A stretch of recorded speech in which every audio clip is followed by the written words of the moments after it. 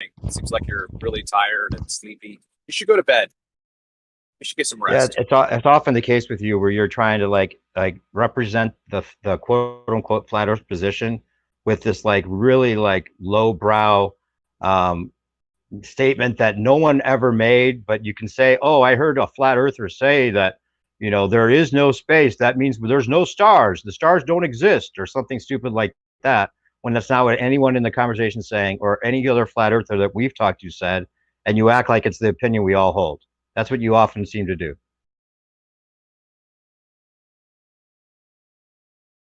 So forgive me if your statement about what Austin says is most likely not the correct one, and we should just wait for him to like defend himself if he even bothers to. The first time you talked to him, I heard you were like, "Oh, you sound like a Witsit fan. You sound like a parrot of Yeah, Witsit." that was And he hilarious. kept like trying to repeat Yeah, that I am Witsit, I am Witsit, and it took you like 10 minutes to get that you were actually talking to Witsit. It was hilarious. I had to record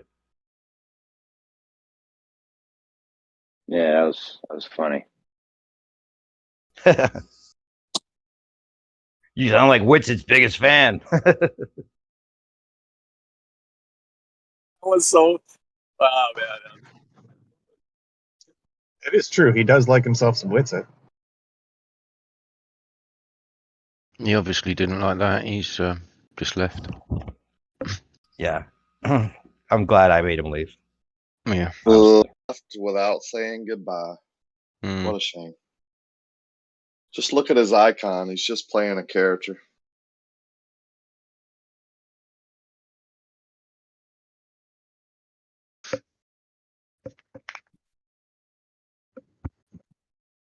Jeremy, you're fixing a hot mic.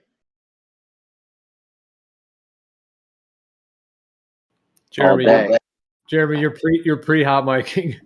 Free hot mic. Just getting warmed up, guys. Gotta get a warm up. Warm ups in. Get it from cold to hot. Yeah. We stretch first, Jeremy. Predictive hot mic programming. Dude, Geo starts talking about genetic GMOs. This guy starts talking about breed. It's like breeding dogs with the GMOs. Yeah, I was man. I was originally starting to go in on the genetic modification. He quickly didn't want that to happen. He kept trying to sidetrack it to something else. It's like breeding dogs, you know?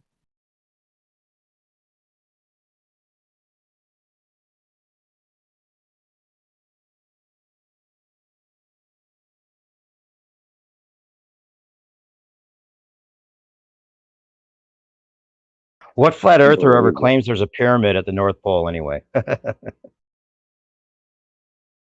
Wait, are you telling me there isn't? What? How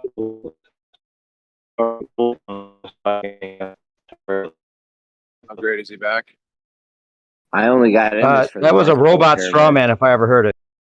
I only got in this for the North Pole pyramids. Yeah, me too. What the hell?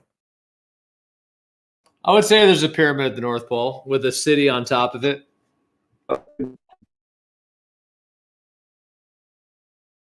Now you're gonna totally confirm that that is what a flat earther said now, and he's gonna be so happy, and he's gonna repeat that you claimed there's definitely a pyramid there, and you had no proof of it when your feet were held to the fire.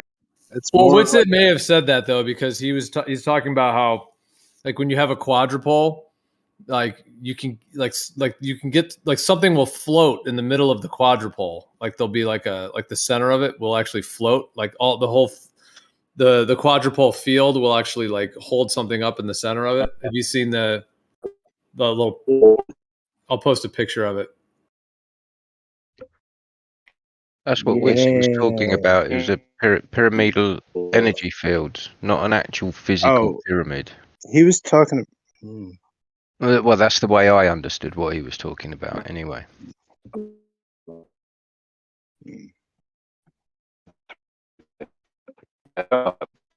Quadrupole, though, right? Well, if there's a magnetic mountain at the North Pole, does that count as a pyramid, or I mean, when I'm saying pyramid, I'm not necessarily talking about like an Egyptian pyramid thing, but Yeah. Yeah, Well, I I think don't know. that's but a misinterpretation, I imagine. But wouldn't there be like a tremendous like nautical like magnetic anomaly around that area? Or is it like maybe that is? Yeah. Maybe it goes up. I don't know. There seems to be like a toroidal swirling of the weather patterns right at that area. Well, it's because of like a big part of I guess the temperature differentials that are equalized and everything. But yeah, like I wonder. I mean, it would just be like a huge lodestone in the center. well, there's also the Yep. idea of like the Great World Tree used to be at the center, and that has been either severed or cut down. So now there's like a massive Yeah. magnetic mountain there. Yeah, I just mean like some magnetites made, like lodestone. Basically, that's like a ferrous stone that's like struck by lightning and it becomes magnetized. But like, yeah, you'd need like a pretty big mass of that, I guess, for like a whole mountain to be made from it and then struck by lightning at the center. Would be cool. I mean, but there's like a whole mountain chain that's like pretty much underwater. That starts at what's it called, like Long Yearben, where that what it's like a little island settlement. It's like as close to the North Pole as it gets, as far as a city. Someone's still gonna have to explain my magnetic compass. Svalbard, it's called. Sorry. Go ahead. Well, I have an 8-inch magnetic compass floating in fluid, and when I put something metal or magnetic underneath it, it points like it'll try and go down. If I put it to the left or right, it goes left or right. So if the magnetic core is straight underneath me to the center of the earth, why isn't my magnetic compass that's floating in fluid going down? Or trying to in the fluid. It's not. It's pointing. It's floating. It's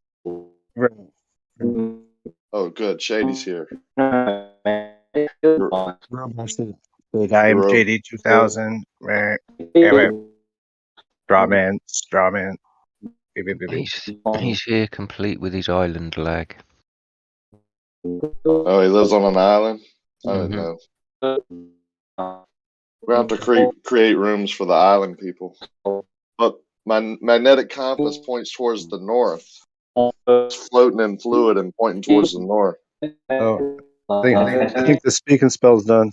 I think we need to change the batteries in the speaking spell right here. Shady, you're roboting very bad. You can't understand anything. Well, I guess the one way they might try to explain that away is they say, well, the core of the Earth is the generator of the.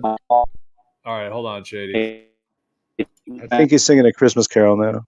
He That needs was to some go. electronic programming. biggie. I think it was brainwashing us. Go ahead, Gio. Well, I think one of the ways they might try to explain it in the globe models, they might say, well, the center of the Earth is like the generator of the magnetic field, but that generator creates the like magnetic field lines like a toroidal field that are then surrounding the globe, and then that's why the compass would be aligning with the magnetic field lines rather than towards the center of the Earth. Like, isn't that partly what they say? So at but the surface, go ahead, Rocky. so at the surface of the Earth, that field line is pointing towards the north or making my magnetic needle, because the needle itself is magnetized. So now that field is perfectly aligning towards the north. The problem with that, Gio, though, is they say in the South you got to put a weight on one end of the needle so that it fucks you up because it'll point down. Just in the South, though, for some reason, the North ones don't have the weight on it. Yeah, there's different compasses for the north and south, but just sticking with the north. I mean, my little bitty needle, that's did I say that? I'm talking about my compass. That's floating in fluid. Yeah, talking about the compass. Yeah, this is in context of the compass that I own. It's 8 inches, by the way. Where? It's pointing towards the north, like it's floating in fluid and is affected by every little piece of magnet or metal that I put around it. I have to be careful what's around it. Like I can't put a screwdriver in the cup holder next to it because it'll affect the compass. But yet it's perfectly pointing towards that magnetic field that's coming out of the center of the earth and creating a north direction. Like that's a tough sell to me. I don't know. I guess I don't understand it enough, but pretty tough. Yeah, looping field lines that happen to go perfectly around at 8 inches per mile squared around a sphere. That's another illusion we could add to the list. Yeah, start trying to draw that Right. out, right? Like and think about it. And then also I honestly never knew that the needle itself was magnetized. I always thought it was a piece of metal, very thin piece of metal that was easily affected by magnets or a magnetic field. But they Also say not a Boy those Scout. needles and compasses are magnetic also, which doesn't really add up, because if you start playing around with a magnetic field with a magnet, it distorts the magnetic field. Yeah. When you have a sheet of metal and you hold a magnet to it, does that sheet of metal orient itself in any special way? Strong magnet. How is that analogous to the compass, if you would explain? You said you thought that the needles are just metal, right? They're not magnetized. Well, I know I've made compasses that didn't have magnetic needles. How did you make that? Well, in Boy Scouts we made them, but we didn't use magnets. We didn't use a magnetic needle. We just used metal. How did you make them? Man, I don't know. That was a long time ago. They gave us a piece of metal, and we put it in like an open cylinder full of fluid with a point in the middle. Sure that a needle was not strapped on a magnet before. Well, as I remember, it wasn't. That's what I'm saying. I just learned like months ago here that even the needle inside my compass that's floating in fluid is magnetic. Okay, so let's go from there. That needle is magnetic. Wouldn't the magnetic field affect that magnet different? Obviously, you hold a magnet next to your compass, then it's gonna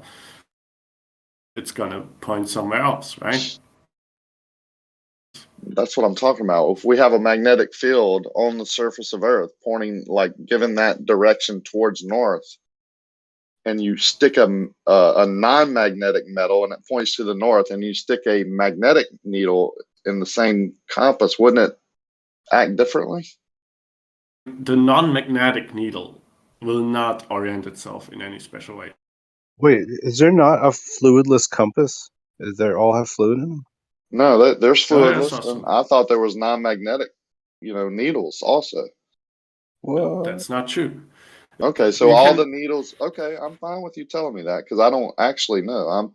So you're saying all compasses, whether they're in fluid or not, have a magnetic piece of metal that's pointed, shaped like it is in a compass. They're all magnetic. Magnetic compasses have a magnet, a very weak magnet to orient themselves. So there's I compass. Well, I was just gonna say real quick. I think some of those needles they also coat them with like a magnetic metal on the outside of it, like the outer layer. The outer layer of metal of the needle is a magnetic layer. Is what What I wanted to say is that on a globe, the magnetic field lines, they are not expected to follow the curvature of Earth, right? It's a magnetic inclination. There's a declination, that's the deviation from the Polaris is basically. And there is also an inclination that we know of. So when you're in mid latitudes, for example, the magnetic field lines that the magnetic compasses use to orient themselves, they're pointing towards Earth direction and away from Earth in the other direction.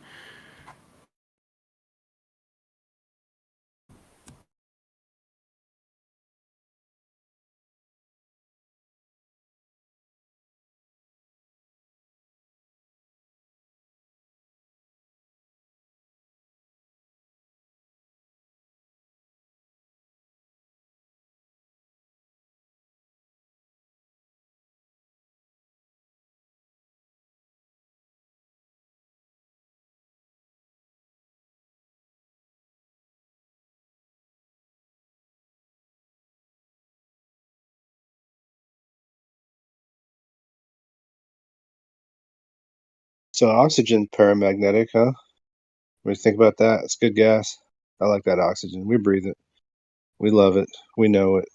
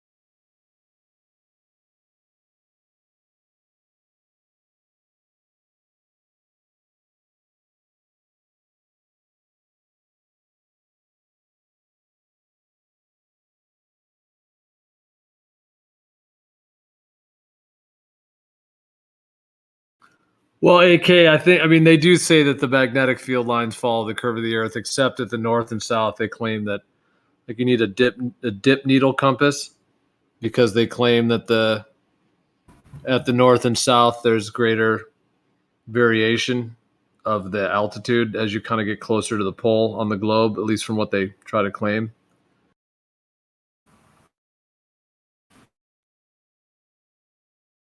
Yeah, Geo. If it dips, then it does not follow, right? There's an angle between ground and level and horizontal, and that forms an angle with horizontal. It's not parallel to horizontal. You can't eat it too, right? You can't say, well, they do say that it follows the curvature, but there's a dip.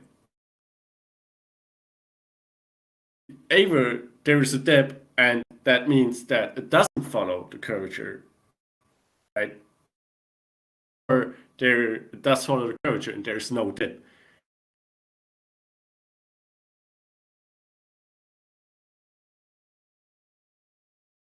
Well, like dip needle compasses are used to try to measure the vertical field lines rather than horizontal. The dip needle compass, but they claim that those are like used in the far north and far south, where the declination angle of the magnetic field they claim, starts to vary from the Earth's surface. It varies everywhere except for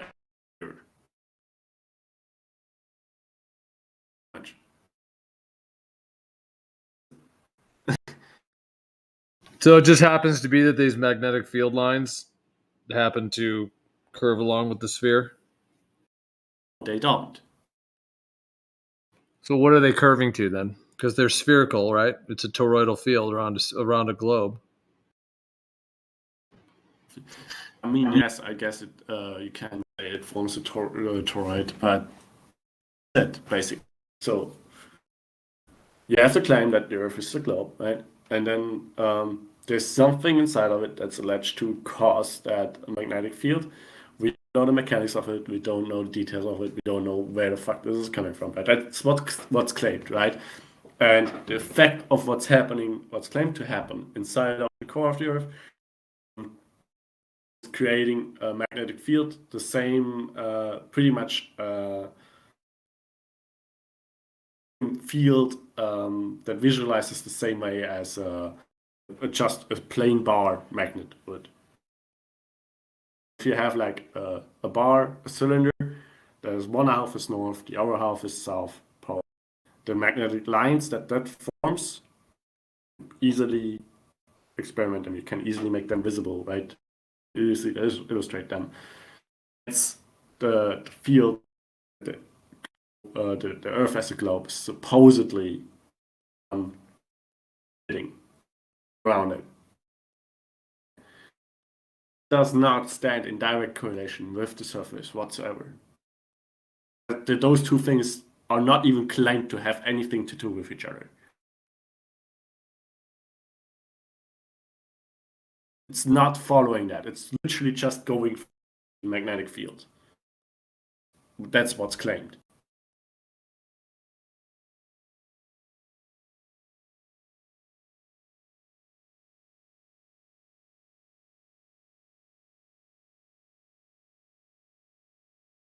Paramagnetic oxygen.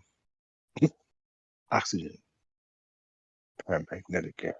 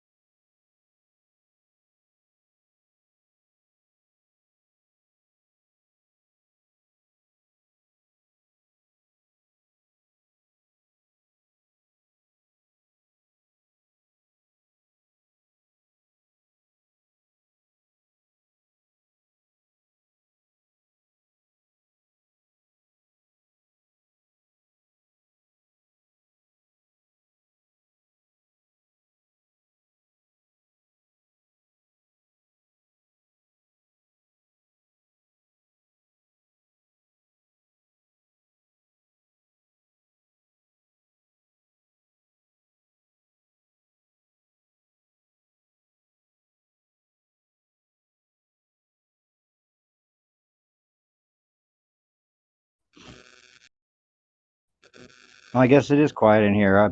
Since that's the case, I just posted something in the live stream. I'll read a little bit from Michael Brenner. Question posed is, I've been reading up on ball Earth and flat Earth. Could it be true that the Earth is flat? What they say about flat Earth really makes sense.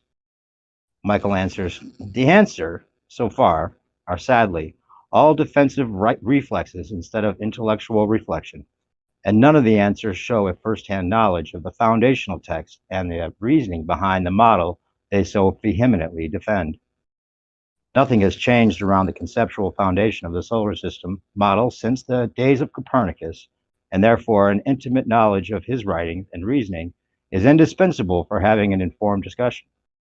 First of all, the heliocentric model, as presented by Copernicus, is pure geometry and has nothing to do with the physics of the real world.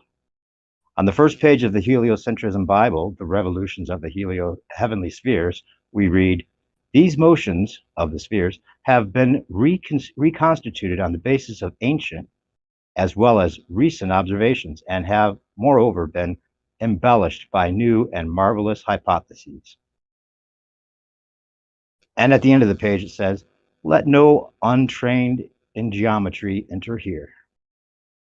This is eerily reminiscent of Darwin's admonition in the preface to his Origins of Species, which, quote, he says, he who can read Sir Charles Lyell's grand work on the principle of geology, and yet does not admit how vast have been the past periods of time, may at once close this volume. The scientific validity in both cases is so conditioned on the exclusion of certain views, a restriction of knowledge, which has finally become the accepted foundation of 20th century with Einstein's relativity. Only if you exclude certain aspects of what you can know and treat it as unknowable does the model stand. Quote, for how should the first observer know or be able to determine that he is in a state of fast uniform motion? Unquote. Very may I jump in? By registering the acceleration without which there is no motion. Sure, go ahead. What do you have to say? Sorry, man. Just excellent reading, by the way. Excellent. Good choice. Problem being, have you ever read the books that they're talking about?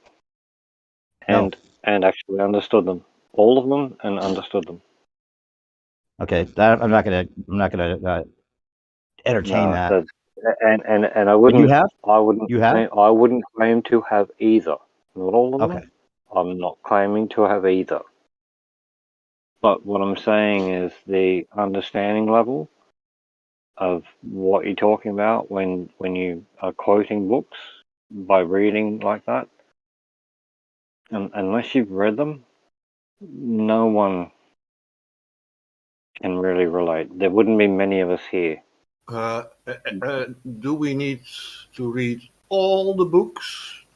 No, but I'm saying that. That's what exactly what I'm saying. I haven't. Not many of us would have. It is something But hang on, please. But by saying the things you're saying about the books, you're making a claim that people disagree with someone else. But without understanding those 2 points of view, can you actually stand by those claims? No, I'm not reading this because I stand by everything he's saying. It's just a perspective on it. It was quiet in the room, so I thought I'd read off some ideas about this. Yeah. No, fair enough. And it was quiet. Yeah, no, good on you. No. To add to it, from my perspective, I see things wrong with geometry following it as a dictator of what we see. Perspective changes things, and a grid system, be it pixels or cones and rods or pigment cells, they always have a limit of vision, and Mathematics works. Geometry with the orthographic side view creates something in our consciousness that something can always be seen and is not limited in vision. And there were hold on, that is where I see it goes wrong, and a lot of people follow the honey on the asses of Globers into this geometry room, which is not bad at the whole, but you always have to come back to the observation, and you have to lay it. Hold on. Yeah. Okay. And you have to look at both things. And I see a lot of Globers asking, "Follow my method and prove it wrong." Right. I decline. I follow my own method, and sometimes our methods cross each other's path. But you demanding that we should read all these books to have an understanding.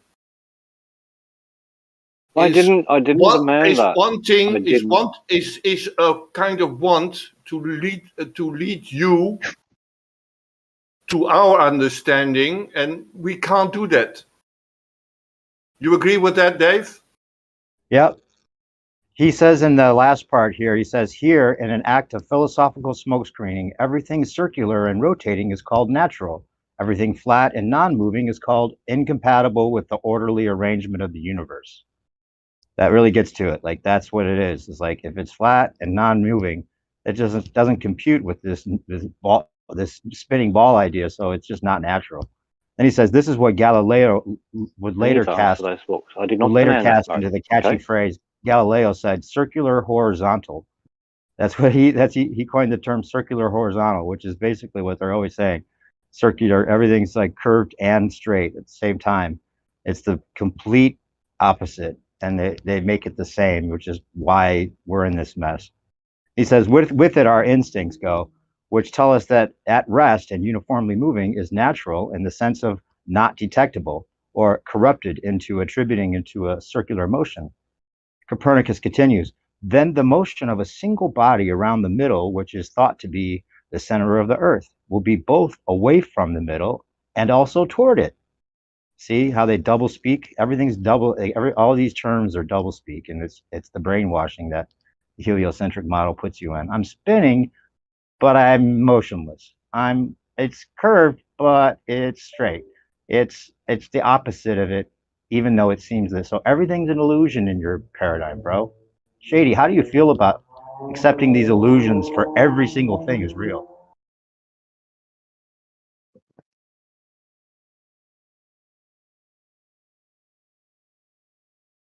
The sun doesn't really move across the sky. We move away from the sun. Even though it looks like the sun's moving, we're the ones moving, right?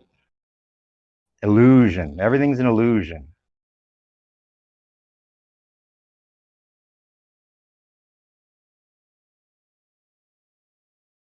Yeah.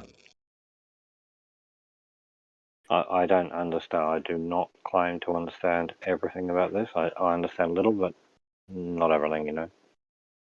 But don't you agree that like everything about your model is like the opposite of what it seems? No, not at all. That's just your lack of understanding. If you don't understand the heliocentric model. So does the sun really move across the sky? We need to discuss it and try and get to a point where you I'll go through the list. Our model. Explain how your model addresses the idea that the sun moves in the sky. Does the sun move across the sky the way it seems? Is that what's actually happening? We're calling frames of reference here. Right. So is that what's actually happening? Well, yes. The sun's moving? From our frame of reference, yes. I'm talking about in actuality, not just from our frame of reference. What's actually happening objectively? In what are you saying the sun is moving? Does your model say that the sun sets Hang Or does on, your hang model on, say that the Earth moves hang on. backward from the sun, and it just seems like it's setting because we're actually falling backwards from it? Let's clarify. How do you think the sun is moving? No, I'm asking you, is the sun actually setting, or is it us falling backwards from the sun? Do you know what your We're model not says? falling backwards. What does your model say? We're not falling backwards. We are rotating. Okay, rotating backwards from the sun, making the Not sun backwards. seem to set, There is right? no backwards. Even though it looks like the You're sun's making. moving into the distance, Please use it's the actually us correct moving terms. backwards from it. Please use the correct terms. Okay, You're saying rotating backwards. There is no backwards. Well, if you're facing the sun, right, and No, it seems no, to be going you're away not. from There you, is no then you would be backwards. rotating That doesn't backwards reference. relative to the sun, right? That doesn't reference any point that we can actually use. Okay, you Backwards explain it. is falling. You're staring at the sun falling ass up. That Okay, so doesn't that's what not I'm relevant trying to to get the you to motion explain of. is that your model says that it's not actually the sun moving away from us, right? We're moving backwards from it if we're facing the sun, right? I think What do you mean moving I away? think The I sun hold on, The hold sun's on. not moving away from us. No. I was in this conversation, please. The sun isn't moving away from us. The Earth is rotating in its orbit. So Exactly. we just So go it's not actually what around it the other seems. side, and then we come back again. Right. That's my point. Is it seems like the sun's moving away from us, but it's actually us moving away from the sun, right? No, we're not moving away. Well, not away, but We're just rotating away from it. Rotating away. rotating around, yes. Right. That's my point. So you just confirmed that what it seems like is not actually what it is. What? No. Well, it seems like What do we're you mean what it stationary and the seems sun like moves. compared to what it actually is? Well, Describe if you those 2 didn't points for know me, anything please. about the heliocentric model, let's say, you would just assume that you're stationary and the sun's moving, right? No. You wouldn't. No.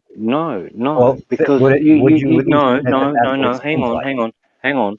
All you've done now. You've got to look at ancient history where people didn't have light bulbs.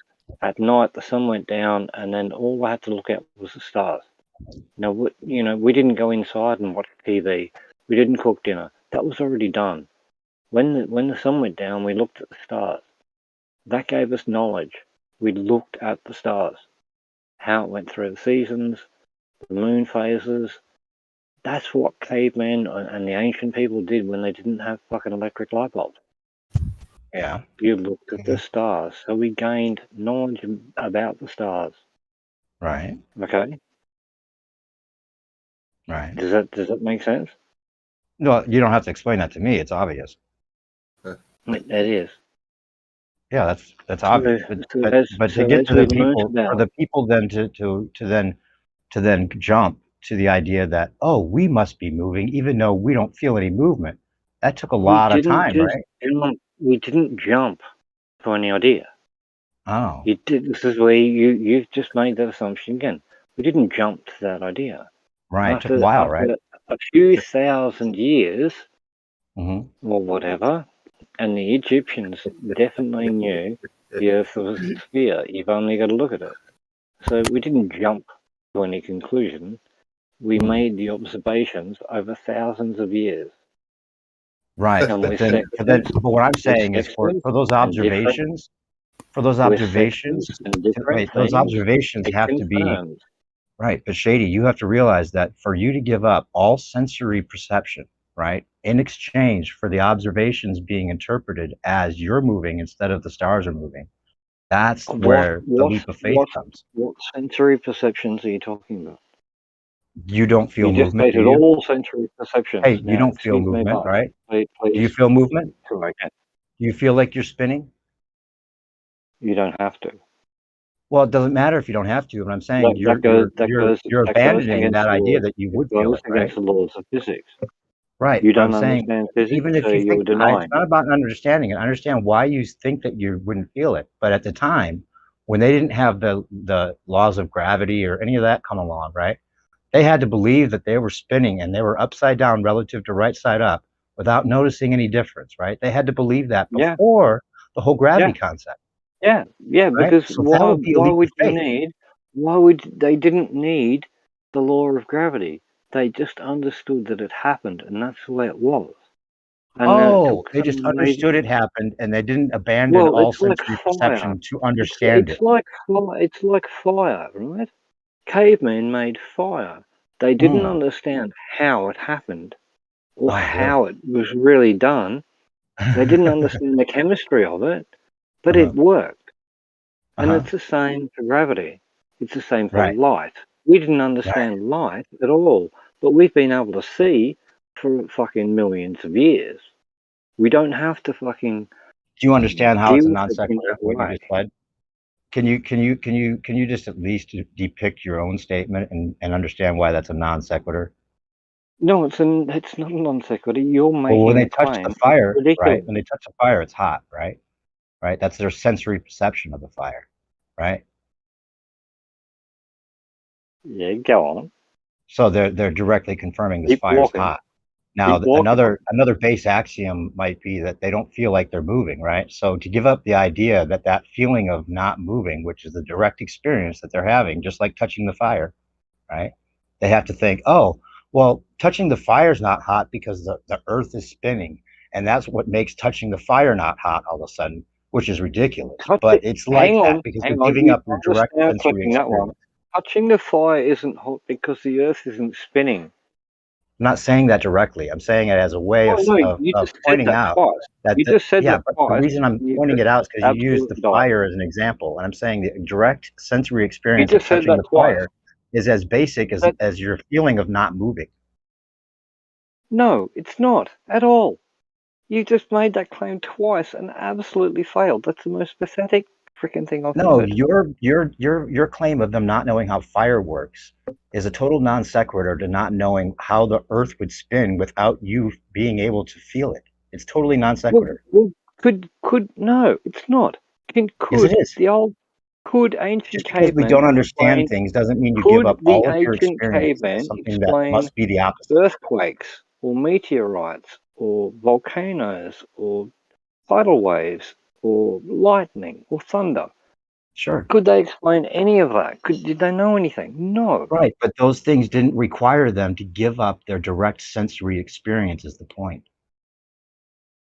They couldn't trust their senses any longer. You can't trust your senses, right? So therefore you could be spinning without feeling it, right?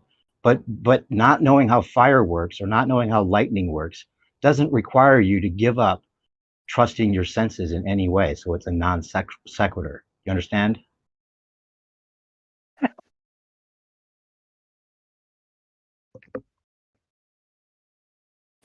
Me not knowing what cavemen thought. General Shady thinks he knows what caveman thinks. It's just like the airplane. Well, you don't feel the I airplane. do know what You cavemen can think. go several different I vectors. do of know different what speeds without cavemen feeling it because of think. an airplane. You take the most simple Cavemen example think and then the you try to earth make is it on a flat. bigger scale. Guys, one at a equitable. time, please. Cavemen think the earth is flat. How do you know that? Cavemen think right. because anybody that didn't have any kind of quote unquote knowledge about the heliocentric model would just assume that the world is like it seems, which is my original point. It doesn't have anything to do with being primitive. It's your primal state. It's your primal instinct. Shady's just that made your everything is point at for peace. you, new perspective. Yeah, he did. That's just Yeah, lying. he did. He just made your point. Absolutely lying. Now we're lying. You made his point for him, Shady. You're claiming that you're claiming yourself that we can't trust our senses, but yet we should.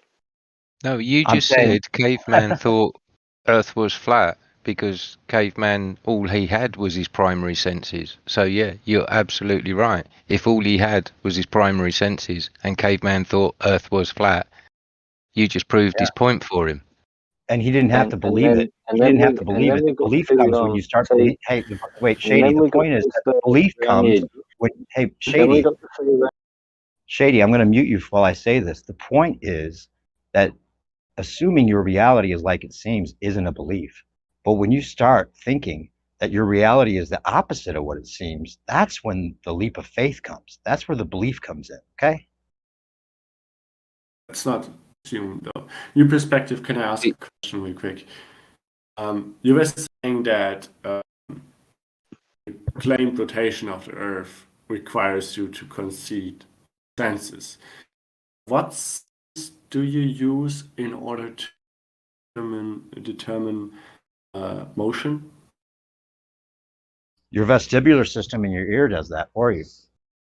The vestibular system in ear is infinitely accurate. Is that No, that's a straw man. I didn't say that. Just because no, it's not no, infinitely I did not accurate say doesn't that. mean that it's Saying totally that I was negligible. asking if you were saying that, so it was not a straw No, man. and It I'm was a saying that was question.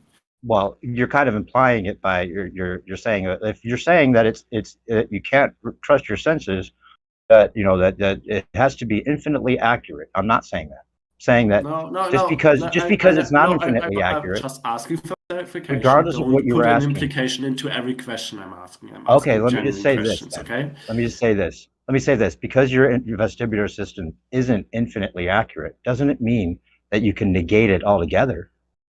No. How does the vestibular system work? Does it work for constant motions?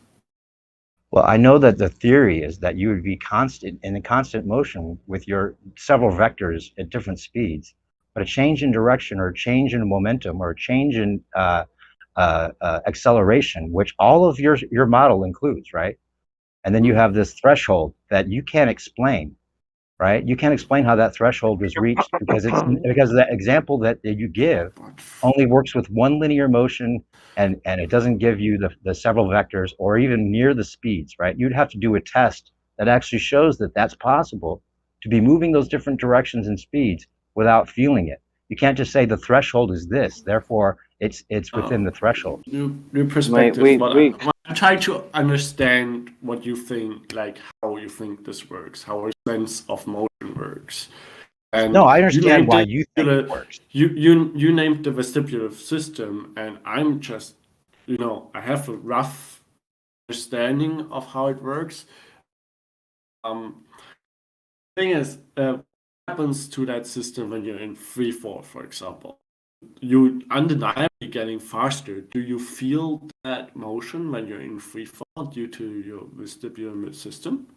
Yeah, this seems to be the go-to as far as the mathematics and the way that it's zero acceleration at some point, right? I understand that, right? But it's not the mathematics. It's just the implication that the correct representation has, right?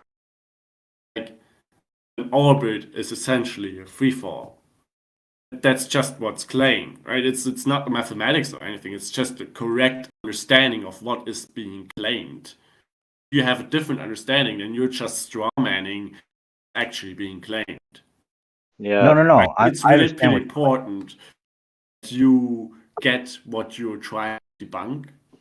Get right. It right. You need first. to understand that mathematics is geometry and the physical world are not the same thing, right? Mathematical equations don't equal what physically is happening because you can plausibly mathematics is the claiming language that the used to geometry describe the of physical world. descriptions of reality are equivalent are actual reality itself.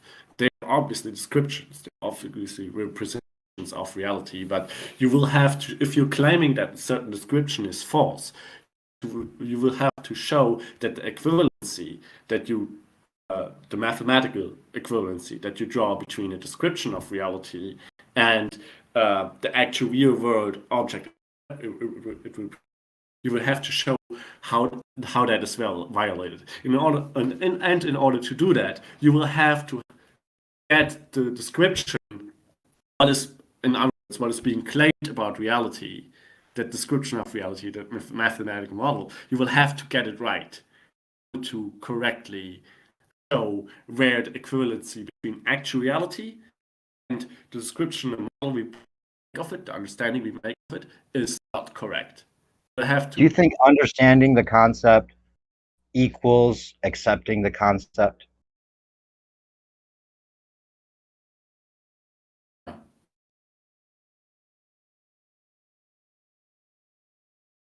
you can entertain a thought without supporting it. You can understand No. something. I can entertain the thought, sure. But I'm just saying, You is that understand something equatable in your completely mind? with, Like, if and you then think that still. do you think that people become flat earthers because they don't understand the concepts? Is that the reason you think we're here? No, I really hope, and that more to that. I've been for over 5 years now. I've informed myself. I've kept searching. I've or the opportunity or the time to do some of the experimentation that I want to do myself yet. That's certainly going to be a topic in my life. But I've kept informing myself about the footage and the information that other people present. And so far, I have, honestly, I don't know why, but I have not found a single instance where someone that has made the realization that the Earth must be flat has made so with reasoning. Not found that. Like whatever reasons, I've talked a lot with people, with a lot of different people as well. Conversation went quite far sometimes, and I just like researched it up and double checked what they were doing and double checked their reasoning and everything. In every single case, every single information that I found out about flat Earth so is either not in conflict with the globe, therefore not sufficient to disprove that description, or it's incorrect. It's incorrect in or it's made fallacy, or it's straight up that's not logically coherent and consistent. Well, I gotta say that, well, so far every flat earther that I know of and has presented reasoning for his position so far has not named his position with. If I may add, right, the only thing that really gets me is the flat Earth has not much positive evidence. It's evidence against the globe or refuting globe claims, not actual straightforward positive evidence. Laser going across a lake 24 miles.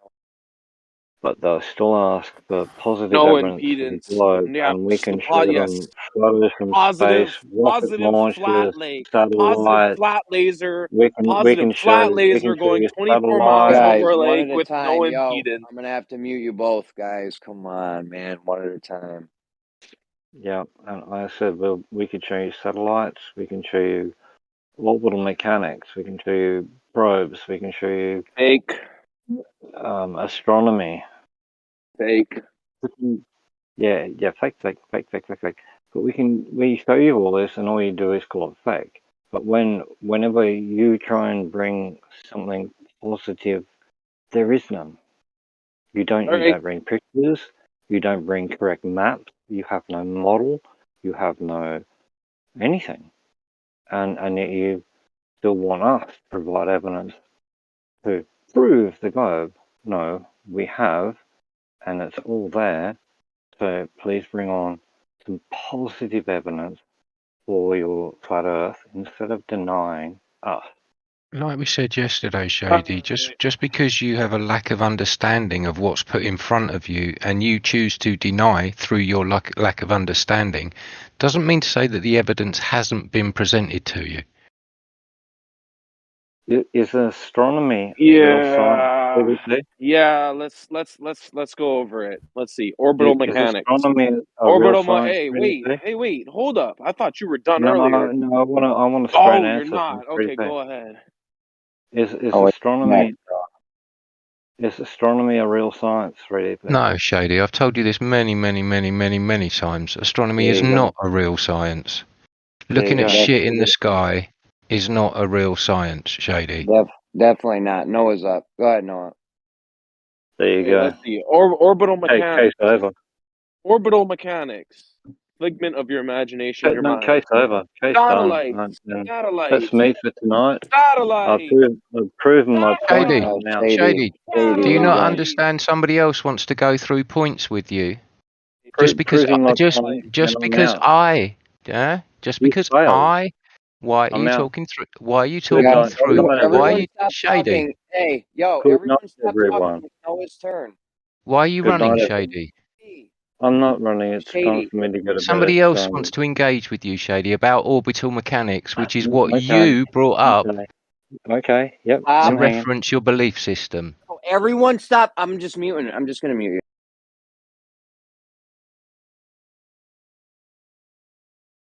Anyways, orbital mechanics. Imagination, mathematical model in your mind. No reality to it. Satellites. A machine flying in the sky does not prove a ball. It's just a machine flying in the sky. Positive proof of the Earth. Let's see. The most accurate form of making a fucking level is using water, and they use it to fucking micrometers. Even some instances to nanometers over large distances. Impossible if there was a globe Earth curve. Let's see. Another positive fucking instance of flat Earth. Let's see. A fucking water level lake that's frozen over 24 miles. You shoot a flat laser across, and there's nothing, no bulge, no fucking spherosity getting in the way. There you go. Debunked your fucking claims about the positive globe Earth proof. They're all debunked now. And I just gave you 2 instances of positive flat Earth proof. Now what? Everything you said's been debunked 1,000 times, and you've got nothing. It's all been debunked and debunked. So and unsubstantive debunked response. No, hang on. It's I've asked all been debunked. Shady, whoa, right? Wind your neck in a second. I have asked for a method, because it's never been done before, of measuring the vertical drop of the surface of water from an established horizontal plane. Now, if your globe was true, this would have been done many times by many people over the centuries. Even school children would go out and use this as a proof that the surface of water does drop from an established horizontal plane.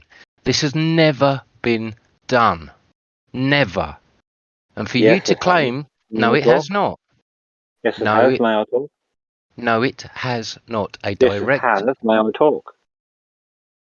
No, it hasn't, No. Shady. If you can give a citation for your claim that it has been done, feel free. Because I would love to know how they did it. Because I, as you might know, am trying to put together a method for doing this. Create a tangible horizontal. Can Sorry, I I was only do it? listening with half a ear.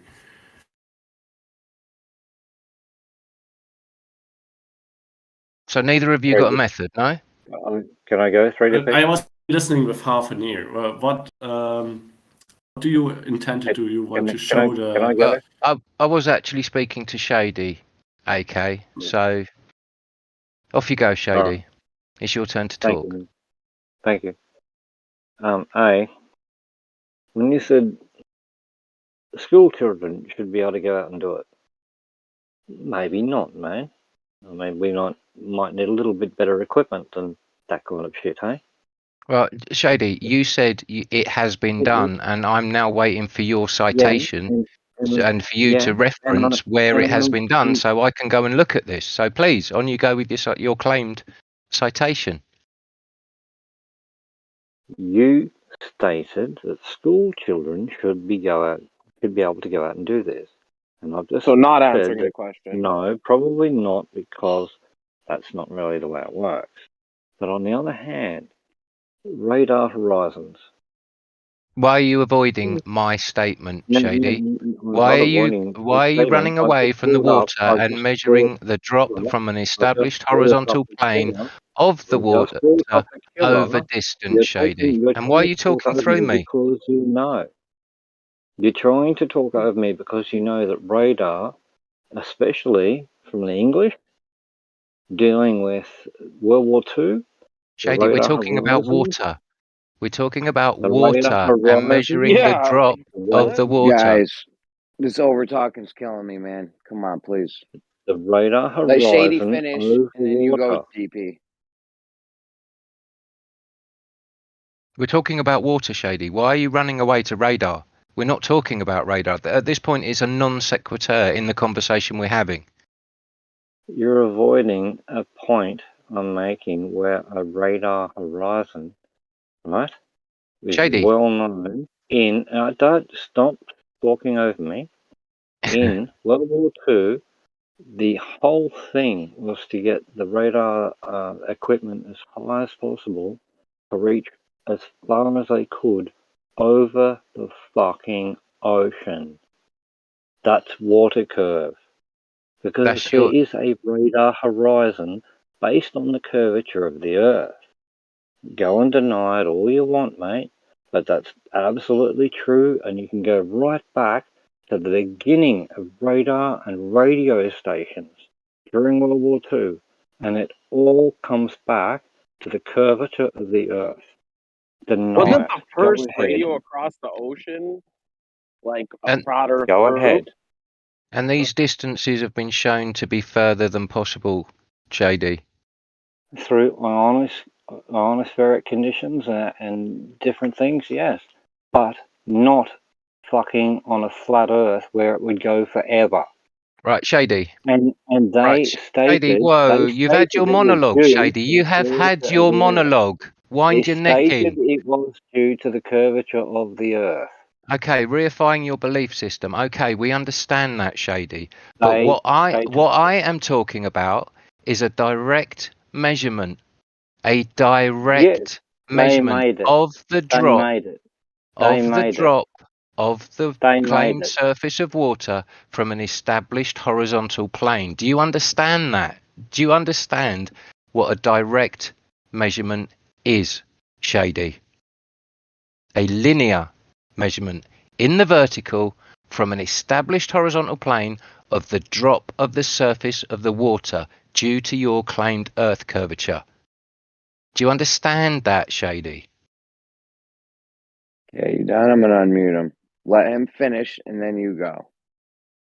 It's a proven fact, and it's based on the curvature of the Earth.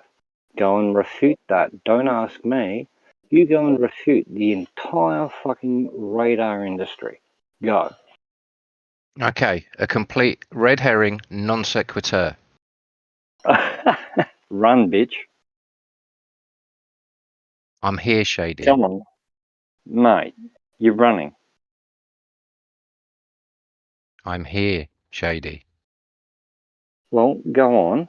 Explain the radar horizon, and as it is explained by the inventors and everyone from the 1930s, 32 or something, I think they started. When it got better around the 40s and World War II, and up to now, explain the radar horizon and why it conforms to the fucking curvature of the Earth. Do you know what the Nicobar radar system was used in World War II? Kidbine. Who's talking to you? Do you know what the Nicobar radar system was used in World War II, Shady? Not heard of that one, I don't think. Go and look Possibly, it up, I'd suggest. but I'm not familiar, no. Go and look it up, I would suggest. It was how the Germans triangulated positions in the UK for bombing runs. I'd go and look it up. I would go and look it up before you go any further. Shady, do you have to talk through me? I know it now. Okay, I know it now. You have The to two talk or through three everybody, beams. Shady. When the beams met, they were over the target. Yes, I understand that now. Greater distance than possible on your spherical Earth from the height of the radar dishes. No, because it wasn't radar. It was fucking radio. Shady. It was radio. The first They one were across radio beams, not radar. the first Radar radio is a signal across the return Atlantic signal. only. Radar is a return signal. radio Yeah, no. is a Marconi one-way beam, stopped the and radar when the too two far the first signals time. Sorry. coincided, Sorry, so it went Marconi through the was first speaker coming up at with the the same radio. He stopped Yo, it time, too can you far. guys you're hear when above other the people are target. talking while you're talking? Can you hear? Or are you just like, fuck it, I don't care that other people are talking. I'm still gonna talk. No one's This, going to listen to You me guys at the realize moment. that no I've just one can hear either explained. person? I've just it, explained the Realize that difference no one between can the two. hear. it's Bitch. still You not guys addressing. realize that Sorry, DP, Jeremy. hold on, man. Yo. All right. Realize that no one can hear either person when two people are talking? It's pointless to talk while other people are talking. It's really pointless. You're just ruining the VC.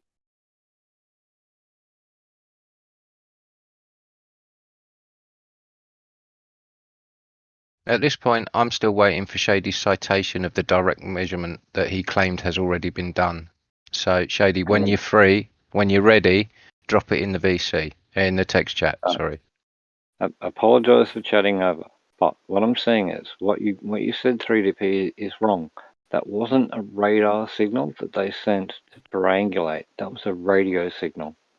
They sent beeps out at the same point from 2 or 3 different antennas, and when the beeps coincided, you were over the target. That wasn't a radar signal. Triangulate. A radar signal is an output and a return signal. So you're talking about Right. triangulation. Okay, fair enough. No. Triangles. Triangles. You were talking triangulation with that radio signal that you mentioned, whatever the name of it was. Yes, Yeah, I am familiar with it. I didn't know the name of it. Triangulation. Triangles, Yes, Shady. that is a radio. That's a radio signal, not radar. Planar shapes, It's a Shady. radio signal. Shady, A you're missing radio signal travels within the atmosphere. A You're radar signal Oh, Jesus, Shady. requires a return Yeah, we bound. understand your fucking monologue, Shady. It's So you're wrong. triangulation. So you are wrong. Planar shapes, Shady. You are wrong. Triangulation. The one you named, you said was a radar, and how could that work over the horizon? It wasn't radar, it was radio. Why is the point going over your head, Shady? Triangulation. Triangles. No, radio Planar shapes. does not equal radar. Radio is different than radar, and you're claiming it's the same to make triangulation. It is not. No, Shady, I'm not claiming it's the same at all. I know the difference between radio waves and radar. The point I'm making is that it was a triangulation system used during the Second World War. And Triangles. Triangles, Shady. Horizons. I was talking radar horizons, and you brought up your name, whatever it was, and claimed it was the same, and it's not. I was talking radar horizons. Let me wind this back, Shady. Right, I started off. Radar Let me horizons. wind this back, Shady. I started off talking about a water level and how the drop of the claimed surface of the water has never been measured from an established horizontal plane. And then you run off in the weeds and took it to radar. And then I brought in a radio signal that triangulates, triangles being Euclidean shapes and planar in nature. You need 3 points to form a triangle. Any 3 points form a plane, Shady. This is a plane formed. You asked. Shady, 3DP. why do you need to interrupt all the time? I'm not interrupting. You finished yours. Let me go. You asked for evidence of proof of curve, blah, blah, blah. That's what you asked over water. So I said radar horizon. And Doesn't now prove anything. You're blaming me that I brought up radar horizon as it's somehow not relevant, where it's what you asked me for. And the point that I made completely went over your head. Shady.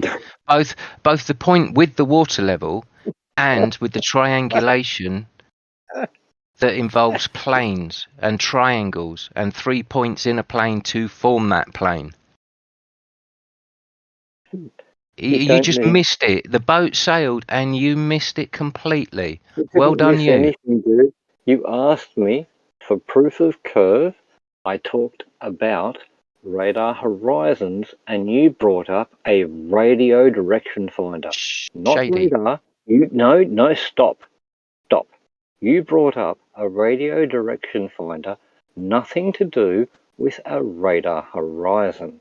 Now, please answer my questions about a radar horizon.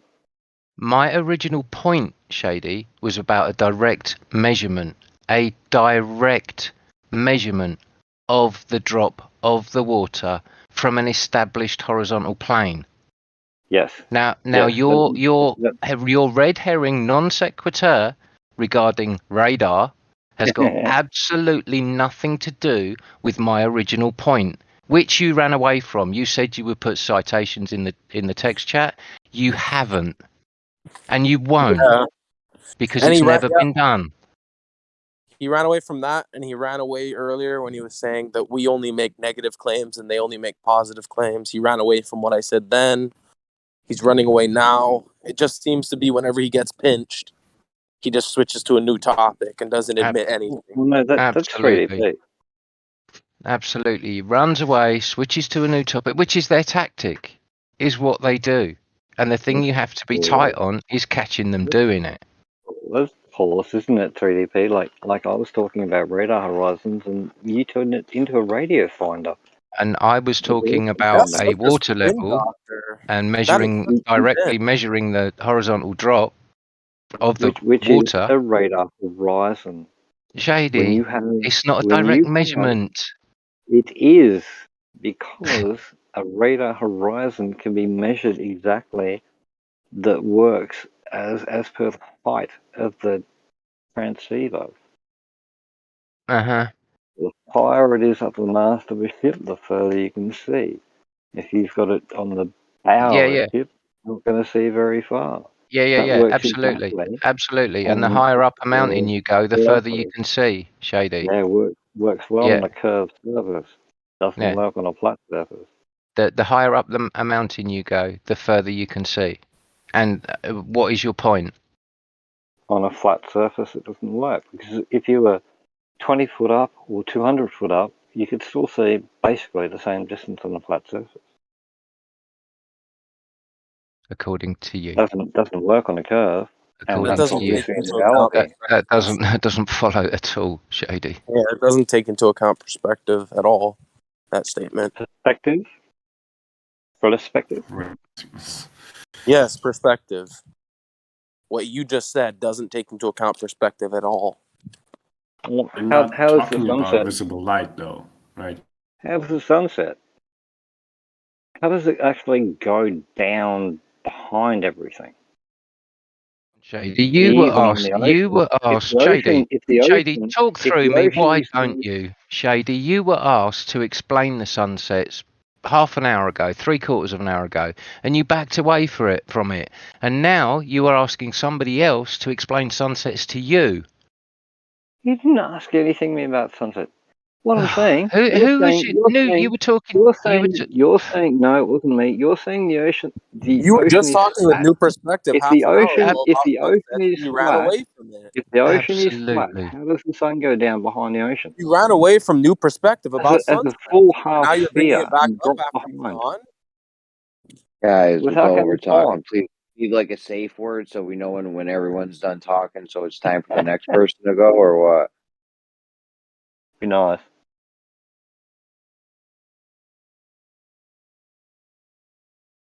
When you're done talking, say peanut butter pancakes so we know it's time for the next person to go, okay? Oh no, banana pancakes better. All right, well, earlier you guys were talking about the sun, then you ran away. Then you started saying that flat earth only makes negative claims. I showed you some positive claims, and then I even showed you how your positive claims are nonsensical on your side. Then you ran away. Then your friend here, I didn't say peanut butter pancakes yet. Your friend here, or whatever the fuck, he wants you to do a physical measurement of horizontal versus level, and instead of talking to him about it, you ran away to radios or radars or whatever, and then you just started obfuscating off of that and not making a real point off of it. And yeah, so keep running, bro.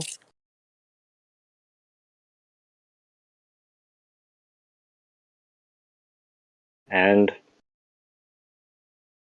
Yes, I'm done. banana pancakes.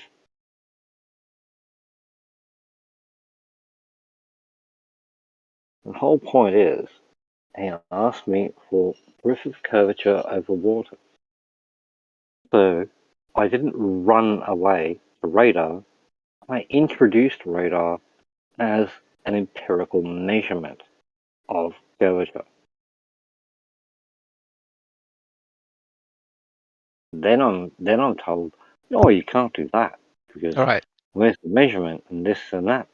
It is an empirical measurement. If you look up all the world's navies, all the world's radar installations here, there, anywhere on the planet, all the radars have horizon. All right, you've said they're empirical measurements. Show the measurements. You've claimed that radar is an empirical measurement of Earth curvature. On you go, show the measurements.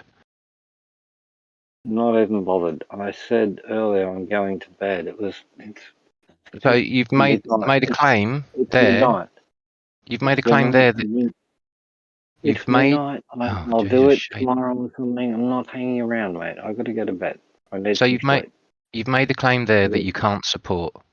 Well I done. can support. I can support. I'm not denying it. 3DP. Stop putting words in my mouth. That's what you always try and do. Well, you're not supporting it now, Shady. You're not supporting the claim. You just made a claim. I can supply evidence. I'm not doing it right now. It's fucking midnight and I'm tired. I'll Right, come first- back. I'll drop it. I'll drop it in chat or whatever tomorrow. No problem, man. All right. Right, first order empirical measurements, yeah, of the curve of the Earth as you claim. No worries. I'll do that. No calculations involved, yeah. Oh, no calculations. Well, that's what a So- first order. That's so what a first. what I didn't say measurement banana is pancakes, calculation. Shady. I A didn't say measurement is a banana pancakes. calculation, you I loser. did not say banana pancakes. I have asked for first order empirical measurements, Shady. A measurement, not a No calculation. And you can't measure without calculations. That's ridiculous, Shady. A measurement is a measurement. A calculation is made off of the back of measurements taken. Now, I've asked for first order. I didn't say banana pancakes. I've asked for first order empirical measurements of your claimed drop of the Earth and a method of doing it. Now, if your radar involves calculations, doesn't cut the mustard, I'm afraid. Say it.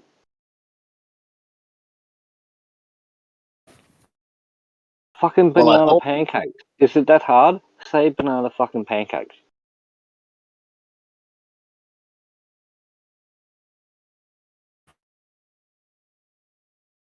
Hope the flat Earth doesn't chase you around in your dreams. Why does it have to be the drop that gets measured? You didn't say banana pancakes. He's done. Go ahead. 3DP, why does it have to be the drop that's measured in first order? Is that the only method? What I'd really like to know is how. There's how a do you question on the table for me, measure- Shady. Wind your neck in. I thought you had to how go do to you bed. measure? I asked thought- you to say banana thought you had to pancakes, go- and you didn't for me, and you haven't let me respond. I So thought you had to go I'm- to bed, Shady. Good night. so- Sleep well. So I'm asking you, right? AK, can you repeat your question? How do you propose to measure any angle or any curve without calculations? You ask No. for an empirical measurement, but without calculating the using a measurement, device how that do you actually directly do it? output No, desired. did you not hear the first part of my statement, Shady, to you earlier when I was talking about the horizontal and the drop from the drop of the claimed drop of the water from the horizontal? Did you not hear that? Without doing a calculation, how do you get any measurement? Did you not hear? Shady, a reading is not a calculation. You can have a device Yeah, kind of. that directly output certain. There we go. Yeah, reading, Angular calculation. Reading something like a tape measure. Some devices might do a calculation to provide a reading. Obviously, FDP is talking about simple that do not do calculations, but really simple. But rather work off simple mechanical principles. Yeah, I get it, but and yeah, AK, it's a pretty AK, ridiculous Shady, question. Shady, wind it in. AK, would you agree that if there is drop of the water from an established horizontal plane, it would be measurable using first order empirical measurements? Yeah. I mean, yeah, in principle, yes. Yeah. Oh, there's a few big asterisks to that, and where my actually ties in. So, would you first answer my question, and then I can address that? I'll have a go. Yeah. So my question was, why does it have to be the horizontal drop that gets measured in the first order in order to validate the claims? Because there's other differentiating factors that can be measured. Can I just back it up a bit there? I didn't really hear your question because you were clipping and you've got a bit of background noise going on. So can you restate the question? My bad. So why does it have to be the drop that is measured in order rather than something else that would differentiate to idea test? Well, at the end of the day, you claimed that the level line is the surface of standing water, and the surface of standing water, according to the Bull model, curves away at a given rate at a given distance, or over a given distance, rather. Okay, so this should be measurable. And to me, it's the only way of determining whether there is any curvature. You can't do it over land because the topography of the land goes up and down all over the place. You can level a piece of land and make sure it is flat and level. And you can also establish a horizontal plane, extend it over a distance. It's been done many times by many, many people. They do it day in, day out. They're called surveyors. And from that horizontal plane, you can measure, or theoretically, I suppose. Yeah, you're scattering. So, well, you asked a question. You asked a question, AJ, and I'm giving you. You're elaborating into depth. You're elaborating about things that you do not need to elaborate around. The best way to measure the drop is to establish a horizontal plane and measure the drop of the water from that horizontal plane. Okay, so what the answer boils down to, according to what I was asking for. So the answer that you gave me and the rest was all additional information that was not relevant to the question directly. So it was like scattered away from. Okay, well, you're going off in the weeds now and poisoning the well. So please get to your point. The answer was you do not know, or you do not see any other way to test it, and therefore the test that you're proposing is the best one.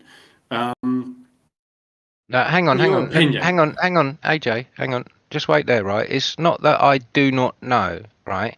My whole ethos with this is I am asking a question, how? To everybody. How to do this. Not asking how. No, AJ, you're not AJ, how. I hadn't finished talking. You already zeroed in on wanting to measure the drop directly, and not any other implication that would not happen on a flat Earth. Yeah, measuring the drop. And I'm asking how to do it. Yes. A methodology of how to measure that drop. I asked you, why does it have to be the drop that gets rather than something else that would also be implied on a globe, but not on a flat Earth. And I gave that answer. There's other differentiating things, right? Not just the drug. Okay, give me consequences that come out of it. give me one that can be directly measured then. For example, the orientation of local verticals to each other. No, that's ridiculous. That involves calculations. I said direct measurements. No, it does not involve calculation. Directly gets measured. But anyway, I've got something that I want to do. Why should I change what I want to do to suit you? I'm not saying that. I'm just asking you. So zeroed in on this this parameter on this method. Because it seems it seems you asked me a question, you're going to let me answer. It seems a good way to me. It seems a good way to me to verify or dismiss the claims that are made by the globe model. So that's what I It's also a direct got from measurement. your answer. It's a direct measurement of the claim drop of the surface of water from an established horizontal plane. I have to reiterate that every time we talk about what you're talking about, okay? You don't... Well, you seem to be having problems grasping what I'm trying to get across to you. So I feel like I hadn't finished talking and I didn't say anything about pancakes. Now you're having problems grasping what I'm trying. Nobody claimed that you were saying anything about pancakes. Okay, nobody was talking at any point about any pancakes whatsoever. You seem to be having problems grasping what I'm trying to put across here. It's something. No problem. It's okay. You can carry on talking through me.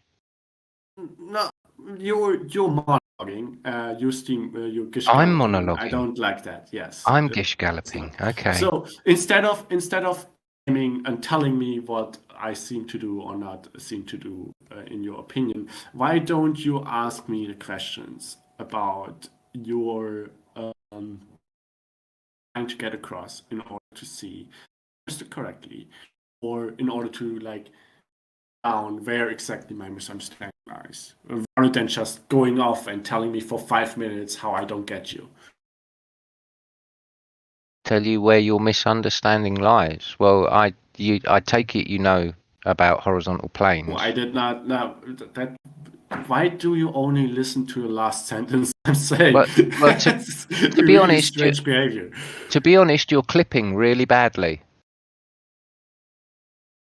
Let me try and see if I can. Is that just happening for me, or is that happening for everybody else too?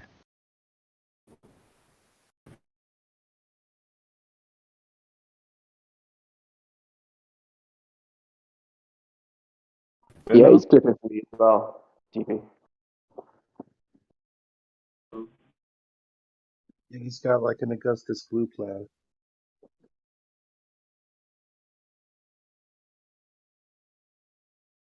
That's better.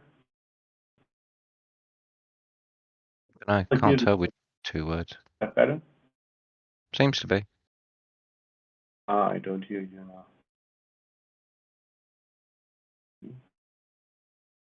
A second.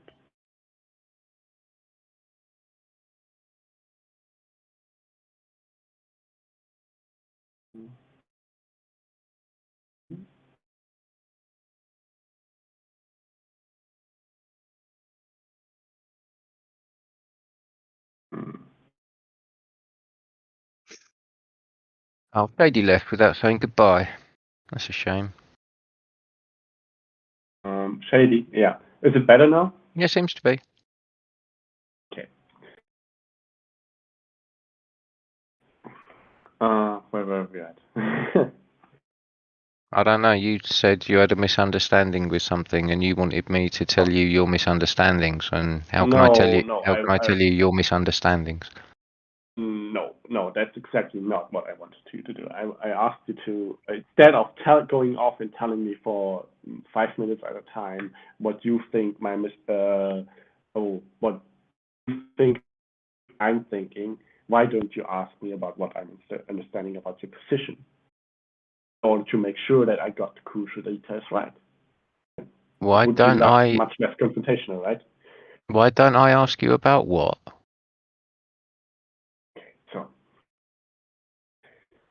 you're talking to, when I'm talking to you, saying something, making a statement or explaining something, right? And then you're responding to me. Your response indicates to me that you have not understood a certain part about it, right?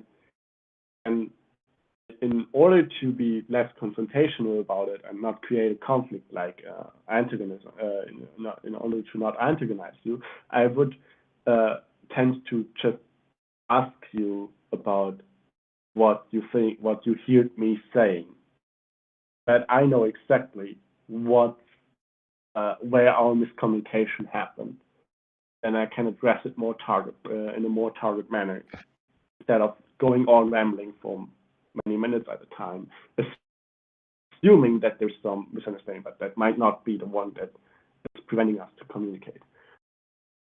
You mean going off rambling minutes at a time like you've just done? Okay, fair enough. Right.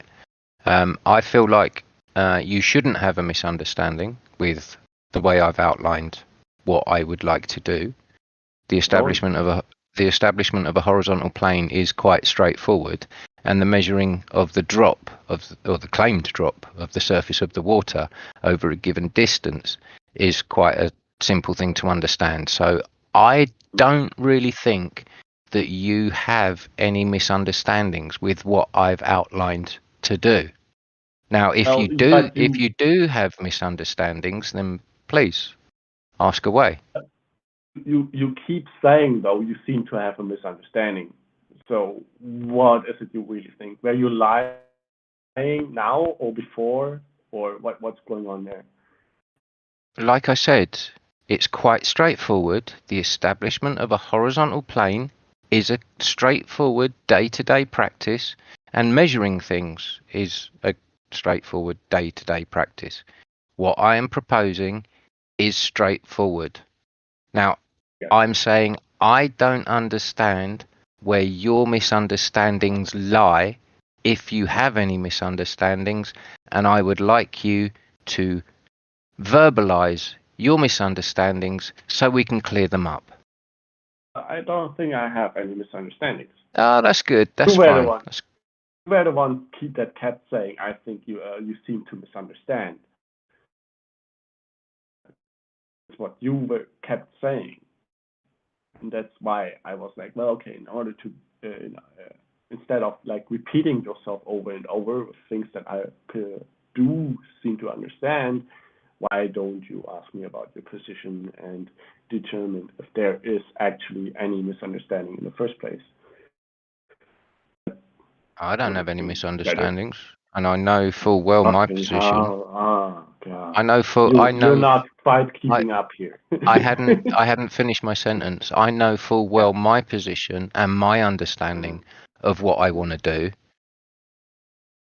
So if anybody else has any misgivings, misunderstandings, please speak up. Oh my fucking God. Like, you wouldn't know if you have a misunderstanding or not. It's like, I don't have any misunderstandings. Oh man, I was not talking about you specifically. I was not talking about an impersonal you. About a person that has a misunderstanding. That person, as long as that there is no conflict, no communication about it, that reveals the mismatch, would not know that they have a misunderstanding. They have only their understanding. Right? We perceive the world through our senses. And those primeval senses that we were talking about earlier, yeah, we know. It gets processed inside our head, right? And as long as there is no further input from outside about the understanding they have formed, they have no way of knowing if that understanding is a myth or not. And I want to measure the understanding that you think you have. I know what my understanding What is. do you think my understanding is that I have? I know what my understanding is. Do you keep talking about what I think? Why do you keep talking through me? I know what my understanding is. Water is planar in nature, and your model leads you to an understanding that water somehow miraculously curves around a ball. at a set rate over a Nothing. given distance. It can't do anything other than that. So Repeat. your misunderstanding from my point of view is that water curves at a set rate over a given distance. Now I would like you you can talk through me, all you like. No. Now I would like to help you ease I would like to help you ease your misunderstanding. Can you let me clarify one thing for you, please? Do you have to speak through me? I was in the middle of a sentence, and really, all you're doing is speaking through me when I say that things you don't like. I asked you a yes or no question right now. You noticed that? You were talking through me when you asked it, obviously. No, you were pausing at that point. So I asked you a yes or no question. I'm gonna repeat that yes or no question. Can you let me clarify something about me that you're assuming incorrectly, please? Waiting. That was not an answer. Implied an answer. Fair enough. Oh, sorry. I thought you said you were going to clarify something about you that I have a misunderstanding of. I asked you a yes or no question. I asked you if you let me clarify something. If I will let you clarify something, of course. Go on. Yeah. Thank you. Good. So you keep saying that I'm assuming or I'm thinking something, right, about water or how if it curves or not, and that's incorrect. I have not made any such statement at all. Philippe. That's well, can I just clear that up? Can I just clear that up? Can I just clear that up then, right? Because I thought you believed in the globe, right? No, and your hang on, I'm talking, and your globe model dictates to you. Not my globe model, then, is it? Oh, right. So you don't believe in the globe. You keep doing it, even when after you've been corrected, that you incorrectly thought this and attributed this to me. So you don't believe in the globe. It's a problem. It's a deep-seating problem. Can I ask you a yes or no question? As you asked me one and I answered. Can I ask you a yes or no question? Just it. Do you believe in the globe? No, I don't believe whatsoever. You don't believe in the globe? I don't believe whatsoever. No. In the globe model, in the spheroid, in the spherosity of the Earth, you don't believe that at all, no? Yeah, no faith. No faith whatsoever in your models, no? My model, yeah. Exactly. Faith is not involved in my models. So you don't believe you don't believe the surface of water curves at a given rate over a given distance, no? I don't know that if that's the case or not. I do not have faith in it either way. Yes. Right. Okay. So if you do not know that, then yeah, I do apologise if I built a straw man for you. I thought you had a globe model. I thought you were a firm believer in the globe model. Yeah. That's what I try because to tell that's how you seem to come across most of the time. That's a fallacious impression you're having. You see, that's. Well, it's only an impression I get from you. You're the only person. You're the only person that you get from me. Yes. You're the only person that can give me that impression. Yeah, so the failing isn't with me. You're also the only person that can have that impression for yourself. Well, forgive me if I was wrong. I thought you were a staunch believer in the spherosity of your ball model and the curvature of water. And instead of letting me clarify that, you went on about like, I remember in the middle of a sentence, blah, blah, blah. Like, dude, you gotta let. That's how communication works. You gotta let if something deflects off because something is said that's fundamentally not correct. That's fundamentally not. Well, like I said, if If it is fundamentally incorrect, the conversation needs to be stopped at that point so that we don't deviate and scatter off into the weeds, into nowhere. well, right? you know, we really didn't touch on belief systems during the course of the conversation. And, Yeah. you know, we were talking about measuring the drop of the water from an established horizontal plane. And, you know, that's what we were talking about. And now we're talking about belief systems. So if we're done with talk now, if we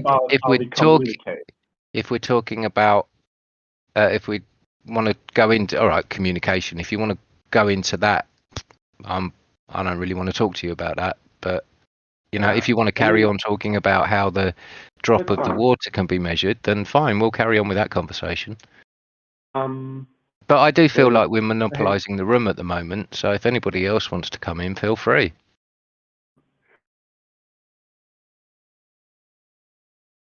Don't seem to be eager.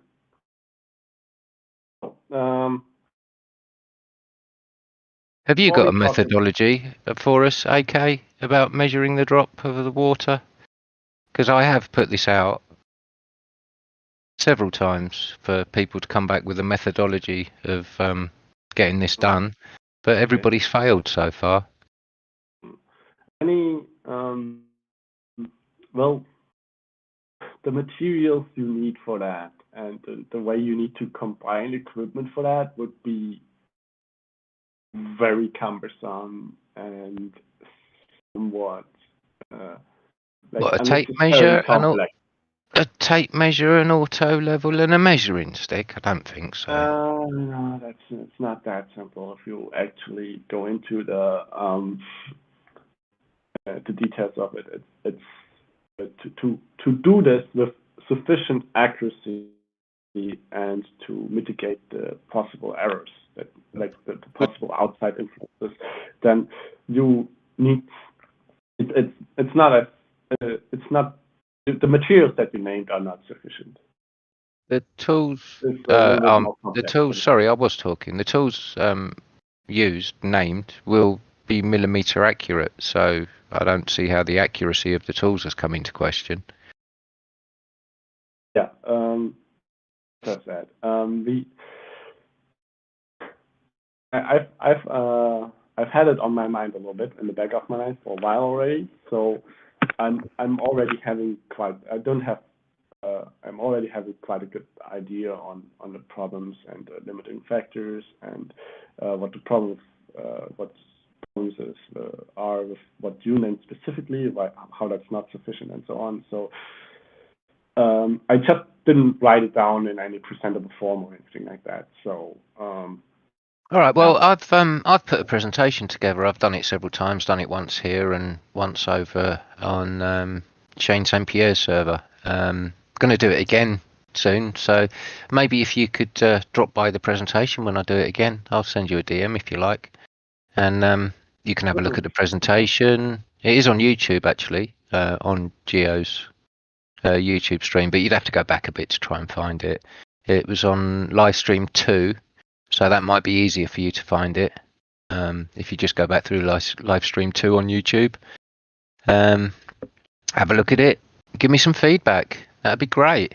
And then if you can put a methodology together of how to do what I'm asking to get done in the way that I'm asking to do it, then yeah, that'd be great.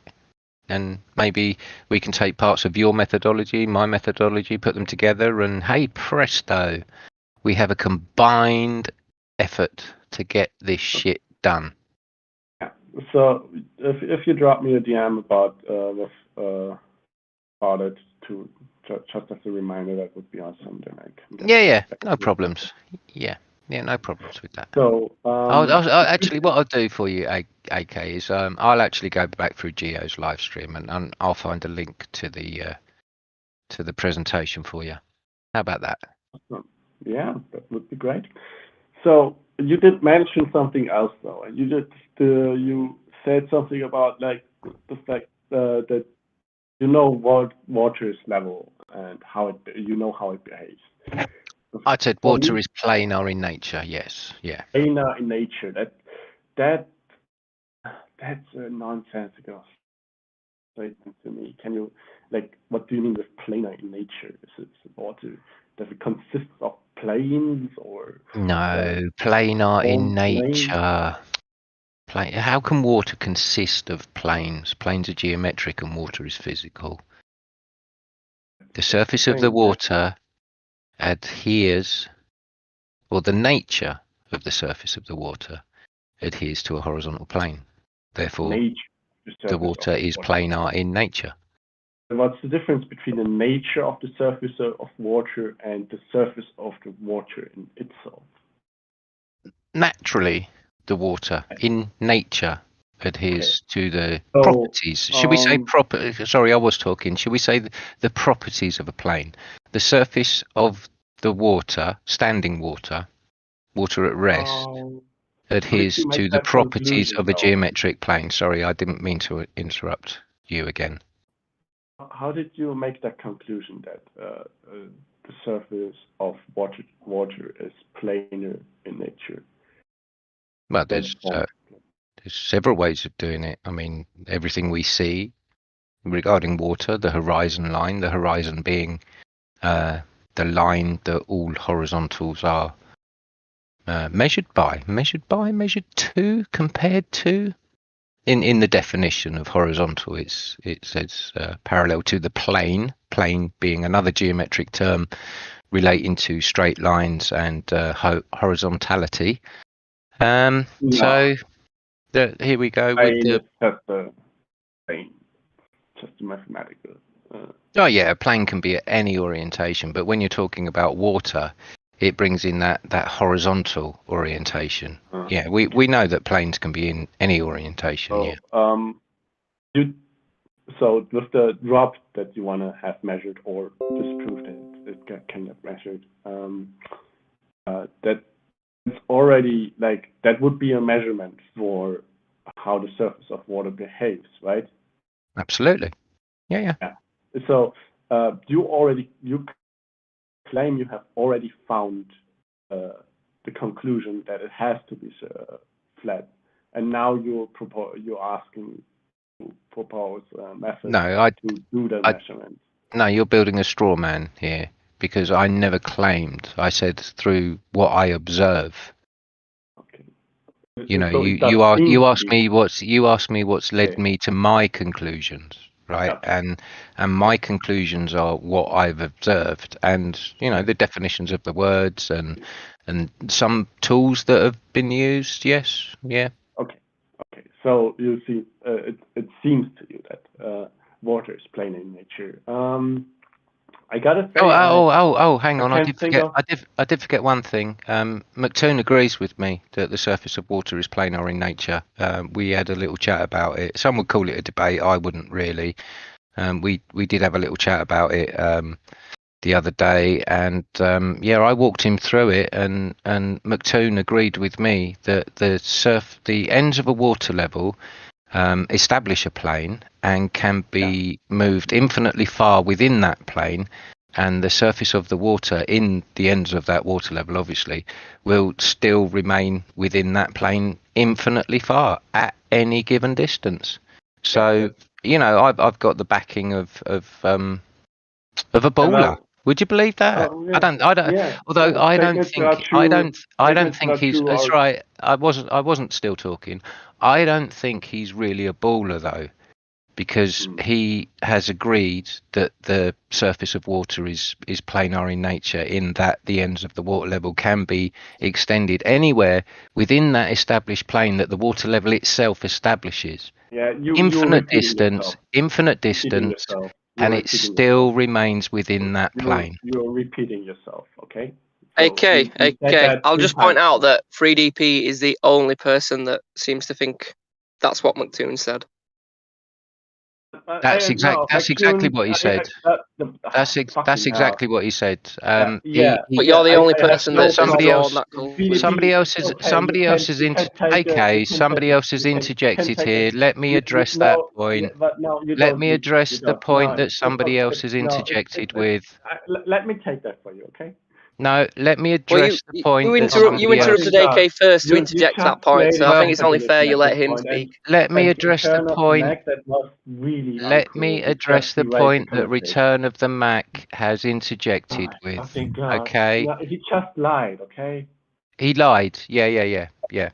So, let's go. Let's keep to the topic. Okay. So, 3DP, there's absolutely no issue with what you're saying, and I have no trouble whatsoever. I actually understand why McToon agreed with you there. Under the globe, I understand why his statement would remain true as well as yours. What, that the ends of the water level can be taken infinitely far within that plane and still remain within that plane? That doesn't work. That doesn't work. I didn't finish my sentence. I didn't finish your sentence. I definitely didn't finish my sentence. I started talking about after you said that doesn't work. That's a complete definitely sentence. didn't finish my sentence. I really definitely didn't finish my That sentence. was a complete sentence. I hadn't finished my sentence. That I was gonna look. doesn't work. Yo, It's a I was gonna. sentence. 3DP. I was gonna ask you for your help. I was gonna ask you for your help, right?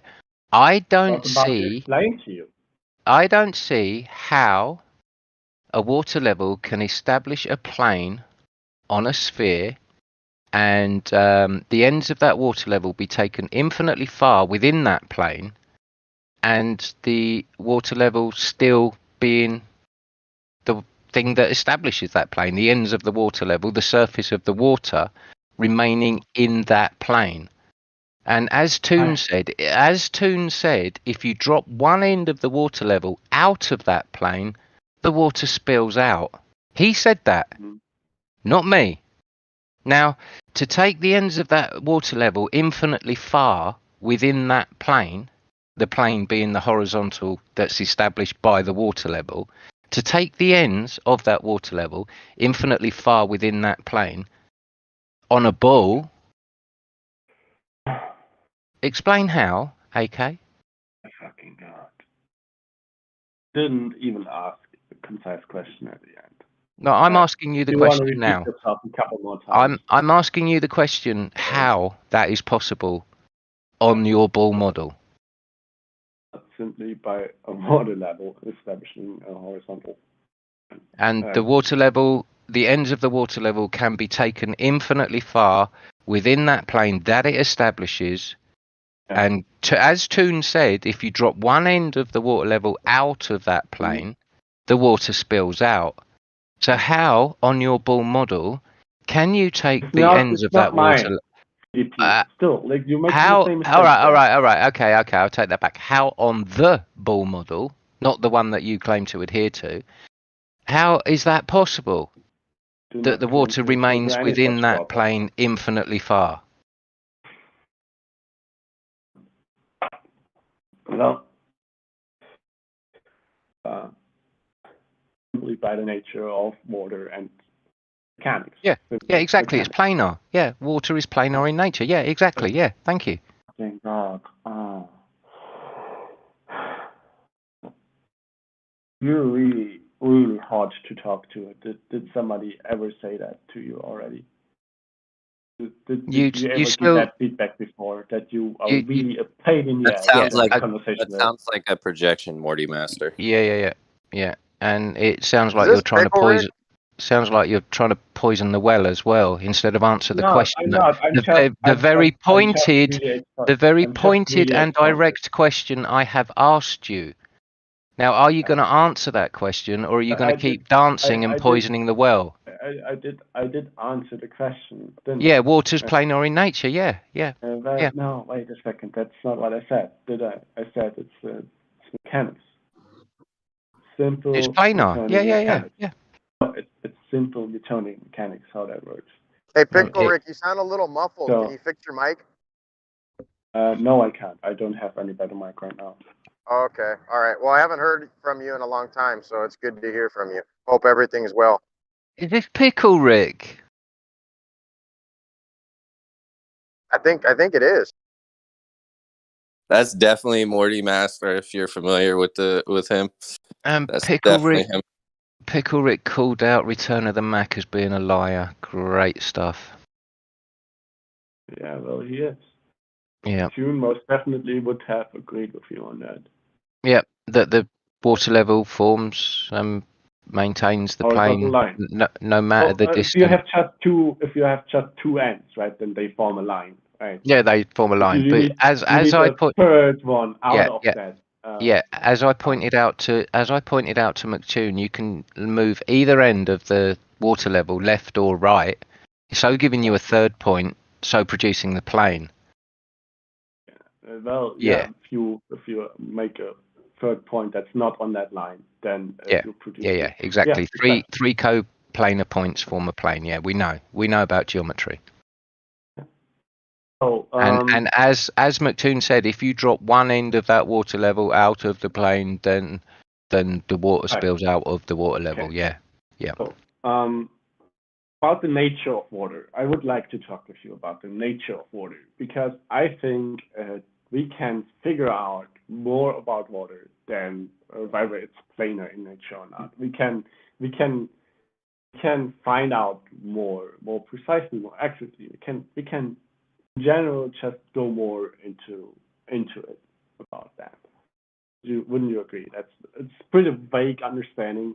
Okay, we have the substance, and it seems to be planar, the surface of it. There's a pretty vague way of interpreting the word, right? But you asked me what led me to believe that, or understand, rather. Yeah, It's not a belief. It is an understanding that water is planar in nature. It is far from a belief. It is an understanding. That is through observation and the use of a water level, and You addressed what I was actually talking about, though, because I was moving on from why we started talking about it, and I was making a statement about nature, and was saying, well, right, hang on. You want to question me about my understanding of the nature of water when I have already stated to you my understanding of the nature of water? No, I don't want to question you. I want to have a discussion with you. I want to talk with you about that nature of water, because from my point of view, there you go. That's my understanding of the nature of the surface of water. Planar. Yeah, VDP, what did you hear me say in the last couple of What is planar? Do you planar? I've never heard that. Hang on, let me answer that. It is relating to the properties of the geometric plane. It is planar in nature. Oh, okay. I see what you're saying. Thank you. Okay, no worries. Okay, good, great. So, 3DP, did you listen the last 2 minutes what I was saying? Did you hear me talk? But it's difficult to kind of catch up because you do scattergun a hell of a lot and you do run off in the weeds a little bit. So please repeat yourself.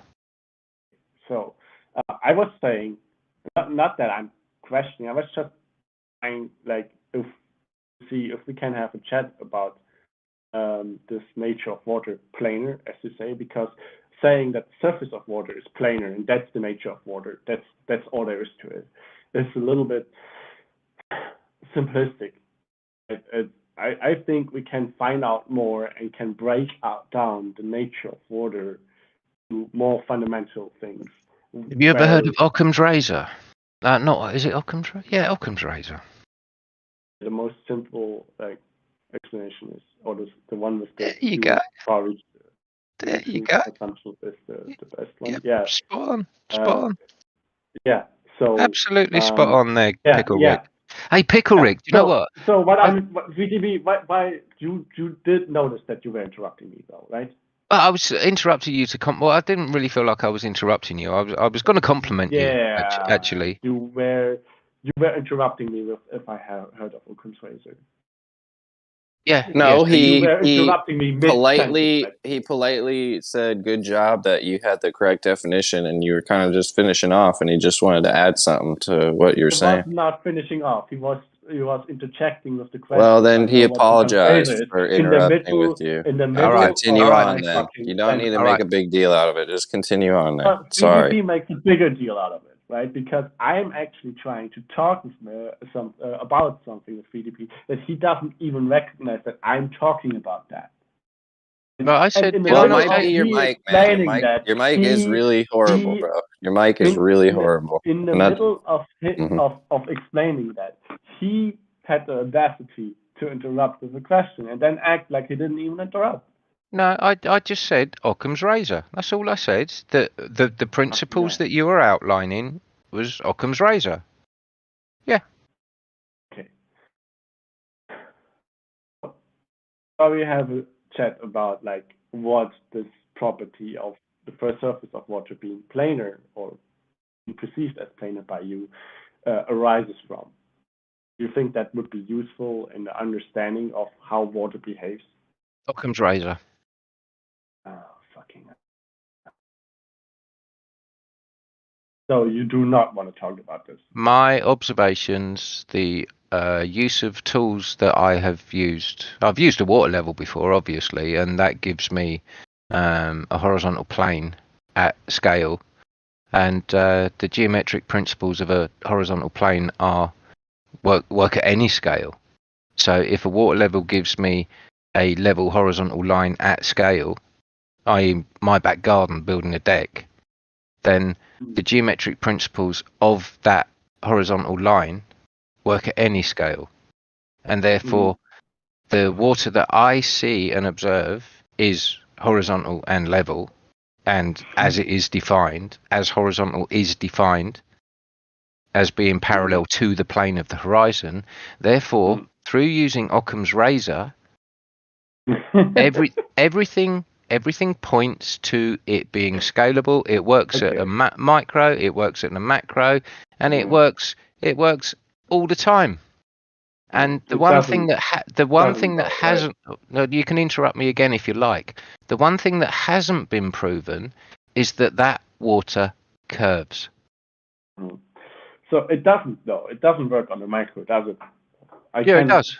It does. It does not. What the surface of Well, water that's on a a micro bold claim. scale is not flat. That's a bold claim, right? No, You that's have not. said. A meniscus is a common occurrence. Yeah, a meniscus is formed when the water creeps up the edge of a container. This is It's not planar then, is it? Well, this is at the macro planar then, level. Is it? Well, also, so what are you saying? It's not planar then, is it? So what? This is surface tension, AJ. Are you talking about like It doesn't fucking capillary matter action? what it is.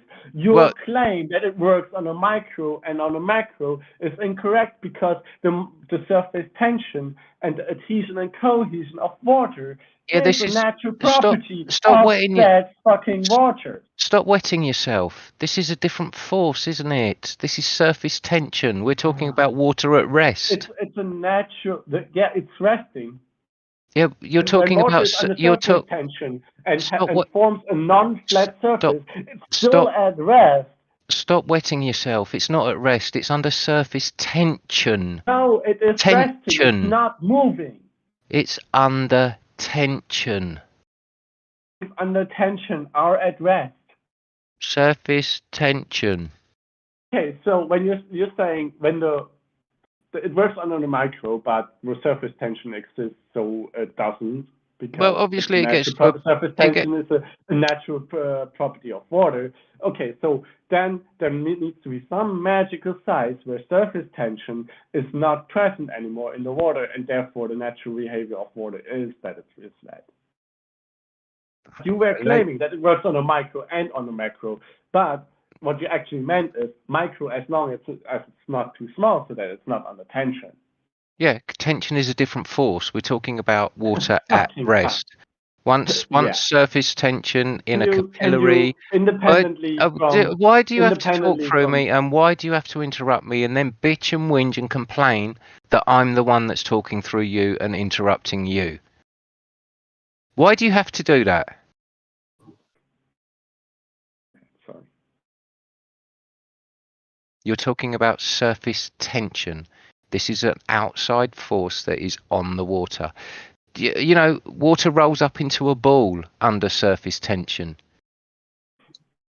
Yeah, I do.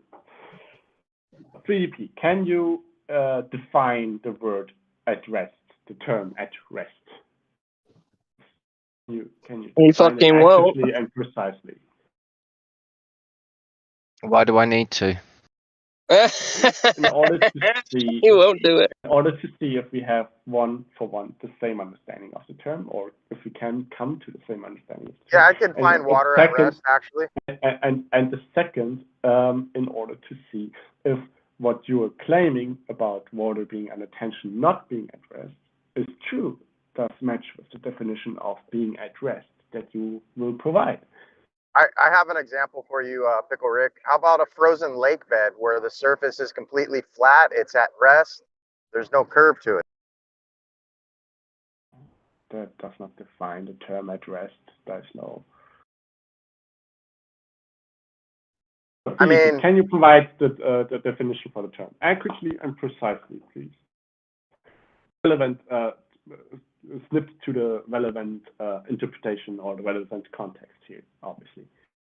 Well, why do I need to define this for you when I have clearly stated? You're talking through me again. When I have clearly stated all the way through this that this is my observation, this is my interpretation, this is my understanding of the way things work. Is your understanding subjective, or are we talking about objectively verifiable? Well, this is the question that I've put from the beginning. I'm looking for help to verify my observations, my interpretations, my understanding of the way things work. Now, to me, water is planar in nature. Water at rest is planar in nature. And Toon agrees with me. Toon agrees with me. Toon has stated that if you drop one end of that water level out of the plane, the water spills out. Yes, I would agree with him there. Toon has stated that you can extend the ends of that water level infinitely far within that plane and still define the plane. Yes, I would agree with him there. Now, this is completely in agreement with my understanding of, let's say, the mechanics of water. Now, if you claim differently, then I would like help. I would like help in substantiating my understanding and proving your claim for you. Okay, so what I'm trying to do is, what the conversation that I'm trying to have with you is about becoming more accurate and more precise in the understanding of how water behaves and why. And the result of that will be that what you right now name as fundamental property or as the nature of water would arise from more fundamental components, constituents. Like what? As a natural consequence. The conversation about those properties, the more fundamental properties, I would like to have with you. Like what? What fundamental properties? For some reason, not willing to do that. What fundamental? I'm asking you a question now. What fundamental properties are you referring to? I'm referring to the to the fact that water is a liquid, and how we can understand the differences in the behavior of matter that expresses as a solid versus liquid versus gas. And once we do that, once we agree on an understanding about that, the behavior of water, the nature of water that you named will be arising from that. Right. So is water a solid? Oh. No? Is water a gas? Is water a gas? No. Okay, so we can discount those. So your point? Really? What about ice and steam? Yeah, we're talking about liquid water. Well, you asked if it was liquid water. That's kind of begging the question, but anyway. It's not begging the question. It's circular. Yeah. You're saying that ice and steam isn't water? I mean, what's Yeah, the but difference? we are Made of talking water. we are talking about the liquid water at the moment. So Okay. if you're All talking right. about liquid water, why did you ask him if water is gas and a solid then? That just retarded. He's the one that brought gases and solids into it, and I was Yeah, you differentiating. only I was what's the Sorry, complete did the middle of VP? my sentence interrupt the beginning of yours, because AK? yeah, it did. He brought Thank you. in solids Yeah, and gases, and I was just getting him to differentiate there was between. context to that. There was context to that. Remember, it was not. We did not just suddenly talk solids and liquids, right? There was more words in that sentence. And we have established. We have established. Do you remember what those words in that sentence were? We Like, have. You're ripping your quote mining right now. We have established that water is neither a solid nor a gas. Wow. Yes, we have. Now, that was established from the start, actually. So, 3P, there was context to what I was saying via to me bringing up those things, right? There was context. I was talking more than just liquid gases, right? I was not just saying those three words randomly. What was that context? Were you not able to follow? Were you not hearing me, or was I talking too quickly? What happened there? Go on, you're the one that said there's context. On you go. Yeah, I did name that context already, PDP. Were you not listening? I don't know. Why do you not remember it? You were He doesn't know what to probably say. That's why. talking through me when you said it. No, I was not. Go on you go. On with your context. But why do you not remember it, though? Like, I Anytime he need to says know why on you you're not go, it means listening. he doesn't know what to say. On you go. On with your context. There you go. No, I already named the context. You just need to like tell me what prevented you from hearing it. Because I'm not just gonna keep repeating myself like you do. No. The hopes that you would start listening at some point randomly. I need to know what's preventing you from listening to me in order to go on. I'm waiting for you to give the context of you bringing solids and gases into the conversation. Okay. Well, as I was saying already, we will all recognize they all matter. They all exist, right? Gases exist of things. Solids exist of things, and liquids exist of things, right? So there's some commonality between them. What, they all don't exist? just magically. Yeah. Well done. Yeah. Okay. They all exist. They all exist, so they all consist of something that we could call just matter in that case, right? No, When now we you're have going like off. ice, we can melt it, and then it's liquid water, and then we can boil it, and then it's a vapor. But the existence of the water in itself did not change. It just carry on the way it behaves, right? Carry on, man. And that water that didn't start existing. Start existing as a liquid. Carry on, man. You got a common agreement of existing. Shit exists. Carry on. And we can call that existing shit matter, and it has there's different kinds of matter, right? There's like water, and there's other kinds of liquids. They are not like water.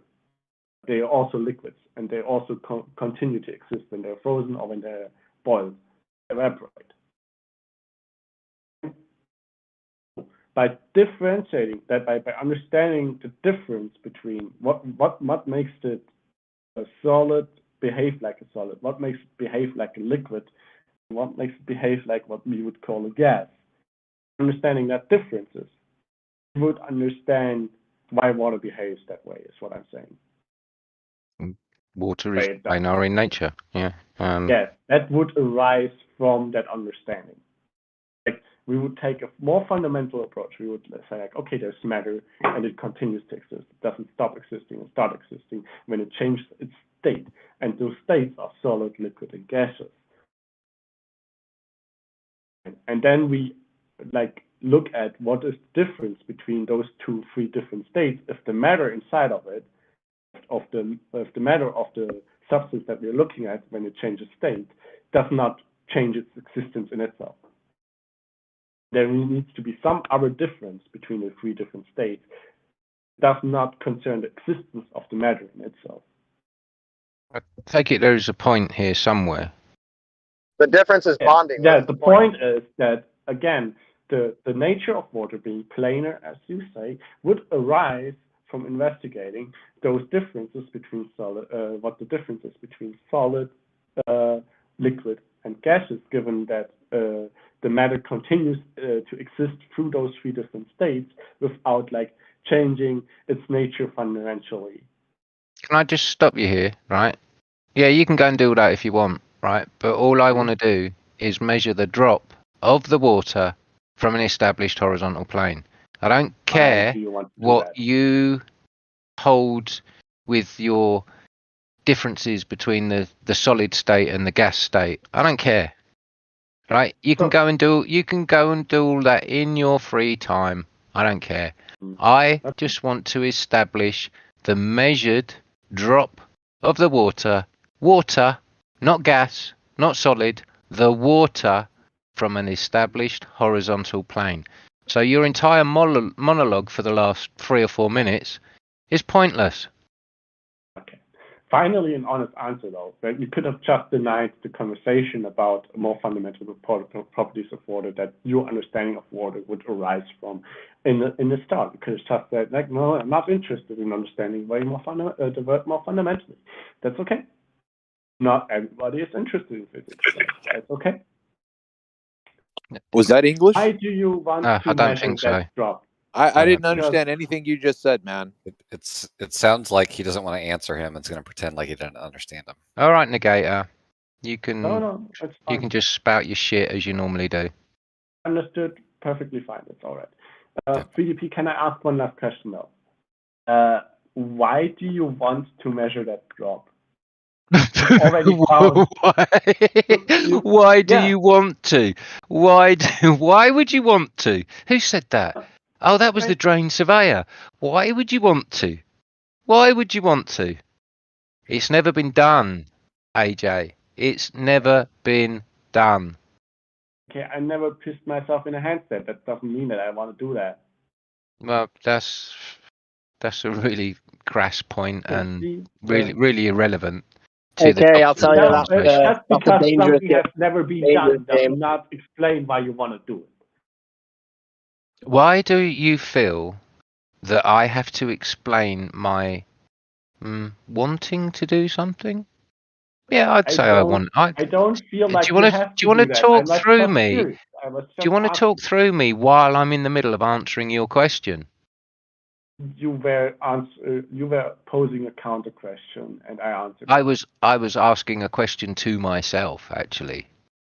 Oh, that did not come across because you were talking into your microphone in a chat room. Yeah, well, sorry, my microphone was open while I was answering your question and asking the question to myself. So I do apologise for that. Do you want to restate? Oh, why do you want to do it? Why do you want to do it? Why do you want to do it? Why does anybody want to do anything? I think your first answer is good enough, buddy. The fact that it's never been done, bro. A world first are different. Just because you can talk about stupid worlds first, it doesn't mean that other people think there's actually cool, first time events. You can talk about pissing in your hand all you want. But also 3DP, man, I think your question was obviously rhetorical when you were talking to yourself, man. I thought it was obvious you were asking yourself, but anyway. Thank you there, Don Moreau. Anything to avoid answering other people's questions, right? Yeah, all right, Negator, you can keep spouting your shit. It's all you ever do. You come here and you throw shit at the walls. We all know it, and we've all heard it before, Negator. Yeah, just don't feed them, then. Don't go into it, then. So the reason I asked the question about why you want to do it is because you already have found your conclusion about what you will measure when you try to measure. Right. I haven't reached any conclusions whatsoever. All I've said is that my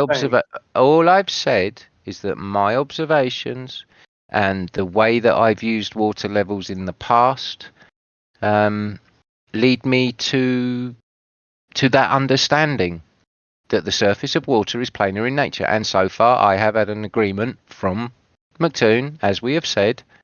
Sorry, is my sentence interrupting you again? In that so-called debate that we had, he completely agreed with me that the surface of water is planar in nature. And I would just like to go out and confirm his agreement. Seems like you're just trying to make a prediction, right? Yeah, absolutely. Making a prediction. Thanks, Travis. Just making a prediction here. Yeah. Been making those predictions for years, right, DP? Never actually done anything. Negator, what exactly have you got off your arse and done?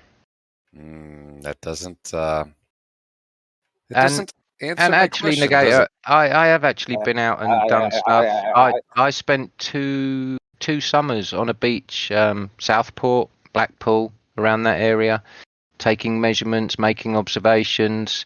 And yeah, I've done far more than you ever will, Negator. For you to sit there and spout your shit that you normally chuck at the walls is really fucking pointless. Yeah, see? You spent 2 years fucking on a beach just measuring things. Which is more than you've done. You guys ever see DP You know what I do when I go to the beach? or I measurement? crack a beer and I jump in the sea. You fucking loser. Yeah. Tell us about all the girls you got there, DP. Didn't need to go there to get the girls. Oh, you do that where you're at? Yeah, absolutely. Why are you doing that? So you've got nothing to bring to the argument, Negator, and you just are now again spouting shit. I mean, Sorry, this is my bad. Back to wasting AK. time. Back to AK. And Return of the Mac, all he does is spout shit. Okay, but you're not better though, right? You're also just like. Excuse me, we've just sat here for the past, hour and a half, having a reasonable conversation, a good back and forth. And then Negator comes in, and all he does is chuck shit at the walls. I'm sorry. The same with Return of the Mac. Anytime he opens his microphone, all he's doing is chucking shit at the walls. But what I'm saying is for a bit of fun, mate. You also react to it, and you keep talking about that, and you keep addressing it. Rather than just like going on and talking about something factual again, or an idea, or a concept, or whatever the case may be. But I think that you talk about people. I'm not talking about people. I'm addressing the people that are talking about me and to me in the room. I'm not talking about people. I'm talking to people. Well, they're not people. They're NCPs. But there you go. NPC, not NCP. That's what I'm saying is to keep addressing the fact that they are throwing shit and seeing what sticks, and that makes everything they are throwing stick. No, it doesn't make it stick at all. Acknowledging that they are acknowledging that they are throwing shit doesn't make the stick shit at all. Stick shit, yeah, it doesn't. It makes the shit stick. It makes the conversation keep being about that. As it is now, yeah. Oh, by all means, forget that I exist. Go ahead. We don't need your consent to go ahead, Negator. Okay. Don't take my consent. Go ahead. Oh my fucking god. Hilarious.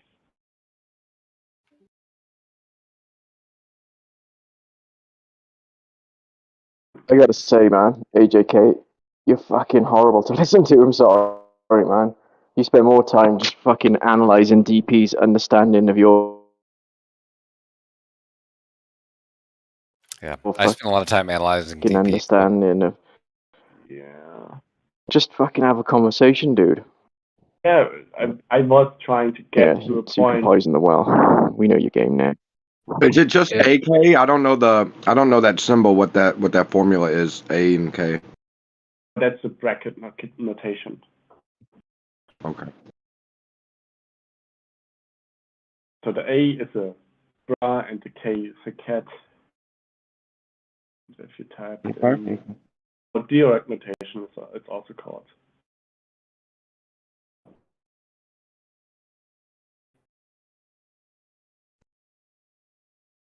I can't reference the code stuff, man, or whatever. But cool. All right. But I hear people saying J, so that's not a J. That's just a bracket, right? You like to go by AK, sir? Yeah, sure. All right.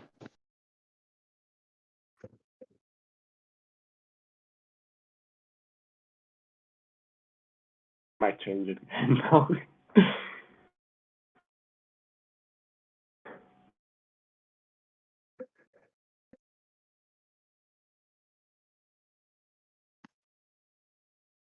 Yo, Don. Who's that? Don. Oh, what's up, man? You know what I'm finding out, Nate? That all these astrophysicists are Well, I wanted jealous to of. ask you a question. What the fuck? You say I talked first. I got you. Beat you. I called your I'm name sneaky. out first. I wanted to ask you something. Yeah, I'm finding out, man. All these astrophysicists are jealous of Walmart security guards who actually have a swivel on their cameras. Anyway, what's up, buddy? Walmart security guards? What do you mean? Yeah, you know, they're just in the security and they can like swivel in the little bubbles. They have a joystick and they can like swivel their cameras around and look around. Uh-huh. Yeah, I guess all these rocket boys, I'm finding out they're all jealous. They got these stationary cameras on their rockets. They can't even zoom them around and shit. Oh my god, they're fucking. They didn't know Walmart security guys had such a good life. They're all jealous now. I don't know if you're being serious. Hey, Right what now, about? are you? I'm totally serious. They're mad. They're mad because they're they're going to the moon again. They're on the moon, orbiting the moon, and all the cameras are stationary and shit. And they're like, "What the fuck? We don't even have fucking Walmart security technology." Anyway, what's up, Nate? What's the question you're gonna ask? Yeah, I just wanted to know, man. What are you getting up to this weekend? Total Drama Island, baby. Yeah, I used to love that show, man. That was a pretty good show. But that guy's fucking crazy. What's his name? Like the host of the show? Mm-hmm. He got these people doing the craziest shit, and he's got a smile on his face. Okay, if you actually really I'm from the QC, man. Did y'all hear about this Mexico shit? This girl from went down Mexico. Her roommates beat her up and all told different story to the police, killed her.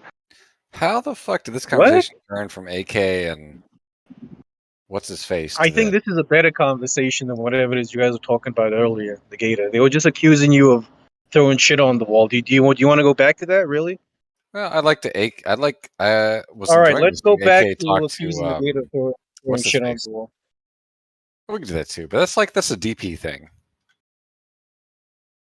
All right, what about AK do you want to talk about? I don't know. AK, what are you going to talk about? So this is why you stopped Don and I, really? He's jealous of the cameras too, Nate. I'm trying to tell you. You mentioned the cameras. These people getting their panties in a bunch. They're finally coming to light. The grown men are waking up finally. I'm loving it.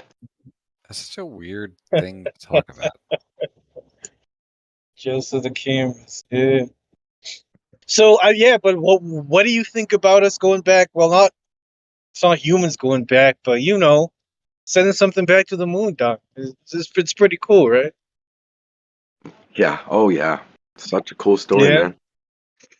You like it? Like, I like the graphics, the shading on the rocket thruster thing. They're little, nodes on the rocket. Oh man, what a great job they did on those design. And the in like natural a few sunlight days, out there in space on them. Oh, it's just so beautiful. Pretty cool, right? I mean, it's kind of irrefutable at this and point. obviously right? we should be all in. We should guaranteed know 99.999999999999999% that it's definitely happening. There's no way people are playing it. It's guaranteed because some people are involved. I'm so glad there are some people involved who get to watch the cameras too and the data. But I just love it.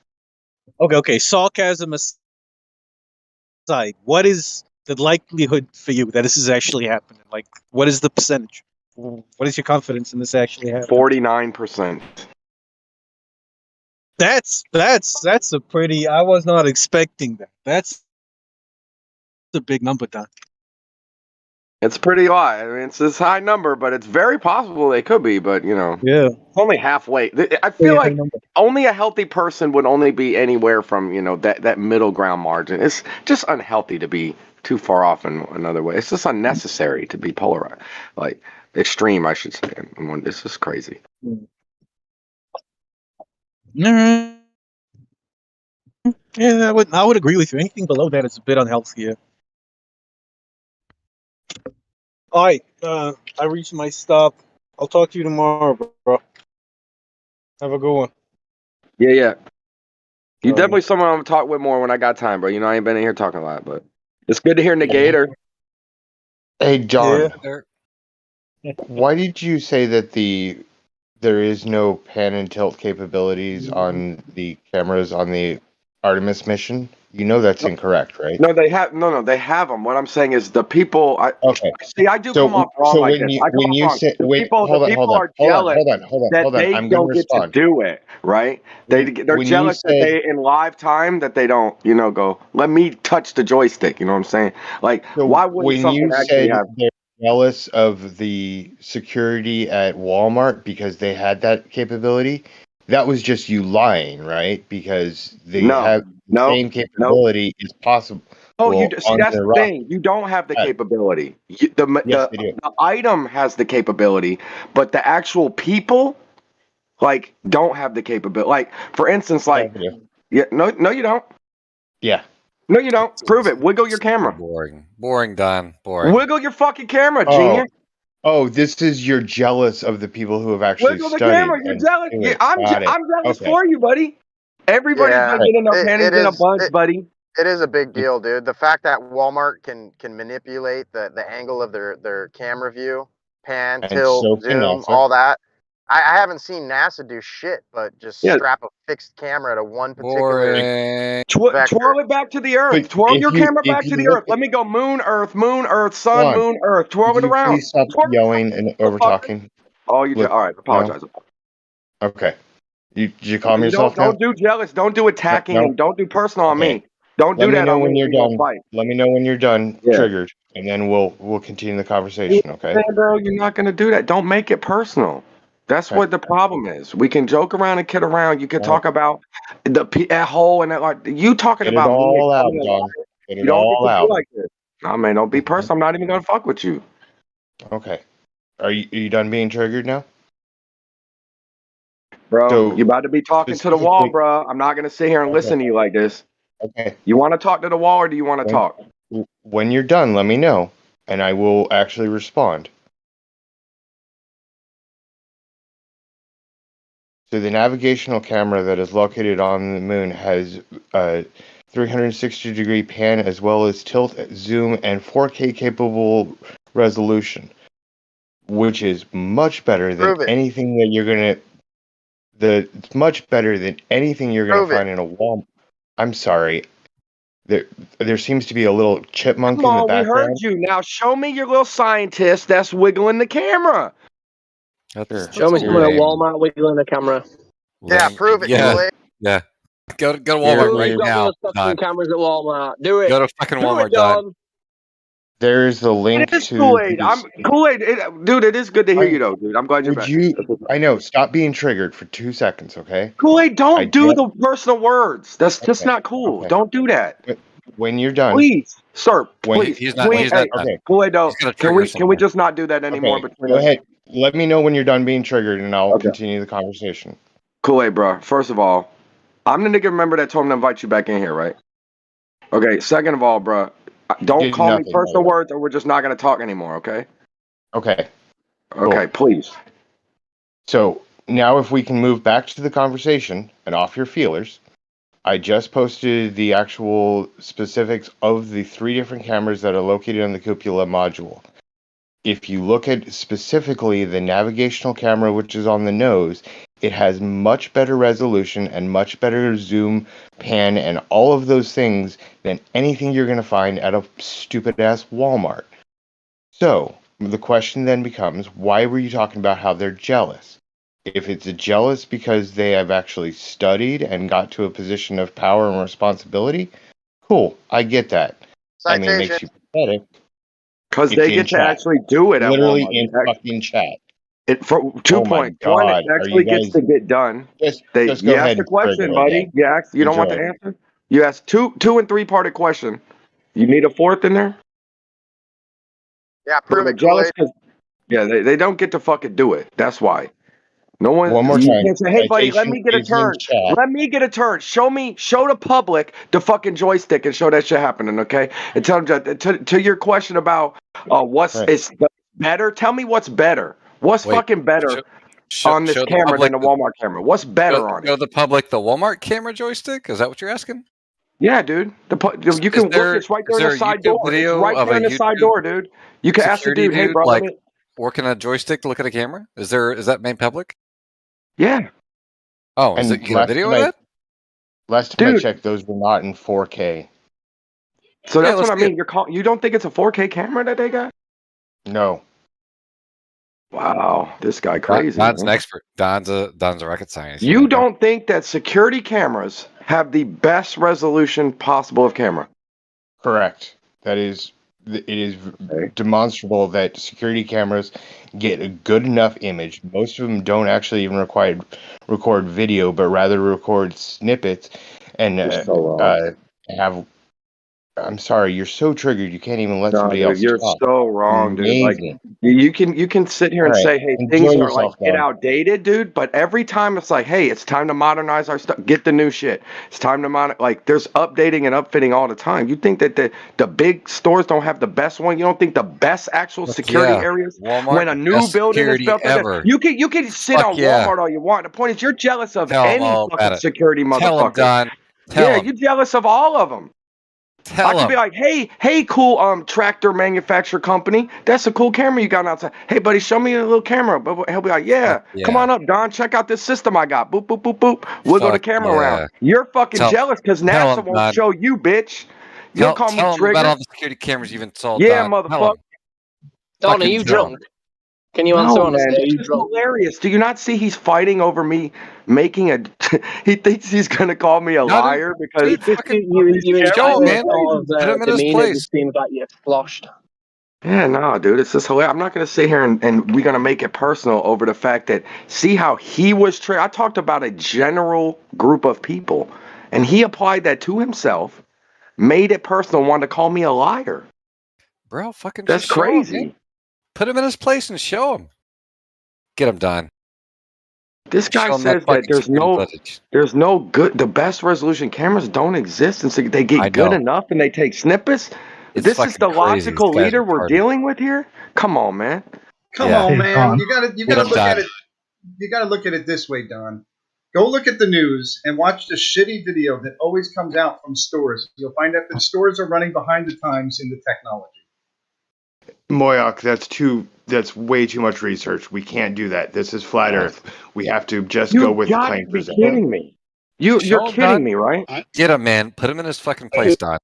Show him the footage. Show him. How about also the footage of all the actual HD footage of other security yeah. systems that are out there, guys? Are we retards or something?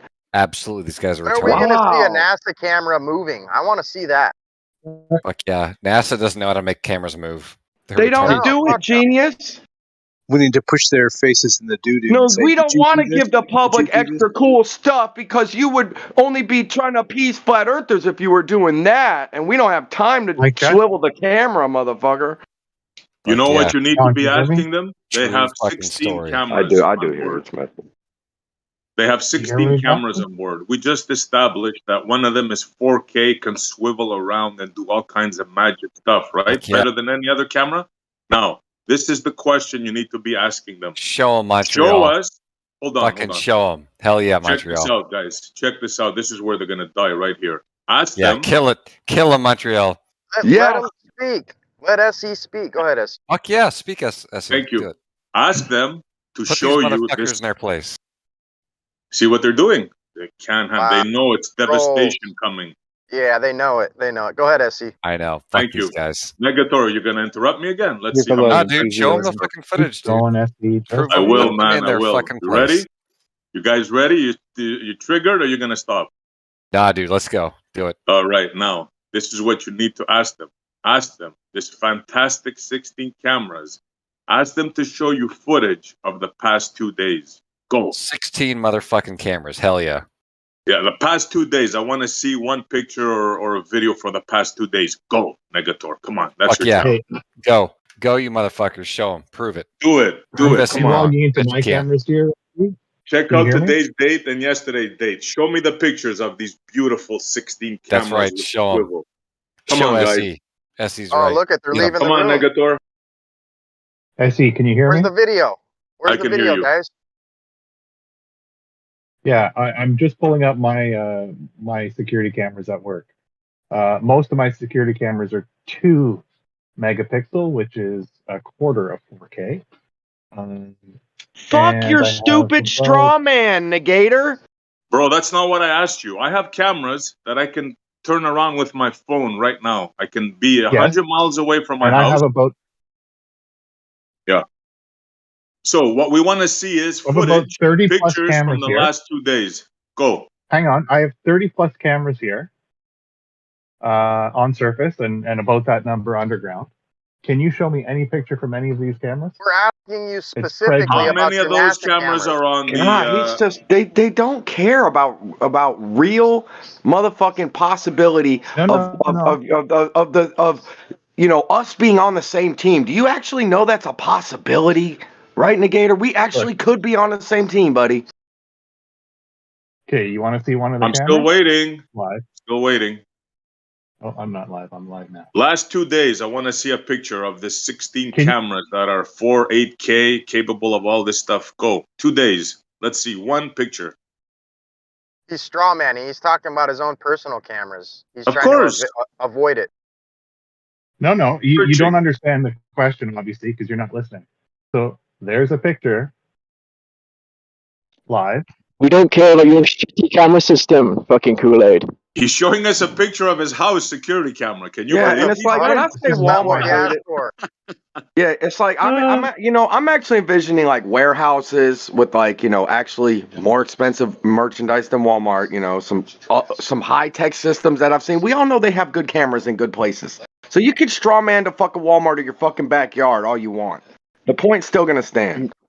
You mean the Walmart that you brought up, Don? We're literally responding directly to your.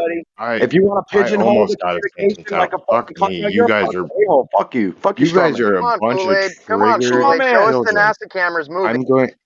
I'm going to go ahead and sign off now because this Oh, room you don't is have it. just full You don't of have it, you Kool-Aid. don't know how to have a conversation. Literally, straw you manning. don't know also how keep to talking over listen. me You're because you guys are adversarial. You mean the just Walmart that you children. mentioned, even though Hi, you're children. clarifying now? Hi, Even though you children. said, oh Hey, yeah, talk to you later, buddy. I should have still manned your point. Yeah. Sign off. Bye-bye, Scarecrow.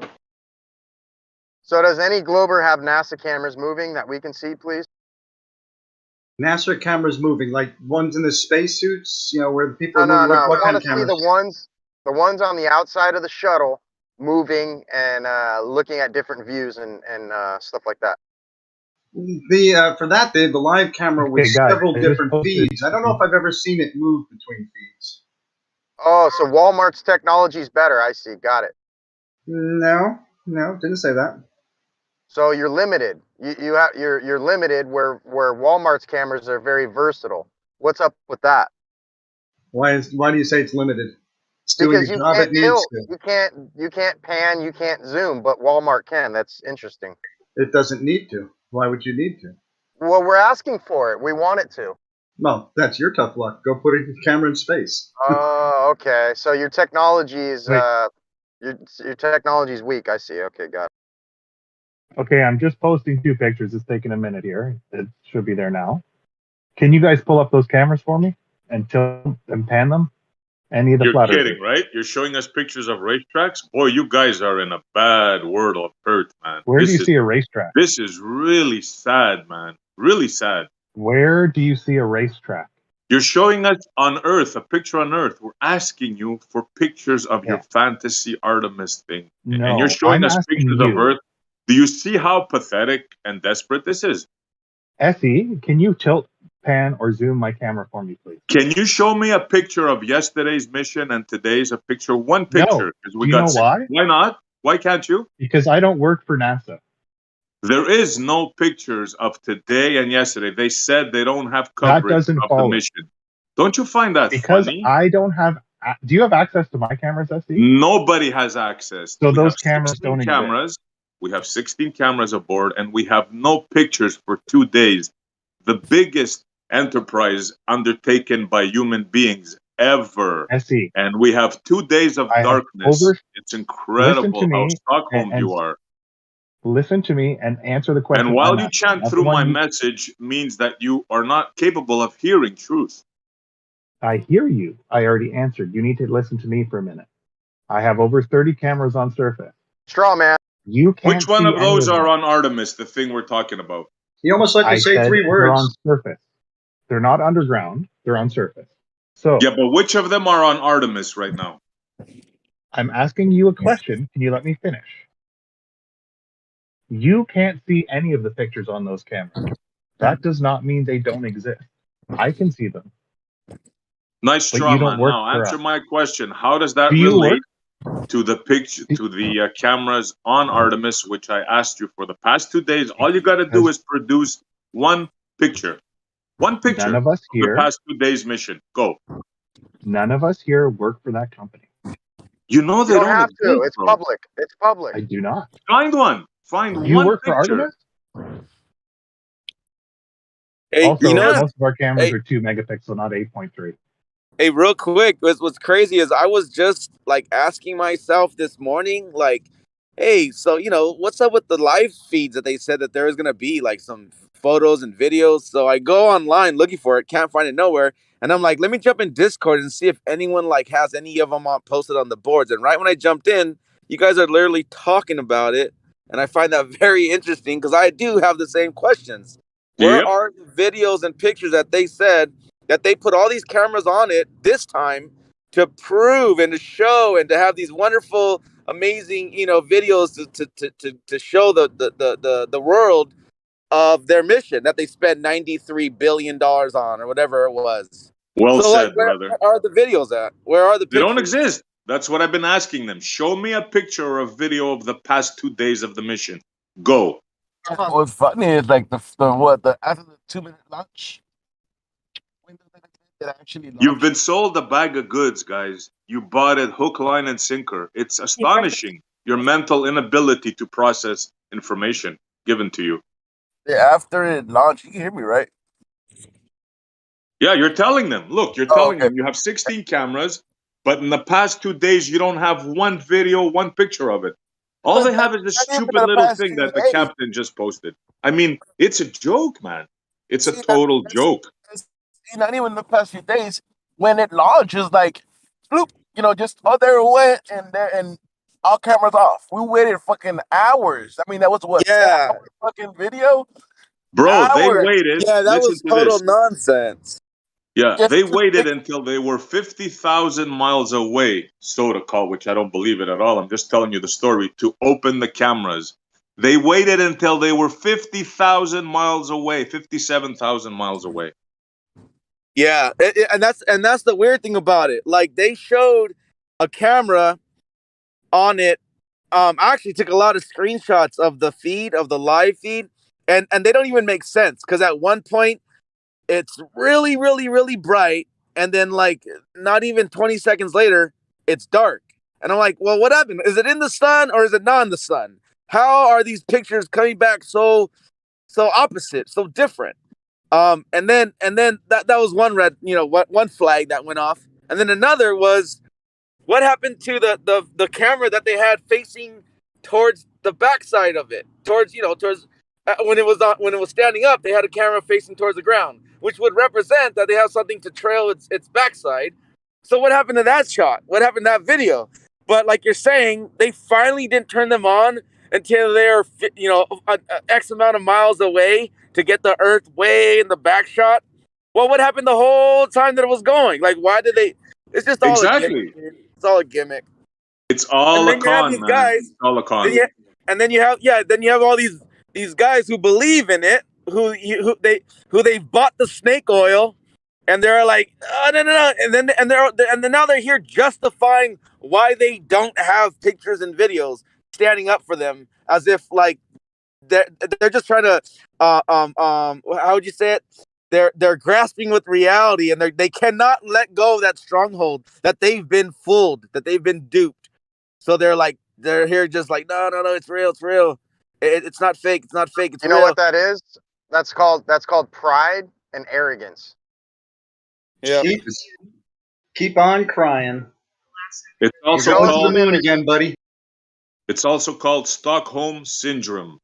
When you're fighting for the captor, you bought into all the bull. You're in jail, but you're protecting your captor. It's an amazing human trait.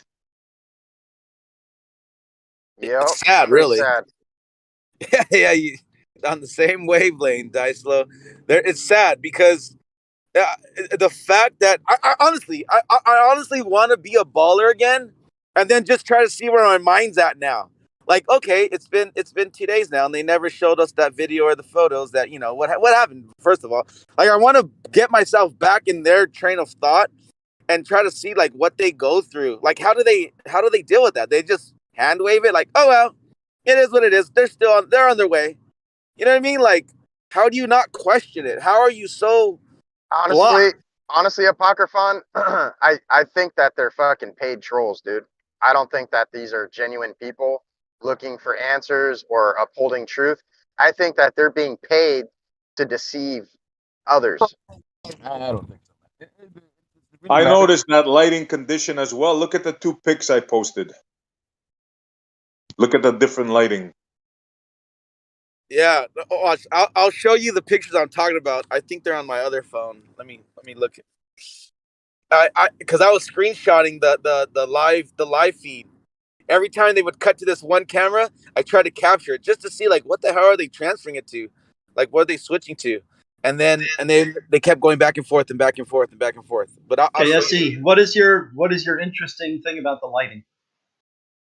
Well, he just said different lighting conditions, and I was wondering why. Now, I know what you're going to say, right? You're going to say the spaceship is spinning? Is that what you're going to say? Oh, there was lights. That's what I would say if I was a baller. Yeah. Oh, I'm helping you out here, yeah. No. It's not about it spinning, because that's not the contention. If it's the lights on the top or if it's on the bottom, that's not the contention. It's that it's completely lit, like bright, like blinding bright, and then dark, like completely dark. So it's like, make up your mind. Are you in the sunlight or are you not in the sunlight? And I get what you're saying. Maybe it's spinning away from it, like away from the sun. Like maybe that camera's behind the vessel, and this backside is or it's away from the sun. But that doesn't make sense at all, because it would still be light behind it. Like, I'll show you what I mean. Let me okay, if you're on the dark side of it, on the far side from the sun, what's going to reflect light to your camera? It doesn't matter. There'll still be okay. That doesn't matter. You're going down a non sequitur, because the reason why is because there will still be light coming from behind the object that you're looking at, and you'll have through the spacecraft. What's it going to reflect off to get to your eye or to your camera? Did he say the dark side of the sun? The dark side of the capsule. The one that's in shadow. The one that's not pointing at the sun, but pointing away from the sun. Do you understand that there is a shadow side and a camera's far enough away? No, that's bullshit. That's total bullshit. Yeah. Just right in the middle of me. That's okay. There's no dark side of that camera, because you can see the top and the bottom, like the full width of the ship. So it's not like you're close up to a house and you can't see the sun behind it, and your eyes are fixated on in front of you. Okay, then you're not going to see the sun. But if you're far enough away and you can see the top of the house and the bottom of the house, then if the sun's behind it, you will see the shining from the top of the house coming from behind it. Let me just get the photos, and then I mean, listen to yourself. You're literally trying to stand up. You're standing up for nonsense. Like at least recognize that. You're literally standing up and it's trying Mr. to Moyak you're talking to. And you're talking Moyak's over. got no and answers. you're talking over Moyak every time he speaks. You rude. So what? Moyak's got nothing to say. Who gives a shit? Now that's called rude, and it's against the rules. That's not rude. That's called fucking logic. All right. Is there a mod here who can quiet down the monkeys? Now you're gonna call us monkeys. You want to talk about rude? I'm down, pussycat. Hey, Stop crying, pussycat, for the Just mod. one Calm quick down. sentence. I think that the room would benefit from it might be like a Ted Bird's one stone sort of thing. If there was maybe a master lesson on what exposure does to footage, because there's a lot of examples lately where I don't think people are understanding exposure settings and cameras and how that shows up in footage of, very. Yeah, how does that work, can Kosho? explain. Yeah, maybe you can could explain how those extreme conditions of radiation don't just completely wipe out the footage off the real. Why would that happen? What do you mean? Why would that happen? They openly admitted that they have to use silverback line tape to keep that from happening. On filmed footage, on footage that needs to be filmed. Yeah. Yeah, they don't use film anymore. Okay, well, when they did, that's what they had to do to prevent that from being a situation. Now, what lengths of engineering did they go through to prevent this from being the case in today's time? They stopped using film. Okay, so how does the extreme conditions still not affect the data? How does it not affect computers? I mean, I'm sure it does. I'm sure data, it yeah. takes a little bit of casing, but there's a difference between digital footage and film No, there's not. footage. Yeah, there is. Take a magnet, take a super powerful magnet next to your computer. Tell me what happens to your computer afterwards. Wow, there you go. That's the same What super thing. magnet are you talking about in space? Are you kidding me? No. There's no atmosphere to protect you. So now you're For being magnets. bombarded by extreme radiation. Yeah, magnetic fields. Yeah. Okay. So you're gonna need to fixate on one thing because you're talking about magnetic fields, and then you're talking about radiation. What do you think radiation is? No, it's not. No, it's not. That's your answer. Yeah, magnetic field and radiation. These are two different types of If you have radiation, you have a magnetic field. Sorry. Yeah. Right, So go when ahead you and have light up your radiation, room with a magnet. Mark, sorry. Okay, I was saying, typically when you have radiation, you're talking about charged particles bombarding the whatever it is you're talking about. That's different than a magnetic field. So I think we need to fixate on one thing, and then that way you can prescribe how it's being protected from that. But they're typically not worried about magnetic fields. Kosho, radiation. Kosho, hold on. Let me say something, bro. Kosho, don't you think it's funny that in the last 2 days, never mind how the exposure is and this and that, we can debate that.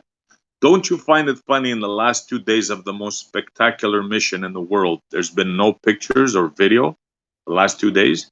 What are you talking about? I made a GIF for you. Did you hear what I said clearly? Not the Last GIF 2 you days. made during launch. Did you hear what I stated clearly?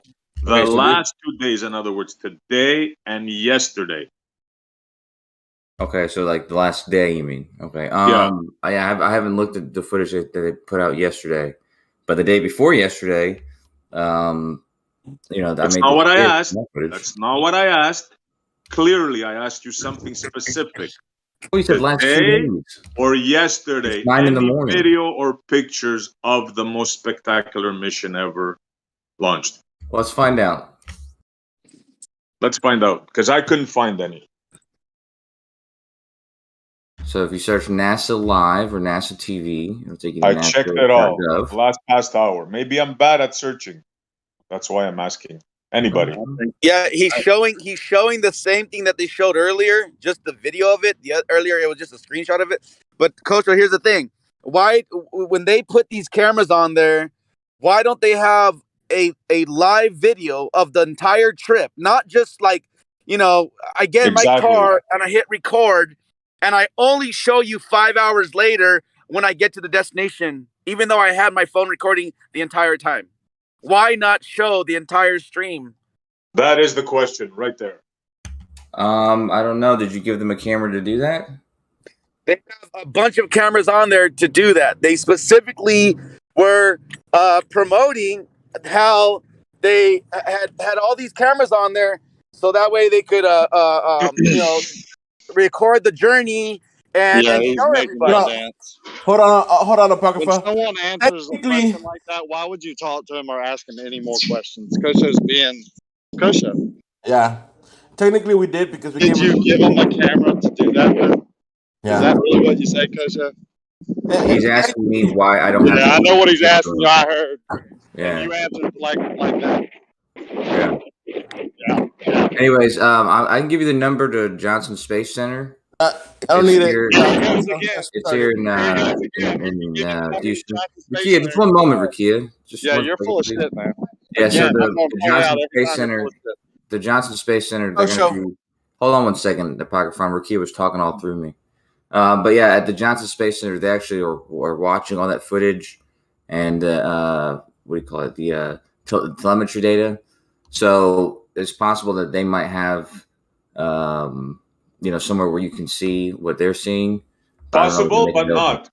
Possible, but not. We are not seeing anything. Past 2 days, zero, not one picture. The greatest achievement of mankind. Zero, not one picture, not one video. Thank you. Hold on, is he answering his question? Did we give him the camera? But we technically gave him the means, right? Because we gave him our taxes to actually put cameras on that shit. Yep. So, yeah, I agree. That's what I'm saying. That's why I know if anybody would have it, it's the Johnson Space Center, and it's possible they make it available. I'm looking at NASA Live TV to see if what they've put out recently. So this should live stream from here to there. Why do you say that?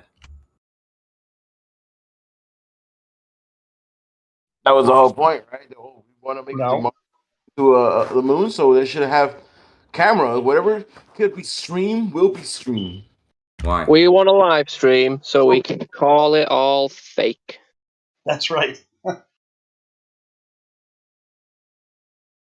We want all the pictures so we can call them oil paintings. Uninterrupted feed. Can that be done? I don't know what the bandwidth that so they we can have. call Their it bandwidth fake. is being used for important things like measuring radiation, measuring systems, and stuff like that. I don't know how much bandwidth they have devoted to sending back video feeds in 4K. Can they record? Can they record on board? I don't know. They may have. They get all this in a week when they Moya, are done with their measurements. Man? Are you serious, bro?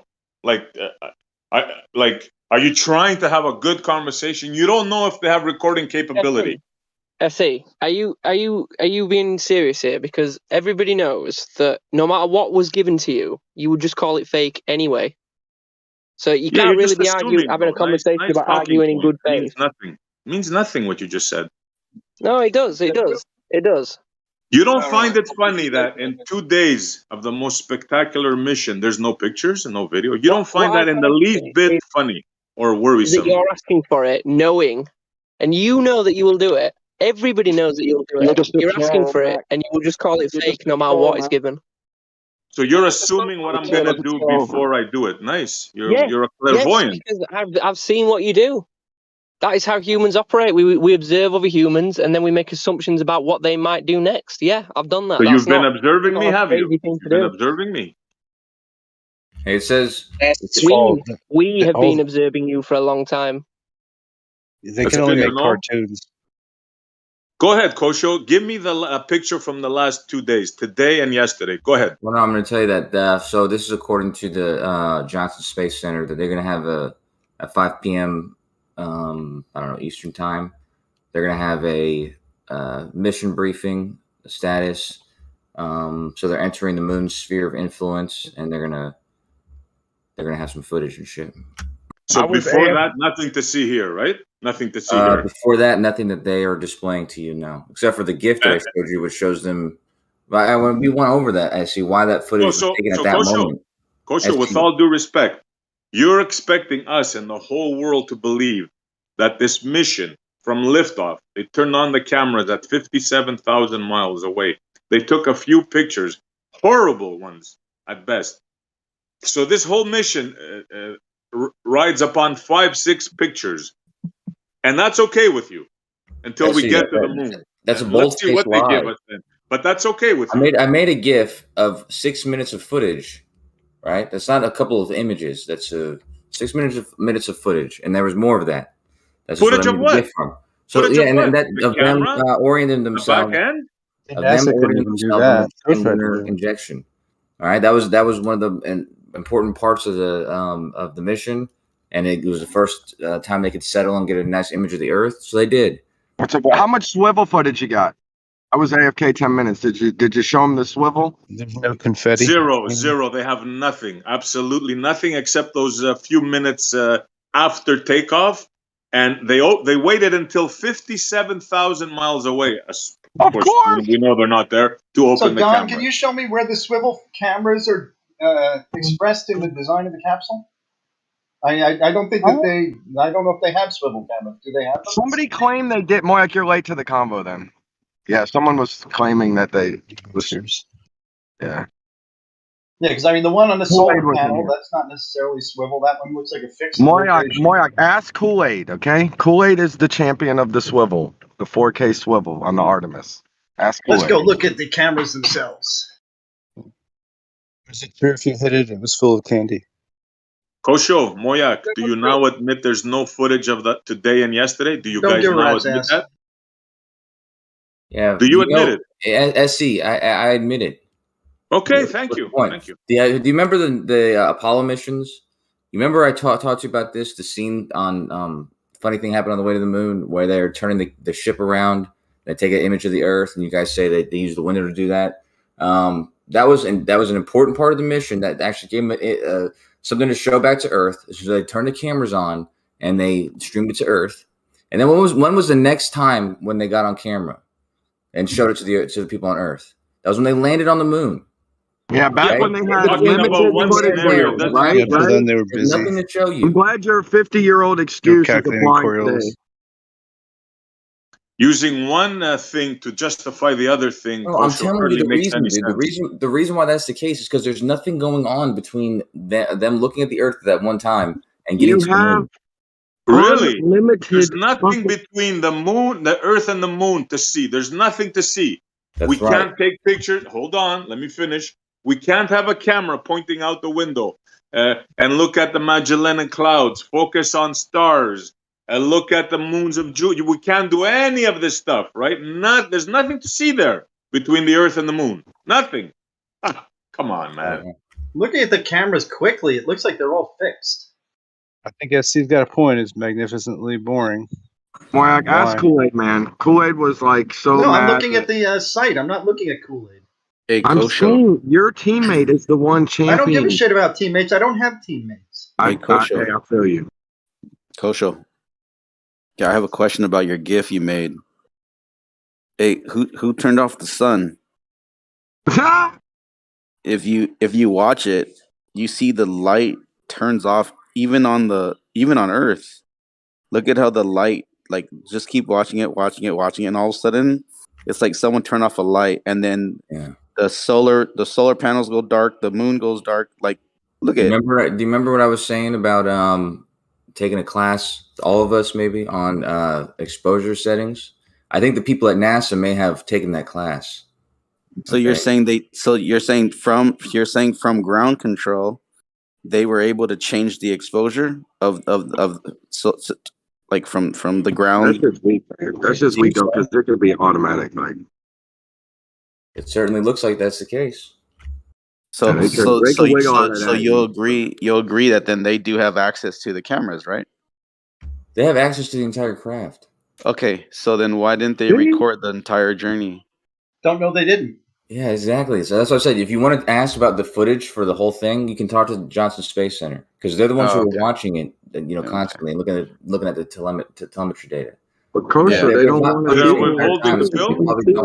They're withholding this. From beginning to end, we're holding it from the public. Wow. The Let us know public when you just want to deserve swivel, to see Kocho. after 57,000 miles. They don't deserve to see the beginning and in Yeah, between. there's a lot of red flags here, Kosho. It's a Like, joke, man. It's Probably a not joke. They're streaming fighting this for the footage, man. dude. They're fighting for the man. How much energy do you think that requires to stream footage nonstop and send it from where they are to the Earth? it's hold on. It requires zero energy because if you hit record and if you're on ground control and you can control this, if you hit record and you have you have $93 billion into this, you can easily put a remote camera on there, hit record whenever you need to, just as they did at 57,000 miles away, and then they can send it back. I agree, but recording is different than sending. Okay, how did they send this one right now? The 57,000 mile away. The one Kosho just put. How did they send it? They decided to use the Same- bandwidth for that at the that same moment. properties. It'll be the same properties. It'll be the Yes. same reasoning. It'll be the Yes, same. Plenty of power, It's plenty. additive, isn't it? Like if What I was do 10, if I have to send 10 gigabytes of images, or if I They have to send send 500,000 terabytes of gig or 5 information. terabytes, what They is send- going to take longer and what's going to take more power? Okay. So again, they could have Again. recorded it. They could have recorded it from the launch. They had it at the beginning. Why they cut it off? That's interesting to me. I Because don't first care of all, how much power we don't have. It can come in as slow as it wants. We'll get the power eventually. We're touching the sun. Okay? Sure. So when are they going to send it? I don't know. Do they have videos of it? I don't know. You'd have to ask them. I know that they've got the cameras, so I assume they're using it. All those cameras have a shitload, a butt ton of fucking storage that has been filled up with information. Now you have to take all of that stored information, X number of terabytes, and send it to Earth. I don't know how that fits into their power budget and how that fits into their telemetry budget. so you're right now, and how they're organizing their why they telemetry don't. budget. I'm still speaking. You can tell by the sound coming into your ears. So I don't know what their power budget is or what their telemetry budget is. So you have to ask them. I'm sorry. 93 billion. How about that? 93 freaking billion. Yep. And what does that have to do with the budget for the amount of telemetry?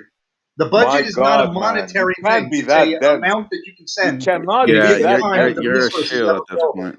You're a shill at this point. You're just a shill. Yeah. Yeah, see, what does 93 billion represent? A lot of freaking money. No, what does it Any represent? camera Why in are the you bringing that world that number you up? ever imagined, Kosho, you can build with that Okay, kind of money. why are you bringing that number up, SC? Where is it in regards to? Because he said how much money is allocated to filming and stuff, like the ridiculous thing. Isn't that a NASA budget over 4 years? You're gonna tell me you're gonna justify not having cameras to do what we ask with a budget of $93 billion? Really, Kosho? They don't have a I don't budget of think you can $93 get away billion. with that, bro. That's what I'm asking you. Where's that number coming from? That's their budget. That's the money allocated to the entire agency for 4 years. No. A couple of 100,000. No. They're saying that 93 billion. They're saying that's how much this entire Artemis project has costed. Okay, so that's more than 4 years. Okay. What is NASA's budget per year? About 25 billion. 60 billion. Are you sure that it's only 20 billion? That's right, yeah. No, it's not. No. 2023 is going to be 26 billion. Right, okay. 20 to 25, 26, okay. It's not 93. So you're saying going further? Yeah, what they're doing more. Artemis mission is a years long mission. So it wasn't all spent on telemetry. It's spent on building the craft and research and shit. So they couldn't find like 100,000 to build some cameras? Is that what you're trying to They tell have us? 16 For cameras. real, man? Is this your case? Yeah. If I have $1 quadrillion, it doesn't matter if my budget. Now, when I say budget, I'm not talking monetary budget, Essie. I am talking about they are given a channel bandwidth that they're allowed to work within, or a series of channels and bandwidth that they're able to work within. That will have a bandwidth that will have to transport all the information from the mission and all the video and any kind of communication they have with that craft. It all has to fit into that budget. I don't know what the width is. Do you know? It's funny You're to me serious that trying to Yeah, they're trying to justify justify a it. budget It's of 93 ridiculous. million, how they could not allocate some of that money for the cameras. A Like, kid, a really? kid.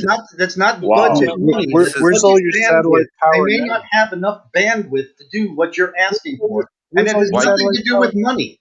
Why They can't could. a high school kid go and get a camera from Walmart, put it on a rocket, launch it, and record it, or even just put it on a little small homemade weather balloon? How can a budget of under $500 create something that NASA can't do Who with said they can't do it? 93 billion? Talking Who said about, they can't do it? dude, they They have didn't 16 do it. cameras on the fucking craft. Okay, Okay, but where's the video? they can Where's the record. video? They can record it. They But couldn't where's the record video? it from launch because those aren't attached to the craft anymore. Where's the video at? Show us the video. Show us the money.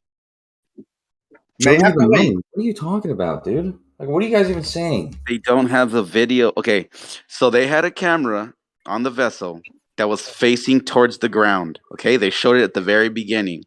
Okay, why didn't they keep that streaming? Why did all the cameras that they kept showing? Why did once they got to a particular area, they cut off the cameras and they cut off they displayed a CGI of the rocket now, of the rocket and the vessel at the tip of it. Those are in the bottom of the ocean now. No, not those cameras. Not those cameras. No, not those cameras. I'm talking about the ones on the vessels, the ones that are. Yeah, the ones that bless are on you. the vessel now weren't exposed at that part of the mission. Right, Okay. so they couldn't put another camera on the other vessel. But there was actually- hold on, we'll They get did. there. They on it. And now But they're there at the was bottom of the another ocean. camera exposed there during the mission. On the There's eight. stage, There's eight on. There's eight on the your first cons are not going to work here, Kocho. There was a camera there. Yes, And there when was. it jettisoned, hold on, stop talking. There was a camera there. And when that part jettisoned, then they have other cameras. Do you understand? That's what I'm telling you. Cameras. That's exactly what I'm telling you. So the eight Right, cameras and we're that were telling you initially where's on, the live footage from all of that. That's what we're telling you. there was live footage from those craft. Those craft are now at the bottom of the ocean. This craft, the final stage or whatever, the what do you call it? The whatever it's called. Yeah, Where's whatever. the footage from it? Don't tell me it's in the bottom of the ocean. I don't want to know that. Where is the footage from that camera? On the memory. It's on the memory sticks. Yeah, they showed it, dude. So they showed what? What did they show? They showed footage from those cameras. No, they did not. No, they did not. Show it to you. Yeah, This he is- did this is post what's- one series of images from that. This is what's ridiculous. They will not. They won't put a camera on the very tip of this. Very very expensive rocket ship. They won't put a camera inside the capsule protecting it, just facing straight out of its window, windows. Yeah. They will not put a camera, fixate, hit record, and just let it just record the entire trip, the entire time. They have that. They have it, but we don't see it. You know what else they have? They have unicorns driving and steering it too. That's cute. Yeah. You know what they do have? They have You want a them camera to give you something they inside- haven't downloaded yet. Hold That's on, good. Moyak. Okay, you They have a have a ball waiting camera. for it. Moyak, they have a camera in the capsule showing us the dummy. But just ahead of him, there's two windows there. Why isn't there a camera out there? Because the scientists at NASA aren't you, and they're actually studying legitimate. That's ridiculous. That's ridiculous. They're Joker, studying the dude inside the Unbelievable. studying shit outside the window. You guys are ridiculous. Unbelievable, man. You Why would won't think NASA that do you would- what I want them to do? You would think they would record it, dude. People record their food being made. You don't think Yeah, they're gonna record dumbasses. a rocket ship Retards going do. through the crazy space journey? Dudes who make retarded YouTube videos do that. They're doing a fucking experiment right now, dude. They're doing. What do you? No, it's not, dude. It's not about experiments. They're It's not about trying to study shit out the documenting. window. They have programs on History Channel and the Learning Channel and PBS Hour of it showing hours and hours of videos of really cool things that man has accomplished. And space, your guys' so-called space missions that just aren't that important to get the live feed or the entire trip. You guys are only going to show what you guys have, what you want to show. Like, for instance, when it's 57,000 miles away, then so guess what? That's going to be on History Channel or the Learning Channel. Just that one clip. instead of the whole awesome, amazing journey. This is retarded. This The is journey is irrelevant to them, right? The transitions between going from space to Earth, Earth to space, is it's not needed for scientific research. So right? stupid. It's so fucking yeah, it's retarded. Only stupid people record that. There are supposedly 16 cameras. We have to wait and see whether the History Channel will have Right. whether the History Channel will have this. Okay, right now, we don't know anything about the bandwidth budget, which is what I've been speaking about. You know nothing about it. I know nothing Bandwidth about it. We budget. cannot Listen say to this guy, why man. they choose what data they're going to send at what time. Sorry about your luck. 16 cameras is a fuck ton of data, and I can tell you that would be a challenge to send from the moon, bandwidth or budget. from the trip My from the God. moon, from My the God. trip to the goddamn, fuck you guys. Dude, they do the live feeds from the ISS. Oh bro. my god, bandwidth! I've never heard of that before. Bandwidth doesn't exist. Oh, what an excuse, man. Here's how stupid that argument. Let me share something with you. Here's how stupid that argument is. Have you ever watched a live football professional game? Do you know how much bandwidth and data of recording goes to into that 4 hours of recording? Yet they can upload that entire game within minutes and have that fully packaged and pressed and edited for the sports highlights. Do we you have guys are full of shit. Do we have a fiber optic cable running to this ramp? You're full of shit. No, what do you think an uplink and a downlink?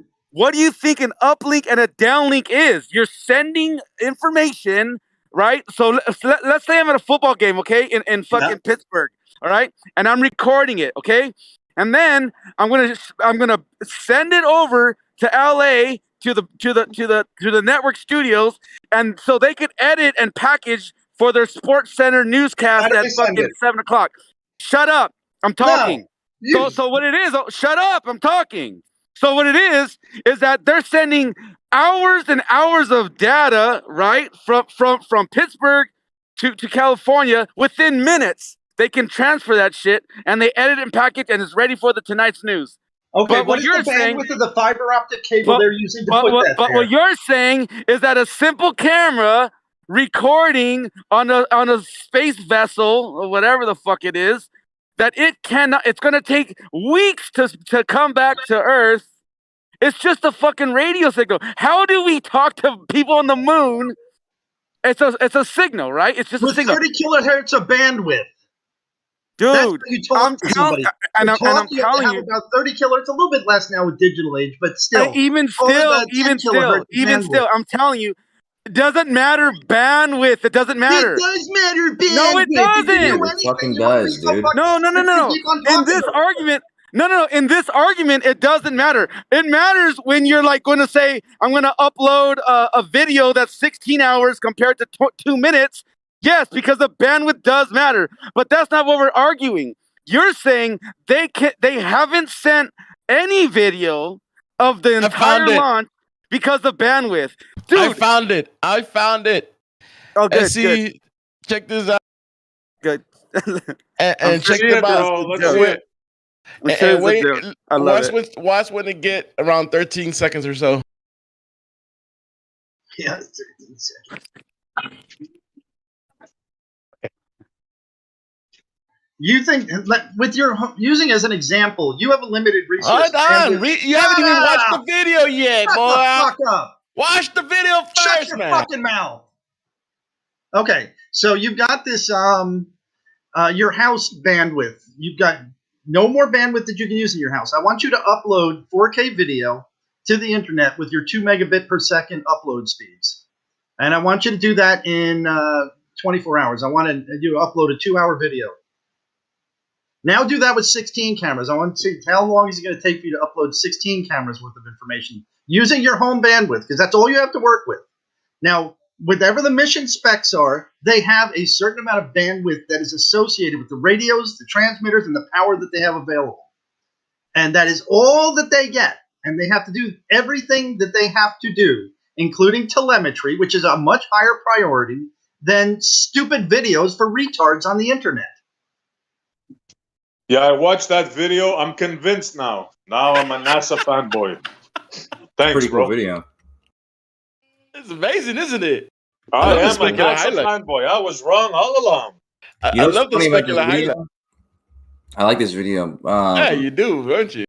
Yeah, I do. You know what's funny about it is when you take the gift that I had.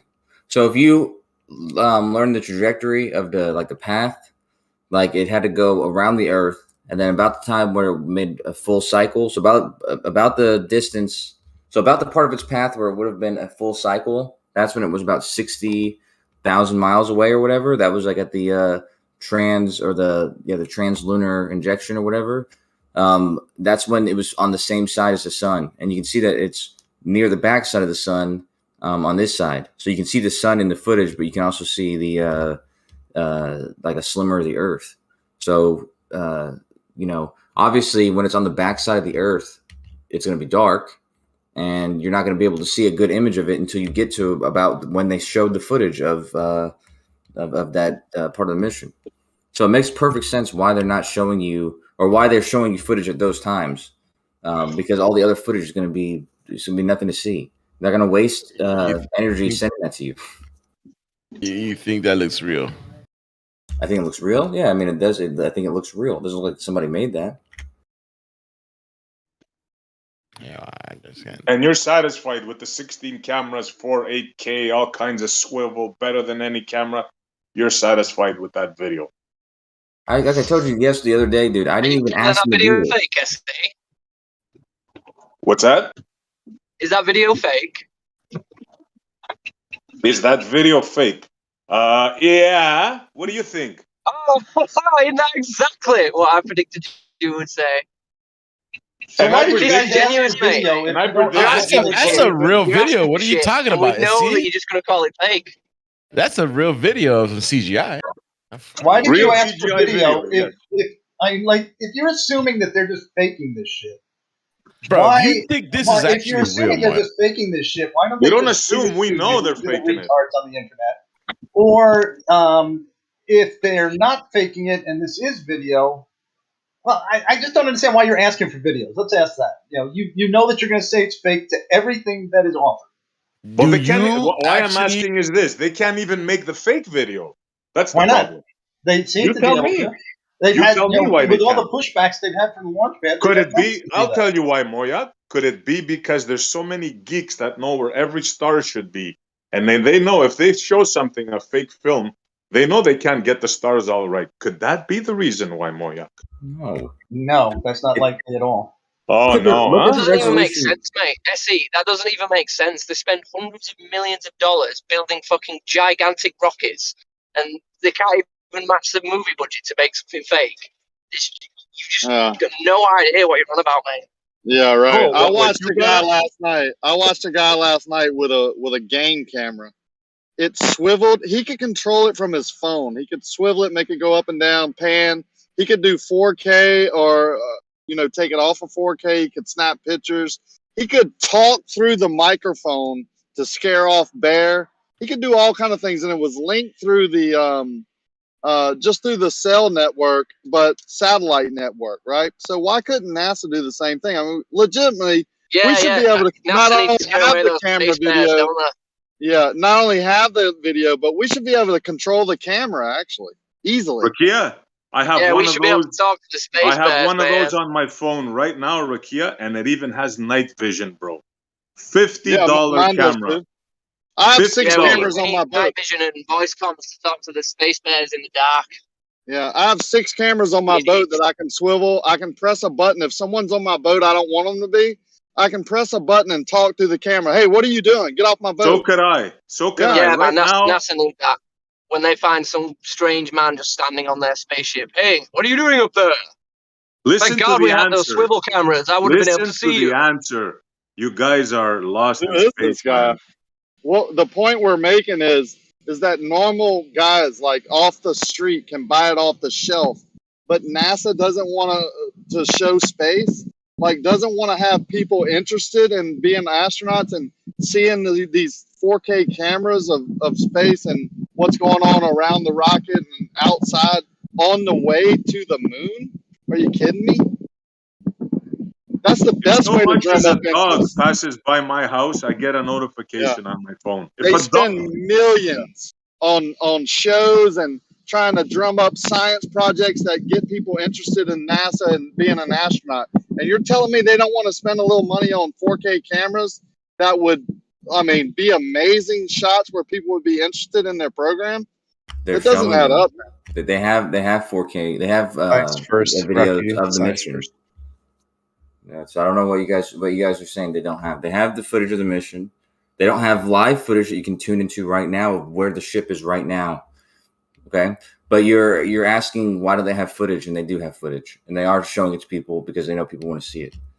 So you guys are always just going to push the goalpost further. So whatever's shown to you, you're going to ask for something more or say it's fake. no, we didn't say they don't have Maybe footage. so, but they don't have live footage. And the question gets arise why they don't do it live. And we're saying they don't do it live because they need time to make sure it's okay and it's edited. And if we're on the side that we think it's not possible to even take the footage, then it is suspect that they don't show us a lot of live footage because that way we could critique it really well. But they're not catering to those people. Yeah, why catering to the taxpayer? I mean, why do that? You're catering to the taxpayer. If the taxpayer demands photos and proof, that's what you give them. It turns out that they're not. It turns out the taxpayers are not demanding that. Otherwise, they probably would do yes, that. I am. Yes, I am. That's Yeah, a you're lie. demanding it to me. Why don't you That's why I'm giving you the number for the Johnson Space Center. How do you know I don't already have the number? How do you know then call them. Yeah, how do you know that though? You're just spouting off nonsense. You don't think anybody in the public is referring to NASA and saying, "Look, I would rather have a camera do this, this, and this." Are you nuts? Well, I mean, I would. Yeah, I think actually done that though? Yeah. Obviously, they are. Do you want to bet? Who though? Who are these people? Do you want to bet? Do you want to put money where your mouth is? Because my point is that you're just spouting off that no one's telling NASA they want this. You know, the taxpayers. Show us that they're telling them then. Yeah, Put your money where your mouth is, or I'm not going to waste my time with you. You sound like a child just spouting off stuff. It's a waste of time for Kosho to say, "Whoa, just call NASA and tell them you want a camera." You know how stupid that sounds? We know how stupid it sounds demanding it from me and saying that you're demanding it from NASA. I'm not demanding anything from you, Kosho. As a matter of fact, I don't need anything from you. Not one thing. Why do you put yourself on this pedestal because you come here and act like somebody that knows everything about every subject? I don't need you at all. Well, then, Why would it you does say sound like that? you're asking for it, but that's fine. Did I ask you to do it or you to call NASA? No. You're complaining to me about NASA. I'm not even talking to you, actually. I'm just talking to the room. This is a VC on Discord. You just happen to be here every time I talk because you're never not here, basically. Doesn't make you anything to me. Okay, I won't address Again, I'll repeat it. Don't ever think I need anything from you. Name one thing I've ever asked of you. That's a really other than to be quiet. So then you guys are all on the same page then. NASA is the people who you'd want to ask for this footage from, and their number I'll put in the chat in a second for the Johnson Space Center. But as long as it's not us, So we got to call them, Kosho? We got to call them? Rakia supposedly already has. So, yeah. So what exactly are you saying? That's not what I said. That's a lie. I said, how do you know I haven't? Lying again, Kosho. Or misunderstanding. Have you rung them? Did you ring them? Have I called NASA before? Yes, I've called NASA. I've called LIGO. Did you call them about the moon cameras? I've called University of Tennessee. I've called lots of places. Yeah, but did you specifically call them about the cameras on the Artemis mission? No.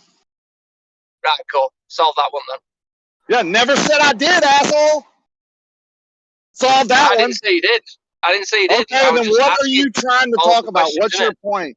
What is your point? Because I never said I did. Kosho is the one who basically lied and said I did. But you don't need the number, right, Ricky? That was what he said. I don't need the number. I can get the number myself if I want to call. Yeah. If you do need any phone numbers, just let me know and I'll hook you up. I do need Kosho though for a minute when you guys are done.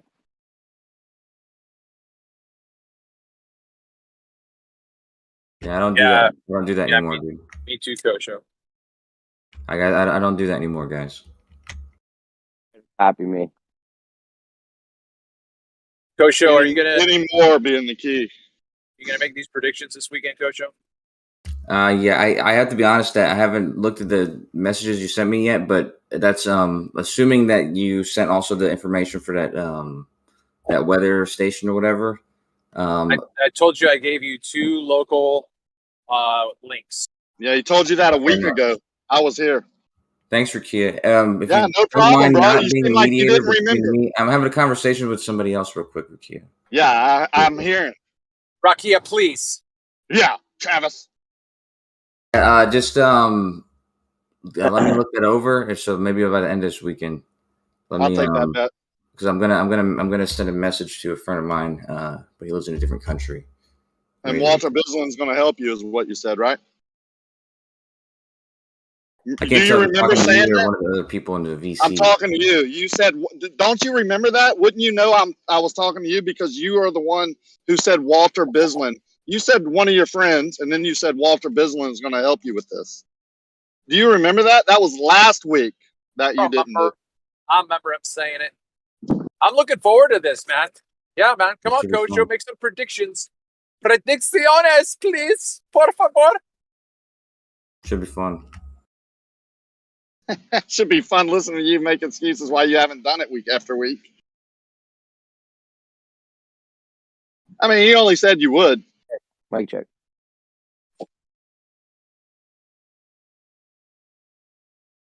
Yo, why is my AirPods fucked up? Anyways, are you guys done with Kosho yet?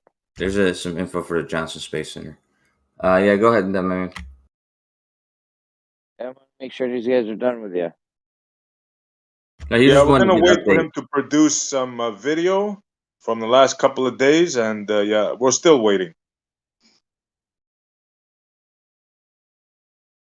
Or did he admit there wasn't any? I think. Let me say my bad. You did admit there wasn't any, right, Kosho? From yesterday? Yes, I did admit there wasn't. And today. Yesterday. Okay, then we can move on. I'm satisfied. Is everyone satisfied with Kosho? They are. Yeah, it's worth the money. So I'm out of retirement. What do you need? When if I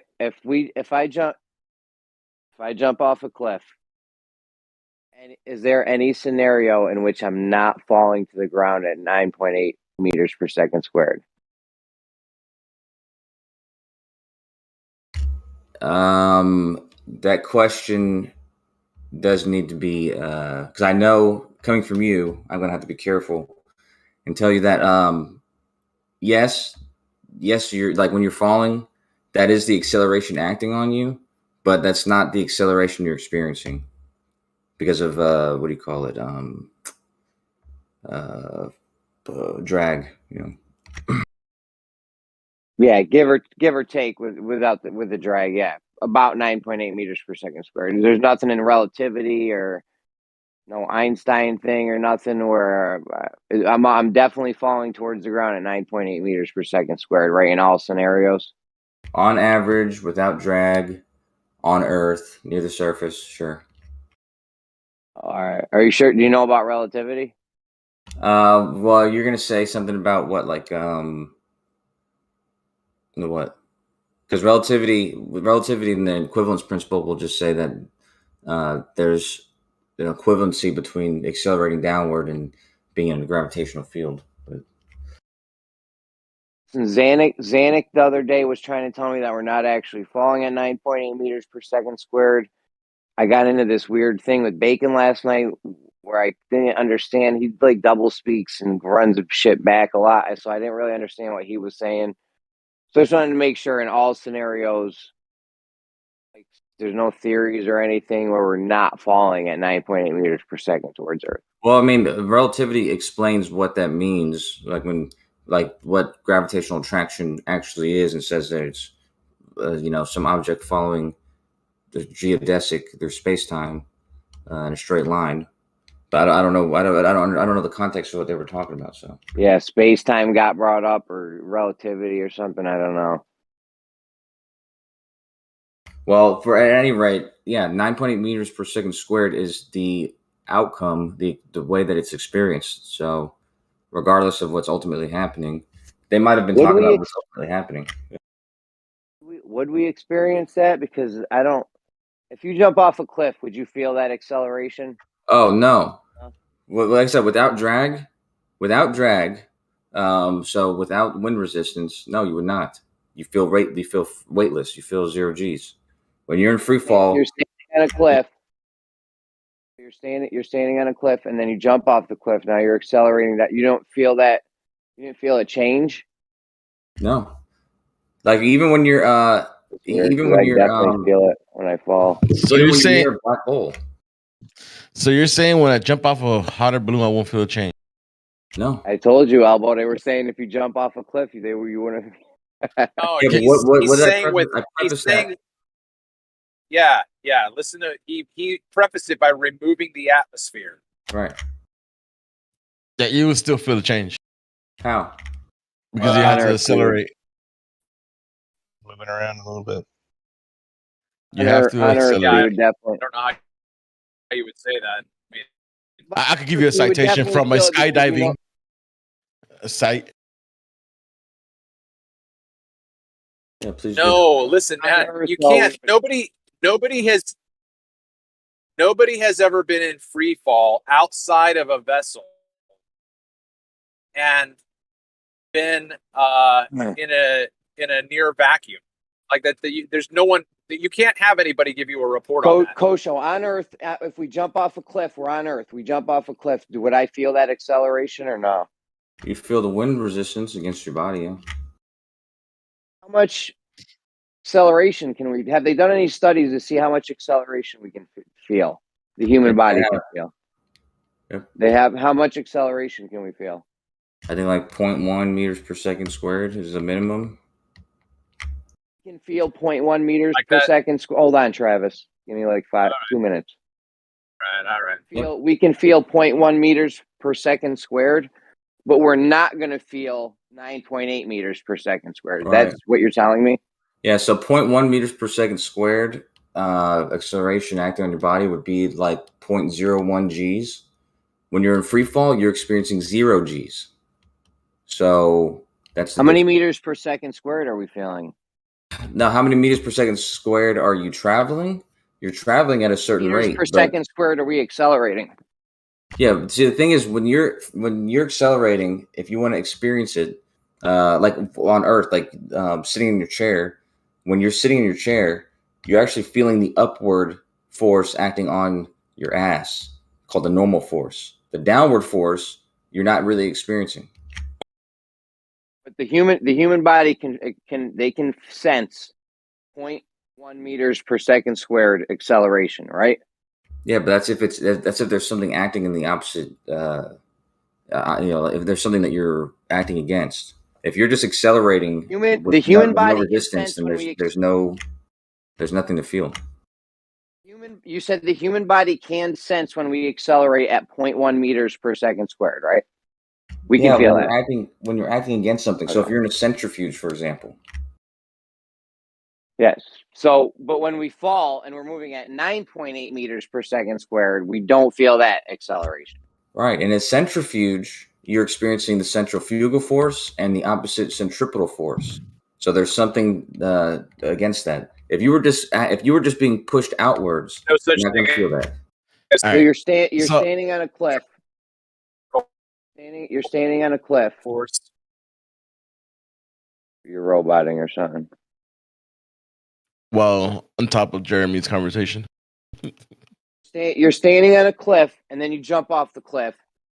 You don't feel anything. Nothing. It's like you're just standing there.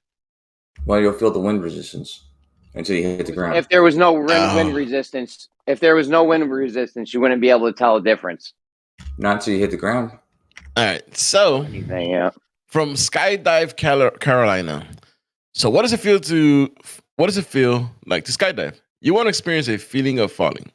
you'll feel more like you're flying. If skydiving from a hot air balloon, your stomach, anything in the outside, your stomach will certainly drop as you accelerate from 0 to 120 miles an hour. Yeah, that again, Kosho removed that appeal to that article that you're like he said, if you don't have any atmosphere, you don't have any drag. Okay. I mean, I'm sorry. Your stomach would drop. I'm sorry. Regardless Is your stomach in the outside? Okay, look, man. Have you ever skydived? Regardless if there was drag or not, if you were in a box or something, your stomach's still going to be able to feel it. That's all psychological as well, though, because you're seeing the ground, come up at you. If you're in a hot air balloon, okay, that's a whole lot different than jumping out of an airplane where you're up so high that the relative motion of the earth beneath you is so slight that you're not going to have that ground rush. Anyway, this is completely a sort of superfluous conversation. A sensation of falling occurs when the labyrinth of vesicular apparatus, a system of fluid-filled passage in the inner ear, detects change in acceleration. So when you move, when you accelerate. No, so you got to start over. You said change in acceleration. Change in acceleration is a jerk. Yeah. Right. So when you go from 0 to 120, when you fall from any direction, no, you're accelerating. Oh yeah, that's accelerating. You said change in acceleration, which is a jerk, and a jerk you will feel. So if you go from being on the edge of something, and then now you're accelerating, and now you're at 0 G's. From you're 0 to 1, you're gonna be able to tell that difference. From 0 to 1 is that a change in acceleration? No, I'm saying from 0 to 1 G is a jerk, and that's what you said about G. Feeling. From 0 to 1 mile an hour, is that a change in acceleration? No, that is acceleration. Right. Is a change from 0 to a 1. That is a change in acceleration because you are at 0 and all of a sudden you went to 1. That is a change from going 0 miles an hour to a 1. Yes, and that's all accelerations are jerks. Acceleration is the change in velocity. Jerk, which is always a jerk. And there's no change. It says changes. I don't care how consistent your acceleration is. It's constantly jerking you, correct, sir? No. You're a clown. No, but why do you say it's constantly jerking you? Because you're accelerating. There's no atmosphere, then you're experiencing a consistent acceleration. No, a consistent motion or consistent acceleration? Consistent acceleration. So as your velocity changes, you're not jerked? As your velocity changes, you're accelerating. And are you not jerked while your velocity is changing? No, you jerk as your acceleration is changing. So you're going to just give a special like another acceleration. How can you have an acceleration that's different than an acceleration, Kosho? What are you talking about? If you accelerate differently, what's the difference in your jerk scenario than any other acceleration? The change in acceleration. If you went from so for instance, if you're going from 9.81 meters per second, let's say you travel 1 G to 3 Gs to 5 Gs. Are you talking about per second or per second per second? No, that's acceleration. Meters per second is acceleration. Right, but you just said 1, so I just want to clarify. Yeah. You didn't say per second. So see, I just make it so you might be confused about something. You might have got initial velocity confused with acceleration. No. Meters per second is acceleration. Right, and how is that any different? How is that any different? You're changing velocity, it's jerking you. How is your new jerk any different from this prior? That's not what a jerk is. A jerk is a change in acceleration. Okay, what is the difference though? The difference is experiencing 1 G to experiencing 0 Gs to 3 Gs. That would be a jerk. Oh my god. But if you go from standing physically still to jumping off a cliff. Say what?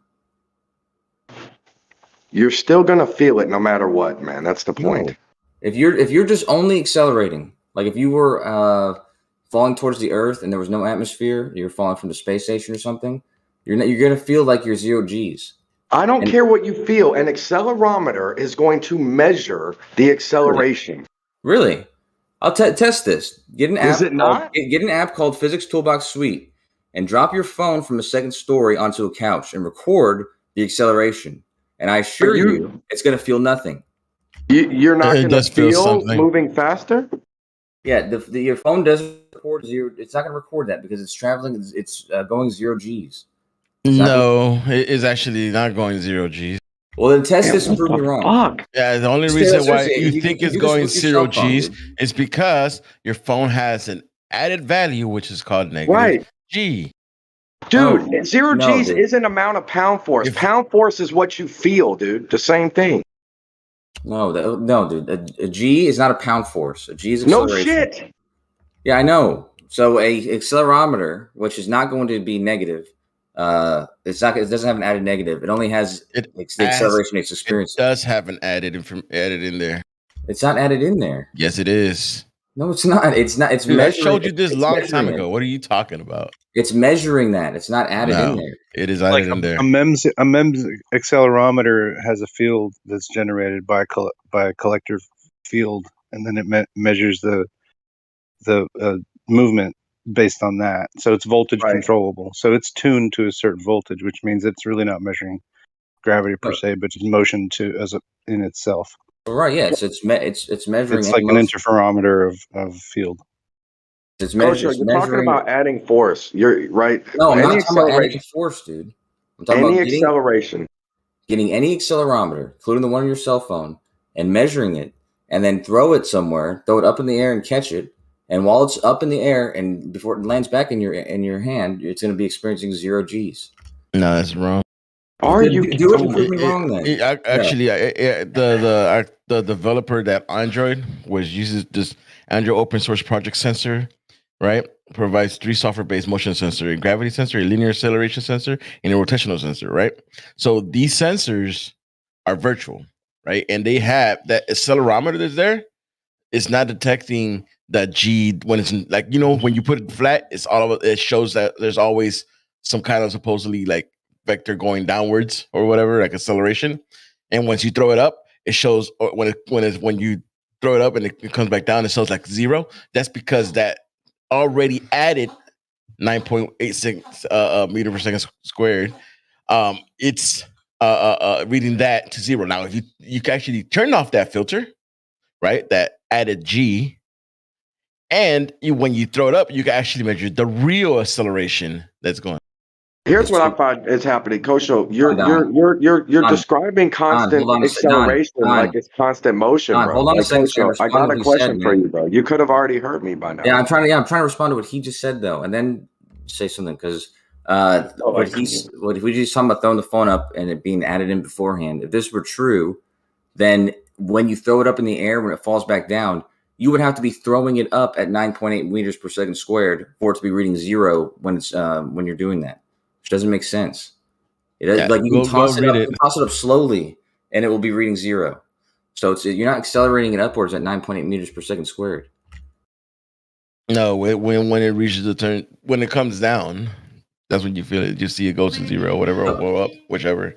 No, but it goes. It's at 0 the second it leaves your hand. But if you toss it up in the air while it's going up in the air, it'll read 0. It's just a tuned VCO. Again, it's not even a real accelerometer. It's a virtual sensor that they wrote. It is a real accelerometer. No, it's not. Yeah, it uses the. I'll show it to you. It's just like an interference measure. Man, what the hell, Kosho? Why are you doing this? Look, a software-based motion sensor, a gravity sensor, a linear sensor, and a gravity sensor, a linear acceleration sensor, and a rotational sensor. These sensors were updated in Android 4.0 and now uses a device's gyroscope in addition to other sensors. To improve stability and performance, if you want to try these sensors, you can identify them by using the get vendor method and the get version and method. The vendor is Google LLC. Right. So in other words, that actually if it doesn't have a gyroscope, Yeah, you they have cannot. three. Yeah, they have three. Yeah. If it doesn't have a gyroscope, those sensors are not available. Actually, if the This device manufacturer accelerometer is provides supposed to their tell own you how parameters, fast you're. Hold on, guys. Too many people. This accelerometer is supposed to tell you how fast you're accelerating. Yeah. That's it. And when you drop it, it reads 0. When you throw it up in the air, it reads 0. When you drop Sounds it, like reads it 0. doesn't work. That It HUD. sounds like it's broke. Yeah. If it's supposed to be telling you how fast you're accelerating, and I drop it and it reads 0, I feel like it's not working. It tells you the acceleration it's experiencing. So it looks at all three of these It sensors. sounds like it's broke. If it's experiencing 0 acceleration, but it's accelerating towards the ground and it reads 0, it doesn't work. I tried to tell you this when Rumpus was in here, though. There's a difference between acceleration and what's it called? Fuck, I forgot what the term MEMS is. accelerometer. Yeah, when we fall to the ground, when we drop the phone to the ground, is it accelerating? Proper acceleration is what it's called. So there's a difference between proper acceleration and the acceleration you're thinking about. Yeah, I told you he's making up new terms here. How it's made. Don, what were you trying to say before? Read the white paper on it. All right, so check this out. So the accelerometers, right, that's in there. If you push the device on the left side, so it moves to the right, the acceleration value is positive. If you push the device on the bottom, so it moves away from you, the y acceleration value is positive. If you push the device towards the sky with an acceleration of m divided by s squared, the z acceleration value is equal to a plus 9.81, which corresponds to the acceleration of the device minus the force of gravity minus 9.81. So that's why it will read 0. So earlier when I asked you if there was a scenario when we're not falling to the ground at 9.8 meters per second squared, this proper acceleration thing is the one? Yeah, so the proper acceleration is the one that we're talking about, and the coordinate acceleration is the one that you're experiencing in that you can measure as the acceleration that you're traveling. There we go, Coach. what's the Remember when I difference said between what's the proper- difference, though? Jeremy, 20 minutes I asked him what's the difference. 20 minutes ago, he could have said this. Yeah, no, you asked me the difference between a jerk and an acceleration. And now I'm telling you the difference between proper acceleration and the acceleration that we're all familiar with. Well, hopefully you can see that this is what you're actually say talking the difference again. I missed it. Proper acceleration is like what would be experienced like in an accelerometer on a table, or somebody falling but feeling 0 G's. That's proper acceleration. Whereas coordinate acceleration, or just regular this acceleration we know, is like how something's moving through coordinate system. So proper acceleration is not. I can be accelerating and not and having no proper acceleration. No, well, yeah, exactly. If you're in free fall, if you're in free fall, you're actually accelerating, right? Because you're falling towards the ground faster and faster, but you're experiencing 0 G's. You guys love to bastardize terms. You're a bastard. You're a bastard maker. Bastard maker. Fucking proper accelerate. Get the fuck out, dude. If the accelerometer is supposed to be seeing how fast you accelerate, and you drop it and it reads 0, I don't think your accelerometers work the way they're supposed to work. I could be wrong, but I think you're accelerating towards the ground at 9.8 meters per second squared, and the accelerometer reads 0. Shit's not working, bro. Because that's an added value that it has in there, because it's a virtual sensor. It's not an actual accelerometer. If you use an actual accelerometer, put it like this: you're accelerating, and the accelerometer is supposed to read how fast you're accelerating. I think it would pick something up if you're accelerating. Check this out. It says the stationary device will have an acceleration value of plus 9.81, which corresponds to the acceleration of the gravity device, of the acceleration of the device, which is 0 m, s squared minus the force of gravity, which is negative 9.81. So if it's stationary, it's going to read you a value of 9.81. But once you let it go, it's going to read 0. But it wouldn't do that. The accelerometer is there. Hold on, Elbow. Hold on. You're telling me we're not moving? Yeah, exactly. The thermometer is saying it's accelerating. Yeah, even if it's it reached stationary. proper acceleration.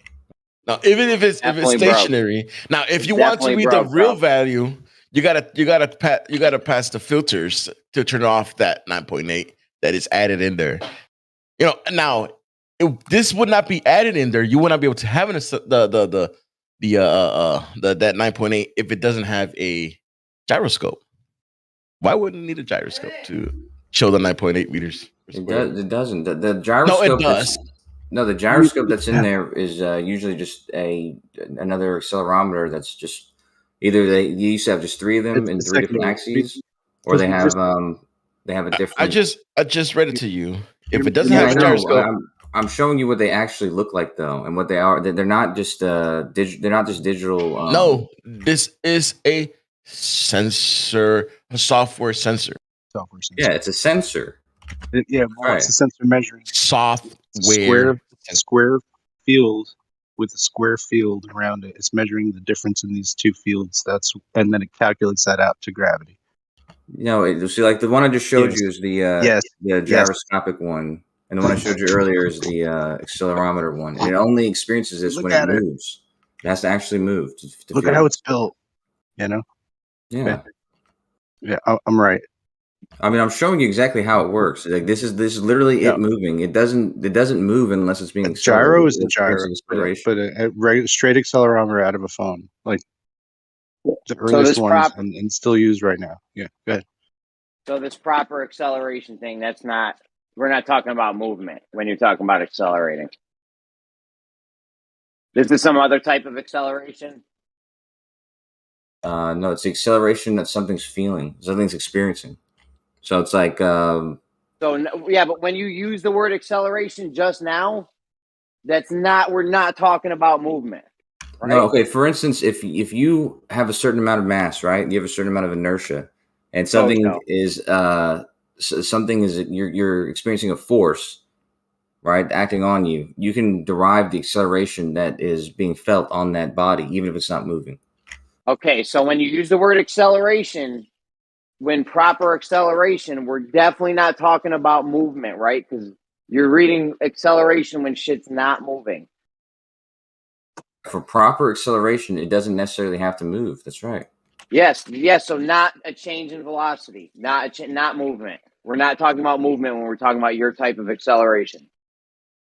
Yeah, it's just like I said, it's just the amount experienced by an accelerometer, even if it's not moving. Yeah, so this is like some goofy shit where we're talking about accelerating but not moving. All right, I got it, I guess. What is the accelerometer measuring then? Proper acceleration. Which is not moving. Are you just gonna say it though? You're just gonna say it that's again? That's what it's measuring. That's literally how proper acceleration is defined. It's defined by the acceleration that it would be experienced by an accelerometer. An object's just like sitting still. Like what is it physically measuring though?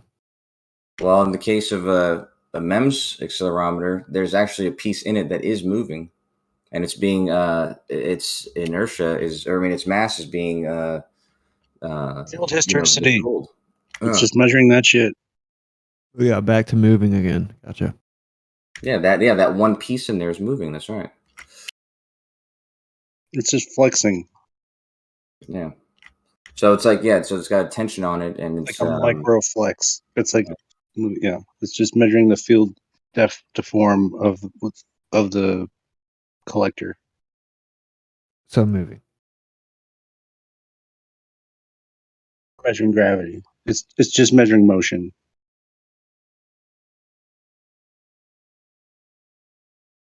The regular acceleration, to contrast the proper acceleration, it can be called coordinate acceleration.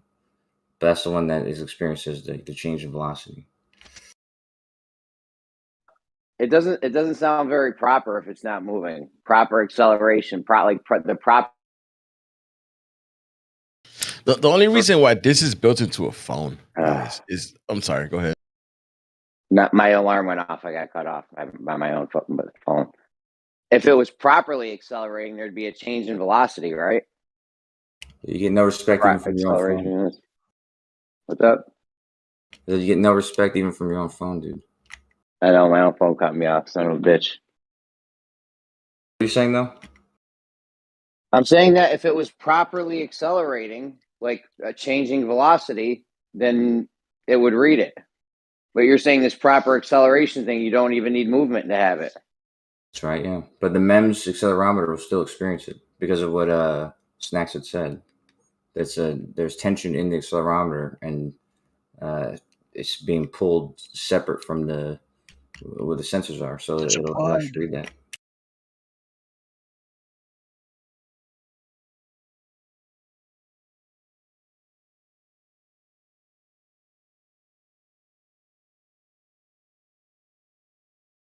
You remember Rumpus even disagreed with me whenever I was saying this before, because I forgot you and him were talking. You don't know what acceleration means. We know. Well, no, I mean he didn't know what proper acceleration was. Yeah. Sounds like you need a new word. I mean, the words is the one I use words that are the same as the ones. Let me show you where there's a problem here, Kosho. Let me show you the problem, okay? I'm sure you could agree with this. Acceleration means a change in velocity, correct? But that's coordinate acceleration, that's right. Right. Right. It's just regular acceleration. Regular.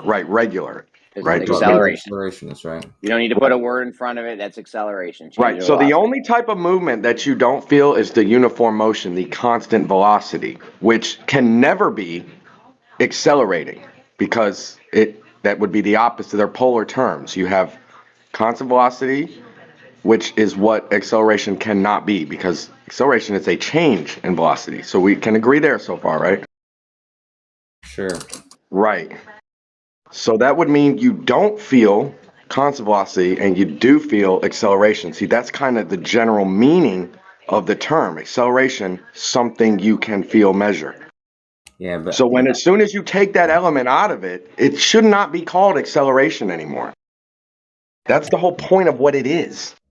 You know that ride, that gravity circle ride, I forget what it's called. They call it different stuff, but it's basically a centrifuge. It spins around and you get pushed against the wall. The gravitron. The outside one is the crazy whatever, yeah. And you feel that because you're being centrifuged to the wall. But really you feel it because you're being centrifuged to the wall and you're being centripeded back away from the wall. And there's two forces acting on each other. Okay, so when you feel acceleration on the ground, like I said, you're feeling it because the ground acting up on you. But when you're just in free fall, there's no like an accelerometer is not going to experience that, because not a MEMS accelerometer, because it doesn't have anything to like what Snacks was saying with the tension in the thing. It doesn't have two different things pushing on it. Both the inside of the accelerometer and the thing that it's attached to, they're both falling at the same speed. So it's just not something that can be experienced. But it still is coordinate accelerating. It's definitely accelerating, but it's not going to be experiencing any proper acceleration. Through space. It is through space, but not through measure, is what you're saying. Sure, yeah, it is through a coordinate system, but not through, not through not through force measure. Yeah, the sensor would need like a virtual momentum of the phone itself, I guess, to adequately show what the phone's doing. But it's bastard science, in my opinion. Yeah, in relativity theory, proper acceleration is a physical acceleration, i.e., measurable acceleration by an accelerometer experienced by an object. It is thus acceleration relative to a free fall. So it is measurable. It is yeah, that's the one that is measurable. The proper acceleration is the one. And which one is the one that's not measurable? Well, the coordinate acceleration is not measured by an accelerometer.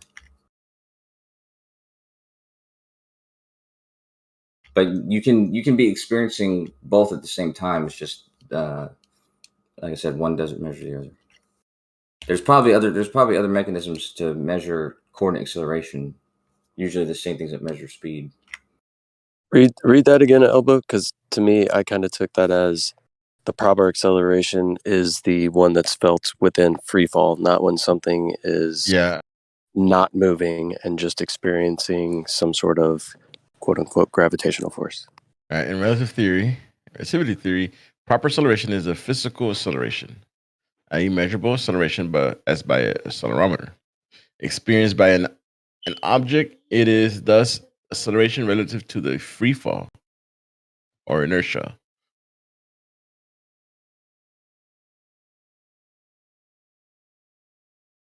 Acceleration relative to free fall.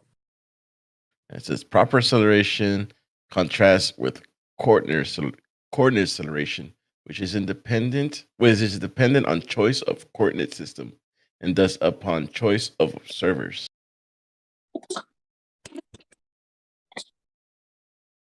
I'm not buying that you could push someone off a cliff and they wouldn't feel it.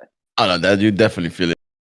Yeah, bro. Even if you were in a box, taped to the box, whatever, dude, you're gonna feel your stomach drop. Yeah, but that's like I said. There's two things there. There's the atmosphere, and if you omit the atmosphere, then there's still a jerk involved from when you leave the cliff, when you're at 1G and you're falling at 0Gs. That's a jerk. So you're gonna feel that. I just don't know why You're you definitely don't like the gonna feel it. micro All right, jerks. cool. Micro You're jerks. definitely to gonna me- feel it. All right. So you're definitely gonna feel it. Good. As soon as the box starts to move, like i.e. they start to push you, and then as soon as it changes direction in any direction, you would feel it, including down. You're a jerk. I know. Here's what I don't understand. What are you arguing? Is this kosher? Are you saying that you won't feel a free fall when dropping? You won't feel anything? He's talking about a conversation he had with somebody else, and he was saying that when you're in free fall, you don't experience the sensation. And I caveated that by saying that if there was no atmosphere and there's no change in acceleration, if you're simply accelerating without any change in acceleration, then you wouldn't feel it. Okay, so there's a roller coaster, right? At Six Flags Magic Mountain in San Dimas. And you kind of experience the free fall and your gut goes to your throat. At least you experience that. Doesn't necessarily mean that that's what actually physically happens. But isn't that enough proof other than just somebody saying you're not going to feel anything because they're just like saying words. They don't mean nothing. Hold zero weight. Because you can literally go on a roller coaster, which it's literally called, I think, free fall, by the way. Or maybe that's Knott's Berry Farm. I don't remember. One of them's called free fall. And when they let you go and you fall like, a long ways down in free fall motion, your stomach feels like it's in your throat and you go, ugh! It takes your wind away for a little bit. They have rides that you stand on the floor drops out from underneath you and you start falling, and believe me, you feel it the whole way down. Yeah. As I said, you're experiencing a jerk at that moment. The whole way down. Not just the initial jerk. You know you're falling the whole way down, right? They can put you in a box, they can do whatever the hell they wanted to you. Yep, you would know that you're falling. And you would know when you stop fall or you decelerate. When you hit the ground or you slow down, you also feel that. Hello? Yes. I don't even know why this is even a discussion. It looks like Zanuck said you wouldn't, and now Kosho is trying to around about agree with him, but not agree, but kind of be in the middle and not be clear. And if you were in the atmosphere and talk through me now, and talk through me right now, while complaining that I'll talk through him later. I'm sorry, were you saying something important?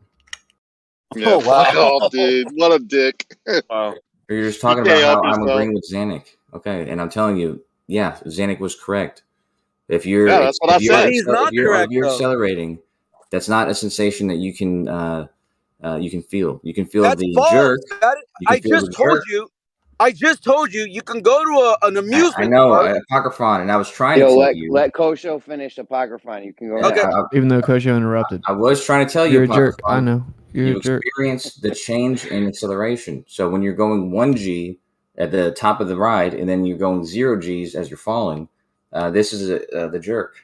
You're still feeling the G. No, hold on. Okay, oh my God, dude. Hey, just real quick. Let me reiterate what I just told him.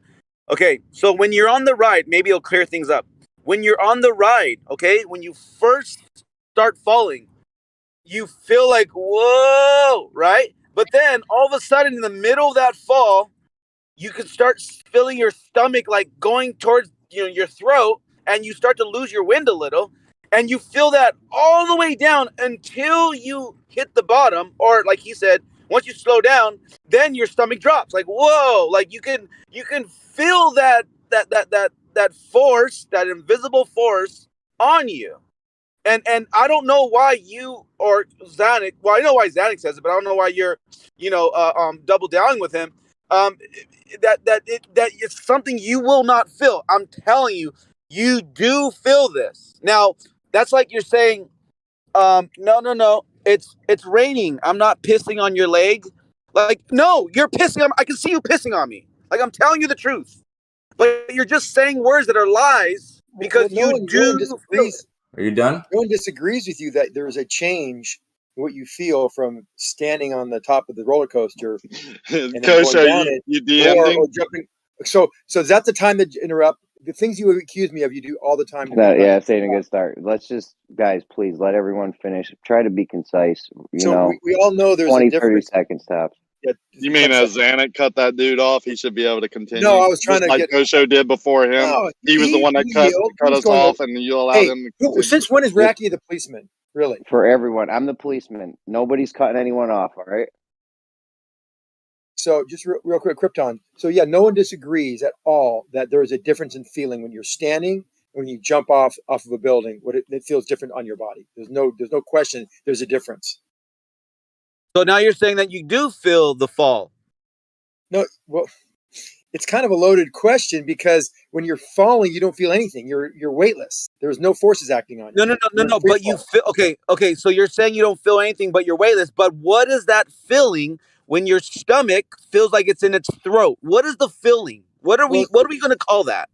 Well, there is what your stomach goes to your throat is what I've experienced when I've done a 2G negative maneuver in an airplane. Your stomach literally does go up toward your throat. It literally does. But if you're falling, it just gets the force that is due to the weight of your stomach and things in your body that is released and gone. So everything's kind of floating. So you're going from a feeling of your stomach having weight in your body to your stomach floating in your body. And that if you're going to say that's your stomach going in your throat, fine, I agree with you because there's a change. It certainly is a change.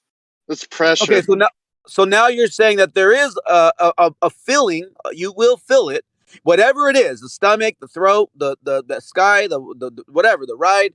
But I just want to point out that saying that you feel nothing is an absolute lie. And I just want to point that out. And I think if you want to retract and recant, that's fine. That'll be cool. Because at least now you're being honest. Well, right? There's something, so it's semantics, but you're feeling nothing, which I can say you're feeling nothing, or you're feeling the change. We're feeling a change for sure, but the change to nothing.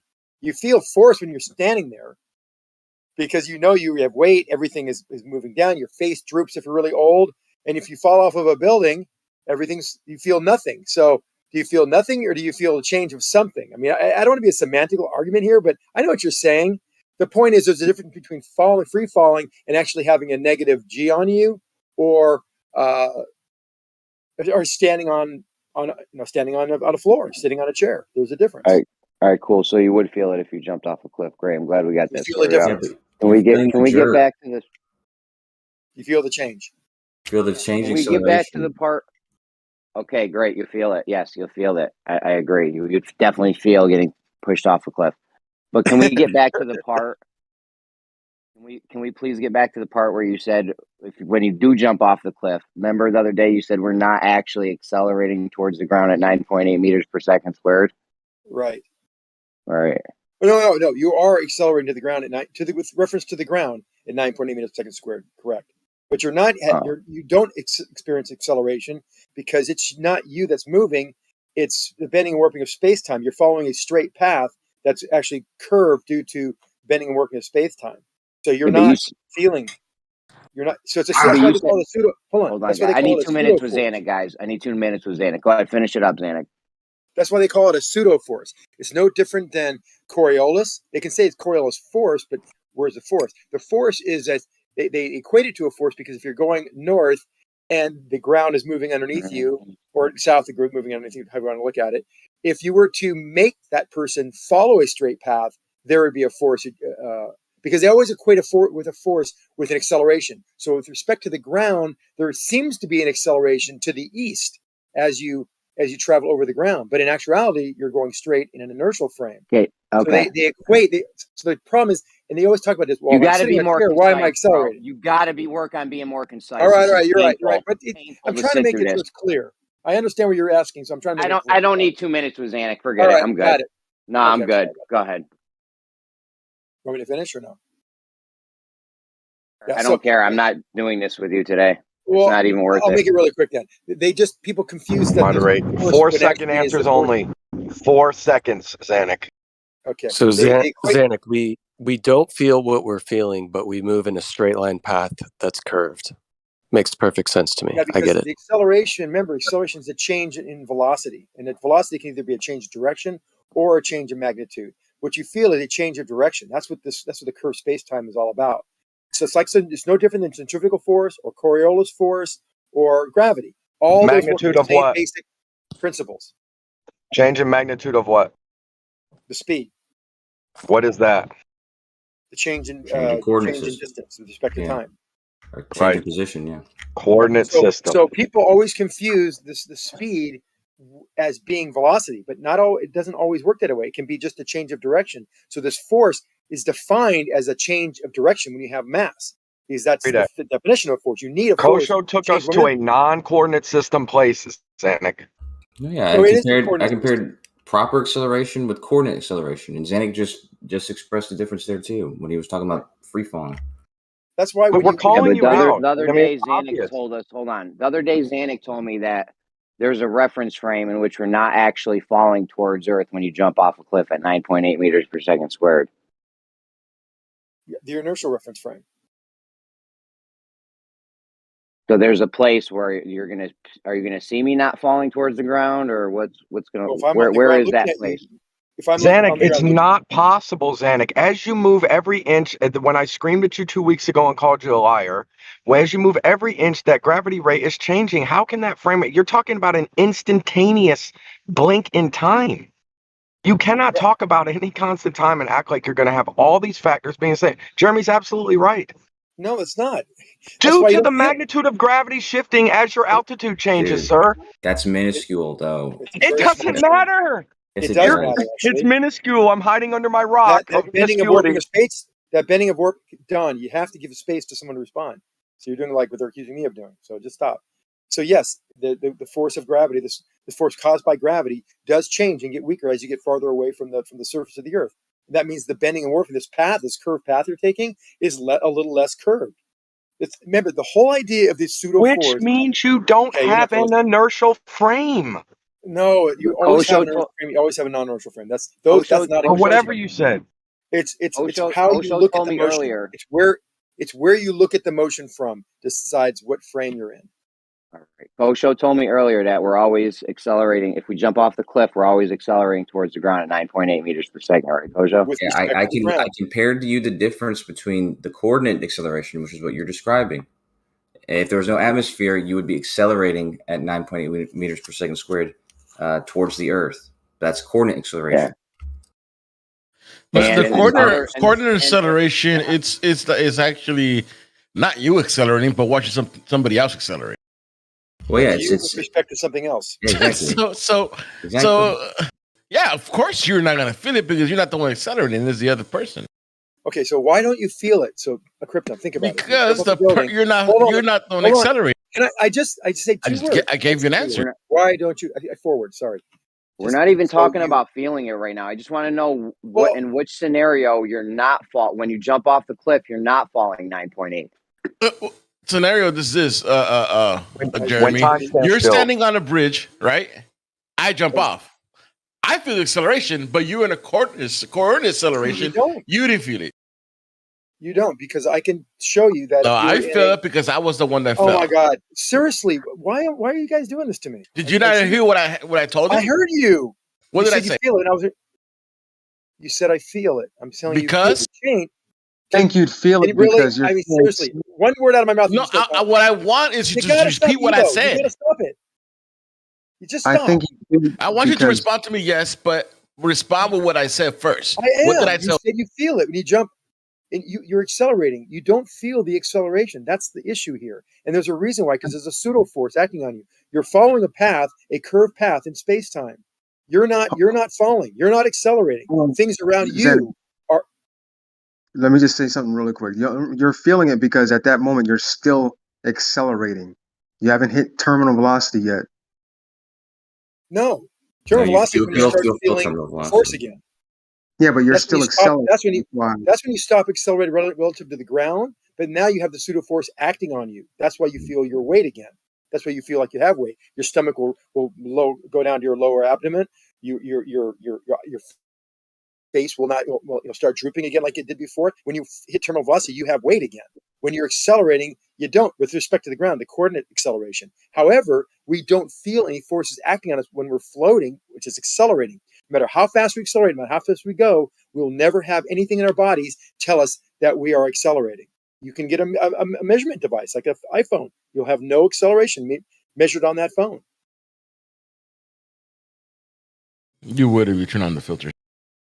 Look, I'm not talking about relative acceleration. I'm talking about actual forces acting. There are no forces acting. You know this. If you can understand if you jumped off of a bridge and you were blindfolded, you wouldn't know that you're accelerating. You just know that you feel weightless. Hold on, you just feel weightless.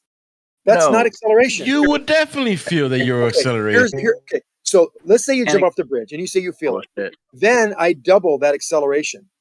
Suddenly, you're able to stand on the ceiling. You're able to stand on the ceiling and not know whether you're right side up or you cannot help yourself, can you? No, but you just said you double the and you just stand on the ceiling of what? The box an elevator. Let's say I throw you on an elevator. No, you double down on stupid right now. That's what you double down on. If this is easy to prove. Yeah, I'm just giving you a concept. If I double the acceleration of how you're falling with respect to the ground, the coordinate acceleration, you could stand on the ceiling. If you're blindfolded and there was no windows, you would not know if you were not standing on the earth or if you were standing anywhere else with weight. Yeah, you would. Yeah, you would. No, you wouldn't. You wouldn't. All I did was double. Now, if I remove that acceleration where you have weight, you're now floating. And if I remove it again, you're standing on the ground again. So that doesn't correlate with your idea that that you're feeling this free fall. It doesn't. There's no agreement. If I jump out of a hot air balloon, I would definitely feel it. Yeah, the only way you'd know is because you're talking about feeling the difference. We're talking about feeling the falling. You'd feel the wind rushing past you. Of course, you'd feel that. But inside of an enclosed, like you said, an elevator or a box, you wouldn't feel anything. You just be floating. And yeah, there's a difference. Don't confuse that there's not a difference between standing on the ground and jumping off a building. Yeah, your body will feel like I don't have weight anymore. Your stomach will kind of float in your body. The saliva in your mouth will float. Your face won't be drooping down anymore. It'll be. So you only feel it because your stomach is moving at different rates than your body, you're saying? No, it's all moving the same rate. That's why it's floating. That's what floating means. But Zanuck, when you go up and then down, you feel that parabola. No, absolutely not. You don't feel that's why, dude. That's what. Dude, Hold up. When you get on a roller coaster, vomit can I ask you simply? When you are in a roller coaster, bro. Oh my God! I need to ask you another question. Vomit comments literally go up and down. When they're going in that arc up and down, they feel free fall. They feel 0 G's. During the up you and also down. Kosho, roller coasters go up and down, and you feel them. Those aren't the same rates as a designed rate of acceleration upward and acceleration downward. Dude. That matches, hold on, let me finish. It matches the rate of acceleration due to gravity. Dude, you're trolling us. When we match that acceleration rate, even though you're going up, we're actually, in layman's term, we're decelerating, but we call that in physics still acceleration. We're decelerating, and at the top, we're like at an apex. We're not going up or down, still accelerating, and now we're going down, still accelerating. So during that acceleration, we match 9.81 meters per second squared. We are weightless, going up, peak, and going down. All points are weightless. Does a skydiver at 15 meters compared to 1,500 meters feel the same thing? The acceleration rate of a skydiver due to drag, the acceleration rate will change, will go down. Does he feel it though? Does he feel that though? He feels weightless initially, and as he goes faster and faster, there's more and more drag, and eventually that drag equals his weight. And when the drag equals the weight, he stops accelerating and he feels weight again. That's when you sit there and you're doing their maneuvers where they're holding hands and they're doing little star maneuvers and stuff. So you're saying while they're doing all those maneuvers, they're not feeling the effect of still falling at the same time? No. Yeah, they're feeling the wind. They're feeling the wind. Yeah. They're not. So all they're doing is just feeling like if I'm just like right now, I could put a fan on my face and I feel just like the way a skydiver feels, at 5,000 feet in the air. Really? Yeah. Yeah. I could put you in Las Vegas. They have the skydiver chamber where they just have air rushing up on you. Hold on. Let me tell. They have a skydiver chamber where they have a skydiver chamber where they have you in this tunnel, vertical tunnel, and they have air rushing up you, and you sit there, and your mom could be there looking at you, and you can wave to her, and you're sitting there in a skydiver position. You're not going anywhere. You're not accelerating. That's the same thing they feel falling down from 30,000 feet if you want to jump there. But they're not falling though. They're staying in place. That's different. So that's a good point, and that's exactly what I'm saying. You're an idiot. You're an idiot. Krypton. You have to let people respond. You're trolling us. I'm not trolling you. You cannot listen to me. Jeremy, you spoke for like 10 minutes. Just shut up real quick. He won't stop. Shut up real quick. You talk for like 10 minutes, bro. Shut up real quick. You're trying to convey that, or you're trying to compare a tube, a tank that blows air up, which actually lifts you up, and then you just stay like within within a foot or so. You may hover above it, going up and down. Okay, you cannot. That's apples to oranges when you're comparing someone jumping out of a plane and falling down to earth. You're trolling us, Zanuck. Just stop. Let me know when I can talk. Okay, not yet. Somebody else go. No, okay. I'm gonna respond to you. So yes, it is exactly the same. Apples and apples. No, it's not. Can I please finish? I let you finish. Just shut up. You are floating due to the air's resistance. And it is no different, apples to apples. When you jump out of an airplane, you would be accelerating. And when you stop accelerating, you have your weight again. And that feeling when you stop accelerating, called terminal velocity, is exactly the same. Absolutely no difference, except for the optics, as you being in that tube in Vegas, not moving 1 millimeter from your mom sitting outside the tube waving to you. If you can't understand that, then we're done here. Somebody help him out.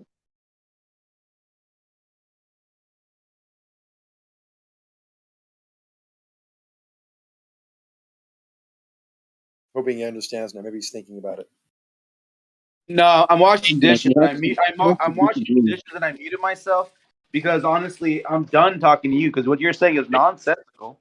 Does anyone else think that's nonsense? That what I said? You actually disagree with it. Does anyone think there's any difference between jumping on an airplane, hitting terminal velocity, holding your hands out, and being in Vegas, sitting there a meter off the ground, floating due to the air rushing past you? Does anyone think there's any difference at all? Anyone? Besides a Krypton?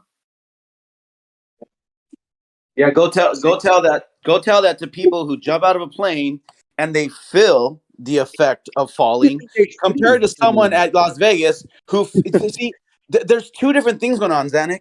There's a feeling of falling and then a feeling of floating. Two different things. Where do you think they train for? I don't think you've ever jumped out of a plane before, I think.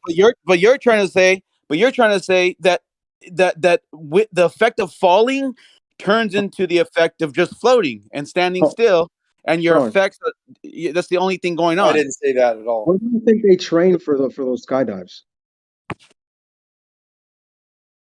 Wait, are you asking me that? Yes, I'm asking you. Where do they train for those skydives? I don't know where they train. I don't know. Okay. Don't they train skydiving by skydiving and by watching videos? For instance, if I go, listen. If I pay $350 and they go watch this video, these are my hand instructions. And then let's go. They don't fucking train for skydiving. You just go and watch a 15-minute video and then you go skydive. Get out of here. You're trolling us. You are trolling us.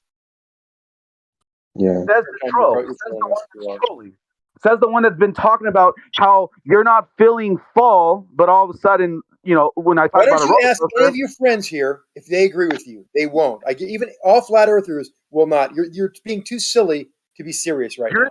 it's not about flat Earth. It's about logic, common I sense. If know. you're That's what I'm falling saying. from a high, Ask any of your friends. if I jump off a building, listen. If I jump off a building in downtown LA, I'm going to feel that rush of falling. It's going to feel like it's going to probably even take my breath, and I'm That's going to be not like, what we're talking about. You're changing the subject. "What do you mean? Falling from the sky is the same as falling from a building? What the No, fuck because are I you said, I was very specific. I said when you hit terminal velocity, meaning you're not accelerating any longer with respect to the ground, the coordinate acceleration, it's no different than you sitting in that air tunnel, vertical air tunnel in Las Vegas, a meter off the ground, floating. There's no difference at all.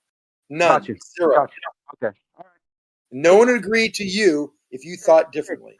So now that you've cornered the argument, Ground. Give me a so second. now that you've cornered the argument, right, and now you finally are sounding like you're making sense in your own argument, then go back to Jeremy now, and you guys had a total different conversation going on. But Look at this. Skydive. talk to him. Today's skydivers are the world's best than their predecessors, and their increased maneuverability comes thanks to the recent advent of the vertical wind tunnel. Yeah, you just seem like you're not informed really about some of these basic elements of the discussion. It's not about being informed. The argument earlier was that if you fall, you don't feel it. That was the whole argument. Now, if you want to come all the way, that was not the whole argument, dude. That's what it was for me earlier. That's what it was for me earlier. Jeremy's cogent argument was the acceleration we're feeling, we don't feel it, and it's due to this bending warp of space-time. And that was the argument, what that means. Some people think that, if everything's accelerating around us, things are moving around us and we're not moving, that means the Earth has to be expanding in all directions. But then I got clarification of that to tell him that just because we have a force doesn't mean it's caused by an increase of magnitude of things moving around us at a faster rate. It could be things changing direction. That'll also create a force. And that force is called a pseudo-force. And this pseudo-force is evidenced by you falling, not feeling anything, yet you still accelerate. That can only be explained, as we know it today, by the bending and warping of space-time. Nothing else really works to be able to explain how we can feel this acceleration, because we feel this. I mean, we see acceleration with respect to other things, but not feel anything. Zanuck, I'm sorry, You're retarded, bro. You're retarded. I had to take a call for a minute, Zanuck, but there is an issue I have. Maybe you can educate me. I know I'm ribbing you a lot, but maybe back to the core I was talking about. Y'all came back with talking about equalizing the force or whatever. And then we were talking about how the stomach moves at the same rate. I'm just talking about how when you go up and then down, why are you feeling that on a roller coaster? Because you're moving forward? Why is there a difference? Because those rates do not match the acceleration due to gravity. Okay, I guess what I'm saying is how the queasy stomach feeling where you go over the hump and it's like whatever you're saying because the match doesn't whatever. That the feeling I'm talking about, right? Because when a roller coaster I'm just saying it. You know the feeling, right? Well, yeah, it makes your stomach. Okay, so when I jump out of a happen? plane, or if I'm in an airplane and I do a coordinated turn or a dive or something to feel weightless, I feel weightless. I don't feel like the roller coaster. It's not the same as the roller coaster. Floating is actually kind of cool, but when you're right, but here's what I'm saying, buddy. When you're forced to make a turn, hold on. When you're forced to make a turn, can I finish the sentence? When you're forced I cannot follow you. I tell you this. I'm lost. I can't follow you. The last sentence might be the answer for you. When you're Zanuck, shut the fuck up and let him finish his sentence. How about that? He said he didn't follow me. I was going to give it to him a simple explanation. You can yes or no me. Can yes or no me, Zanuck? Like I need easy, just yes or no or maybe, and if it's a maybe, then I'll say okay, explain. But I can't follow you sometimes. But all I did was say that floating is cool. You feel like you're floating. There's no force. Okay, but I'm talking about. Listen, I don't want to talk about. I don't want to talk about not feeling it. You're doing it again. I'm going to get the roller coaster. You're not going to give me the answer. It I'm would saying, help. here's You what the don't know situation. what I'm Here's the other. asking you. I Just mean, hit mute on Zanuck. Just hit mute on Zanuck, and No, then I don't mute him. John, are Please you don't mute fucking him. kidding me right now? I'm Yeah, but giving you a no, simple explanation. but I'm not asking that, sir. What I'm trying to ask you is just about the feeling of those times when you Yes. actually do feel it. The Not the answer time. So is I don't want simple. an Let me answer finish. yet. I need to restate it. You So, don't need to. oh my God. Zanuck, there are Let things me going on answer in my you. head that I need to I'll explain quell. it one more time to you. Go Yeah, ahead. Say it again for the yeah. fourth time. Go ahead. No, I have a new question now. Let me answer the last question because I think it You might already answer all your did. questions. It's done. Let me answer the question. No, can I you got be a halfway through it. gentleman, man? Hey, John, man, would I you beg honor of me in a you little to bit just of shut up. respect? You're just crazy, buddy. I ask you You as a really friend. Just relax. are. I It's asked like you. you're I cutting just John asked you off. first. As a friend, you can't shut up for a second. Let me speak one sentence, really. No, I need 15 seconds. So if you go No. up You and down, seriously? You're gonna okay, face me like buddy. that? Seriously? Yeah, man. dude, I'm just trying Let to. me mute say him. one This is Just sentence. going on the mute market. him. Just mute him. Then you can ask your Shut up, question. Krypton. Unmute him. And Mute I'm not him. sure Ask about it, their and then friend unmute him. status. That's in question as well. None of our friends. Yeah, we're friends. Zen, you're a little bit. I can't. I'm overwhelmed right now. Can you just let me have the lead? No, because I asked you nicely to just give me a sentence, and the sentence might answer your You question. can talk, and then after that, can I have the lead? Of course. Okay, well, hurry up. Okay. So one, free Dude, you falling. guys are fucking idiots. I'm out of Krypton, here. you're obnoxious. So Krypton, yeah, thanks. So Don, when you jump in free fall, it's actually kind of cool. But roller coasters can be uncomfortable because they add additional forces to you. They're not following 9.81 meters per second squared. They're exceeding that, and that's what makes it uncomfortable. That's a simple answer, right? That's a good point of what you're trying to make. But I guess you want me to hear this: the roller coaster's pulling you down extra fast. Is that basically what I'm Well, supposed to hear? there's a change of direction, which is abrupt, which makes things increase. The G's are increased. The forces are increased. Okay, Versus, it's whipping you over the hump at a not now. If you were to jump into the air, you wouldn't whip over that hump in that same rate. Is that what you're saying? right. Right. If you were in a Okay. parabolic flight, you wouldn't have that same rate of change. It's much more gradual. Okay. So you're saying it's pulling you down in any instance where there's not something pulling. I only want to talk about the times when you actually do feel it, basically.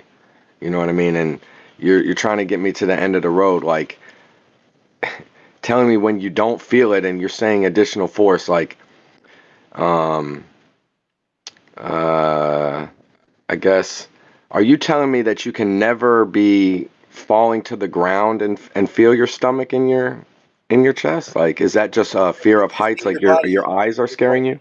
Everything in your body is neutrally buoyant. If you're jumping off of the initial jump before you start Yeah, the acceleration starts being reduced due to the fact that you have air resistance. The initial 10, 15, couple first few seconds, you are in free fall, like jumping off a high dive, a diving board, jumping off of a cliff or a bridge. You've done that before. That's a free fall for the most part because it's only taking 2 to 3 seconds at the most, and that's comfortable. You're just floating. Your internal organs are floating. Everything in your body's feeling weightless. That's the point we're talking about. But why do you feel weightless if you're accelerating at 9.8 meters per second squared? That's due to a pseudo force. okay. Can you think of any other instances where you feel that queasiness in your stomach and describe some of the you know, circumstance specific, unique, like extra forces that are making that happen above the free fall thing? Yeah, of course. Anytime you have this change of feeling gravity, feeling your weight, and your weight is lessened by half, and maybe you feel 100% of it repeatedly, that's going to make you feel nauseous. It's going to make you feel sick. It's going to be uncomfortable. No one likes to not be on the ground feeling your weight all the time. And that's why it takes a while before you can, when you fly, because you're not pulling negative G's really ever, and you're not really weightless that often either. But the fact that Okay, there we go. That's cool. That's cool. Feeling this change of your weight when your weight feels different. I mean, obviously it never really changes, but you're feeling this. The forces change on you. this is uncomfortable and people will get sick. And over time, you get used to it and then you don't get sick anymore. Okay, could you go? I appreciate it. Could you go back over it though and talk about what's queasing you out again?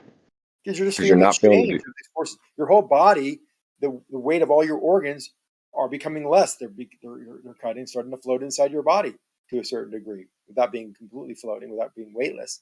If your stomach became half its weight and then became full its weight, half its weight over and over again, and everything in your body had the same effect, that's going to make you feel uncomfortable. You're going to feel it for sure. I mean, this is definitely something you can actually detect. So it's just basically you're saying your baseline environment is different, kind of. Perfect, but well said. Yeah, you know, the acceleration that your body feels all the time, it's basically used to. But a change in acceleration or jerk is basically what it's feeling. And did you know that that's the first derivative of acceleration is jerk? But you know what the second and third and fourth derivative of it is? It's what's it called? Snap, crackle, and pop. Yep. So change and jerk I is believe snap. you. Yeah. Change of the change. Change of the change of the But change. that's why I was attacking earlier. It's like jerk is a derivative of acceleration. It still is acceleration. Like, and I'm saying, well, how does it provide something extra? And he's like, it's a specific extra. To me, it's like it's not really providing an extra. It's just describing a type. But okay. It's a change of acceleration. That's what jerk is. The change of acceleration. The acceleration is a change of velocity. The jerk is a change of acceleration. The snap is a change of the jerk. The crackle is a change of the snap. That's how it works. These are all changes of the changes of the changes. I think this is one of the first conversations I ever. It was in jams a long time ago. We were talking about acceleration and like hitting the surface. But like if you are falling and then you hit the surface, wouldn't you feel? You would feel a change in velocity, a change in acceleration, and probably a change in all of them, right? Even all the derivatives. Are you trying to snap, crackle, pop? Well, I'm just wondering when you're falling and then you hit the ground, are you experiencing a jerk? Because I think so. When you're experiencing a crackle, of course, yeah. But do you experience all the derivatives? Which one are you not experiencing? Which is the first one you're not experiencing? Because you're obviously experiencing a jerk. The rate of change of the change of acceleration would be the jerk. Right. So we know that your acceleration of as you hit, some parts. That's a complicated question. I'm going to go with the crackle. Some parts at the very back of your body, like as you hit, they're still accelerating. But your feet, after your feet hit, and then everything compresses behind it. I think the acceleration there is constant. But in a car, you accelerate. The acceleration's not constant because you need infinite power to do that, or increasing power to do that. So it's constant power. You have a descending acceleration. But if the power is able to change, that would change that acceleration. That'd be a jerk. But you don't have another derivative of that. That's a good question. I got to think about that some more.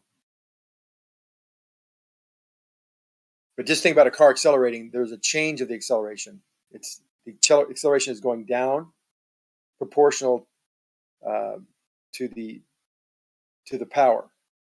So if power is constant, it acts in opposite. It's the torque and the force will go down directly inverse proportional to the velocity. I bet I have the greatest example of acceleration today.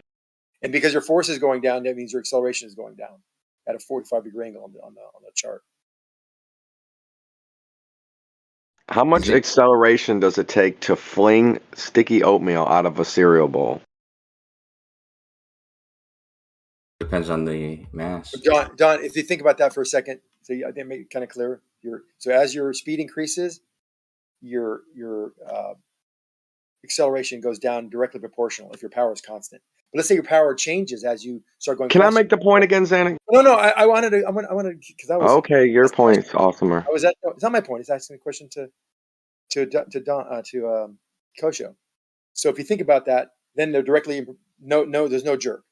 But if the power increased as you got faster, because you had a hood scoop and it had ram effect, you had a little more power as you went faster, you'd be able to change that change of acceleration. So now instead of having it just that jerk would be constant, you now have a change of the jerk, which would be the snap. Oh wow. I always try to think about that, like where you would experience those derivatives. Now the crackle and the pop, I'm not too clear on how that would change. It's funny to me that you're saying like certain I know how that could change. mechanisms measure or don't measure the derivative. I got snap. I got crackle for you. So now you're accelerating. You're increasing the air as you accelerate because of the air velocity and the pressure, and you're getting more mass flow into your engine. But then the air, as you get faster and faster, it starts heating up. So it starts changing that change. So there's your snap and crackle. Now I don't know if I can address the pop. That might be too Right. So we like to use acceleration as this thing to describe a measurable change in something, but then there's some situations where it's unmeasurable. That's hilarious. No, there's some devices that are made to measure it, and mechanisms made to measure higher things. Remember this acceleration. It's part in the force. The force is our weight, but why aren't we accelerating? Well, we say that we're accelerating because there's a force, which means there has to be, if there's not a change in magnitude of our speed, there has to be a change in direction. And that direction change causes the force. That gives us our weight. That's a pseudo force. It's a kind of a hard thing to understand because when you talk about all right, here's what happened earlier. I got caught in the weeds with Coach. You're free falling, but it's not you're falling. You're not accelerating. Everything around you is accelerating. But it doesn't mean they're moving in acceleration. It means that they're changing direction. That change in direction causes the force and the acceleration. You coordinate the acceleration. All right, but help me hammer something home to Kosha earlier, because I'll be moving around a lot. I'll be talking fast, you know what I mean? And then when I get a little bit of time. Yeah, okay, so we're talking about how, like, yeah, if you throw something in the air, it has that same rate of acceleration towards the ground. It's neutralizing the force you put into it or counteract it, whatever, working. It's doing its thing. You put some force, up, and then it's got an amount of force down. And I'm trying to be like, you can measure it. The accelerometer should measure it. But the accelerometer, obviously, it's measuring the accelerant. But what I'm trying to say is there's force. The force is changing on that object, right? Like, but it's not. The amount of Oh, sorry. Go ahead, Don. I answered this question in the chat, but I don't think you read it. But I had to find the exact math because I did the math of if somebody jumped off a 500-foot cliff, for example, if they jumped off a 500-foot cliff, the jerk that they would feel, basically the change in acceleration between the top and the bottom of that fall. And on top of my head, I think it was like 6 zeros and 8 meters per second cubed.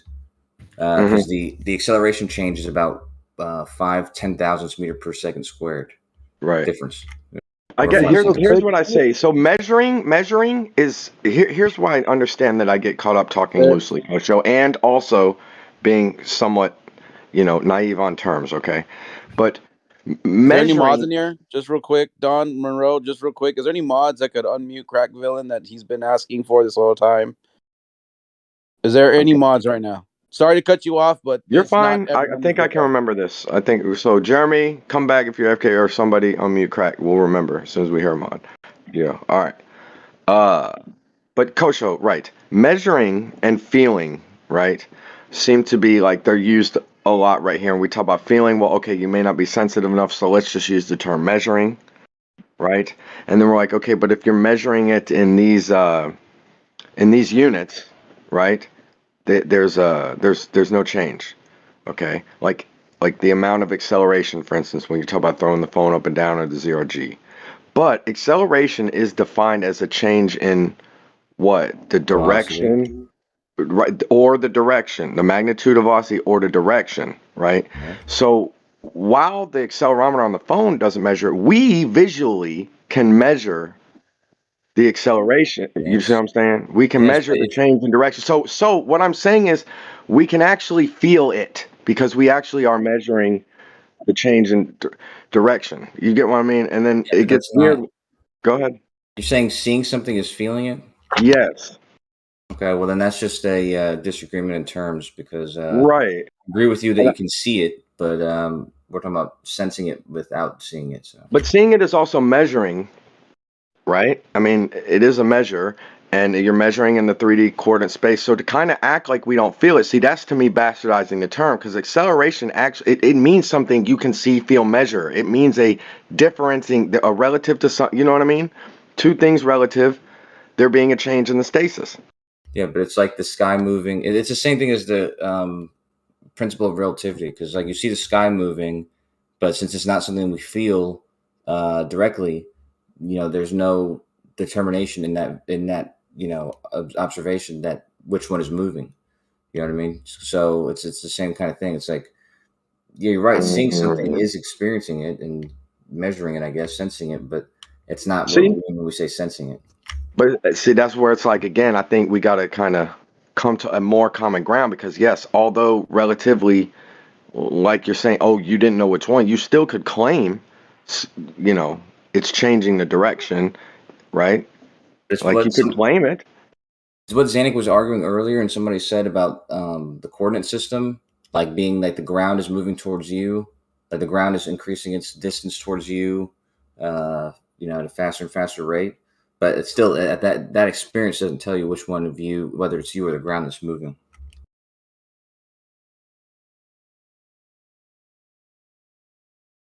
I mean, even if you understand it relativistic, at the end of the day, like you still can claim that something's changing. I don't know why that would be a problem, but yeah, relatively. But it could be that you're staying still and something's accelerating towards you. There's not a way to determine one or the other. Can't you just say there's acceleration between the two? Yeah, you could say that. Yeah, in reference to one another. Yeah, one thing in reference to the other. Yeah.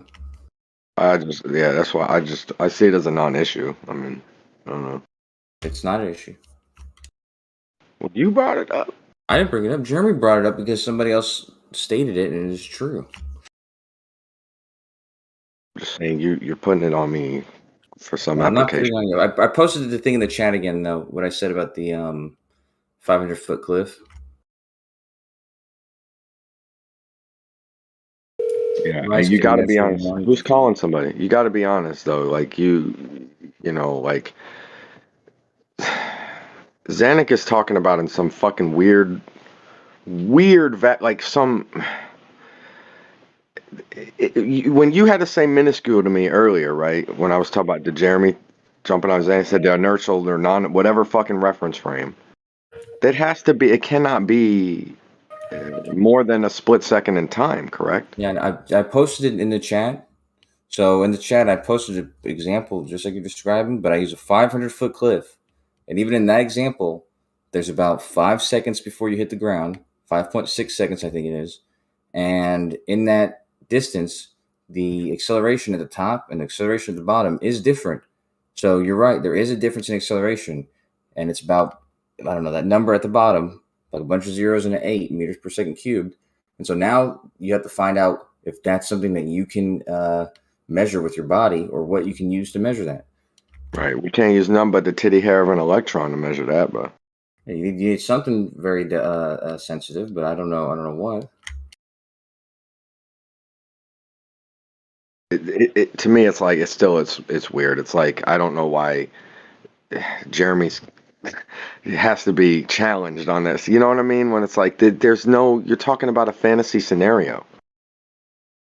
Right. But he asked specifically about a fantasy scenario, but the question sometimes comes up like if you're falling towards a black hole, or if you're falling towards the Earth from somewhere far away, and you're increasing your velocity faster and faster. I mean, at some point you're going to be traveling towards the Earth at enormous rates, but this acceleration you're not going to experience as in that same kind of way. You're just gonna, not until you hit the atmosphere.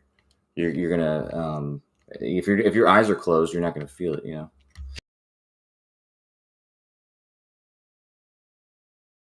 Speaking of, that's a good segue. Speaking of black holes, you see that I saw some little clickbait thing talking about they made a black hole in a lab. Yeah, I think you get the same news I get, because every time you read those articles, It's always the shit that I see on my phone or whatever. I didn't open it though. What did it say? Said they're very scared. Yeah, but they've been saying that for a long time from fucking fuck, man. They've been saying that forever, bro. Yeah, Well, since the Large Hadron Collider, you know. Yay. Do you remember when they did the Hadron Collider, the first installment of tests that they did? Did they actually ask permission in the end or not, or was it actually something that happened after the fact? Well, no, it's something that's both. I think that it's theoretically what's happening, but it's not consequential in any kind of way because it evaporates in like less than nanoseconds. You know. I see your number, Kosho. Cool. Pretty tiny. Like they're talking about tiny black holes, like because a black hole. It's black hole. I'm in a black hole right now. I'm in like the most dark graveyard ever, next to a 1,000-year-old church. What are you doing? Doing some sort of witchcraft? Yeah. Oh yeah, of course. No, I need to walk through. So I could cut through. Okay. No, but yeah. So I don't know if they've measured it because I know there's still a question if gravity will still behave. If there'll still be gravitational attraction in the same way and things that small. Like I don't know if they've ever done a test with anything that small, because that would certainly substantiate it if that were the case. How do you feel? Sure. Go ahead. Sorry. Let me find out what this thing is. The thing they did in the lab, because you said, Don, the thing you saw, was it on Earth or was it one they found close to Earth? No, this is in the lab here. Let me pull it. Let me see. 2 seconds.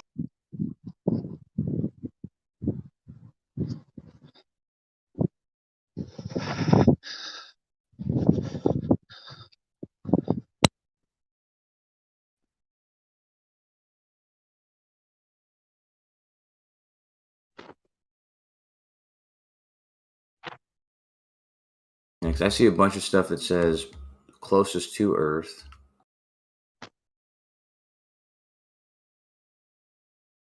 Oh, I see it now. Okay. Yeah, I mean, I don't know, man. How big is this black hole? I'm sure it's immeasurably small. Let me see the size they say.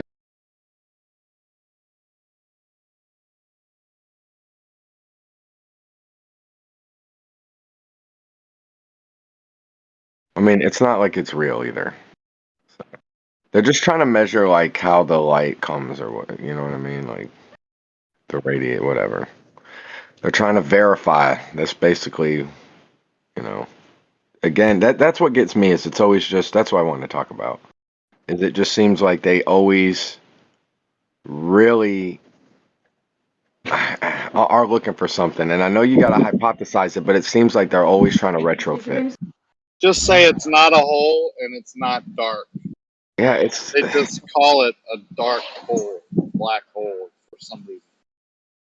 It's weird. Yeah, I mean, I said it was clickbait from the beginning, of course. They call it a hole because we can relate the force of gravity going into a hole, and they call it black because, well, that's how it shows up, but there's actually a lot of light. Weird. Well, no, they call it black hole because light can't even can't escape it. That's how strong the space time is curved at that place. But it doesn't reflect light or the only light it emits is like this Hawking radiation that they're talking about. But wouldn't be light being pulled into it, light particle, like all the light that's going towards it would be at the entrance of the hole, right? Yeah, but that you do see that. No, you don't. You see black. No, you see a black circle. They call a black hole. Okay, well, they have what's called binary stars, and there's a black hole on one end of the binary stars, and then there's some other star, and you can see it, going into it.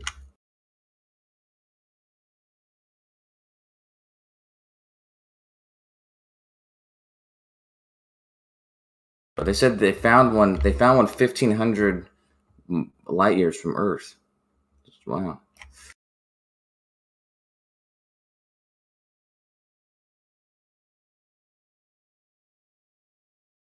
Honestly, they could probably just tell us whatever, right? That's fairly close. I mean, that's something that could be substantiated, I guess. I didn't know that was the same in this same week that they did this black hole thing on Earth. They also found one 1,500 miles from Earth. That's cool. 1,500 light years, not 1,500 miles, right? Yeah, light years. That's right.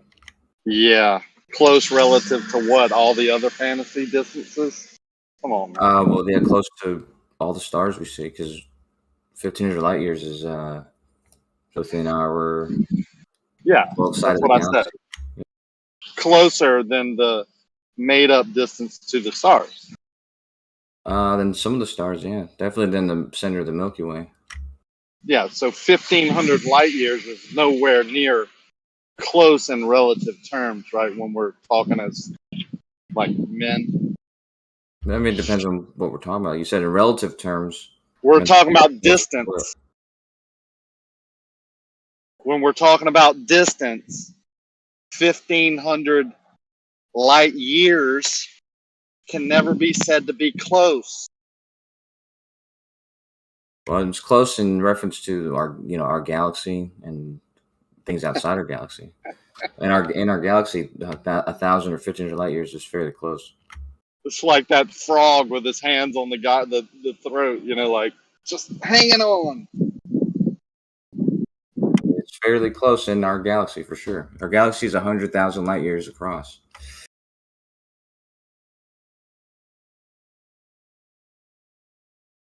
So that's far.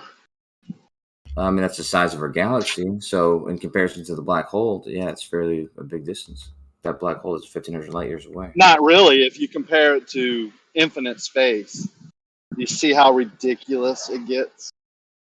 Yeah, if you were to say infinite space, sure, but we're talking about the size of our galaxy, and we're talking about the distances of black hole. So ever expanding space, our galaxy is really close, right? Really small. And I asked, do you see how ridiculous that gets? And you said yes. Awesome. If you compare something to infinity, sure, it seems ridiculously irrelevant to talk about the comparison. But I'm comparing it to the size of the galaxy because that's all the stars we see in the sky are in our galaxy. Well, wouldn't you have to compare everything to ever expanding space, never ending, ever expanding? I mean, I guess if you wanted to, but in this case, the stars in the night sky are all within 100,000 light years, radius. I guess the radius. Yeah, what's the radius? Yeah, just say whatever. It doesn't really matter. No, I'm talking about from the center of the galaxy, which is 26,000 light years away. Still, a black hole that's 1,500 light years away is just a lot closer than any other one that we've come across. Right. So we've measured to the other side of the galaxy, is what you're saying, to know where the center is, right? Yeah, that's right. Yeah, there you go. Voila. Yeah, voila. But however, the picture of the one at the center, that's 26,000 light years away. So I think they say that there's a lot of black holes in our galaxy, but they're just kind of hard to see. I mean, they could say damn near impossible to see, and who would know the difference? Or they could say we could see all of them. Well, that wouldn't make sense because they don't know if they're seeing all of them. But they could say it, and who the hell are we, right? Like, oh yeah, voila. Well, Chronic does this for a living. He looks at the micro lensing, and micro lensing is one way to actually identify it. Remember the paper that he published was about viewing black holes. To identify what they're calling black holes on their screen when they receive data back from what again? Gravitational microlensing. Exactly. Yeah. What's wrong with microlensing? Nothing, man. It's a great part of the fantasy model. It's one of the best. gravitational lensing showing up on a guy's computer screen that wrote a paper that tells you that part right there is a black hole. And if he sees other things that look similar or the data matches up, that's also a black hole.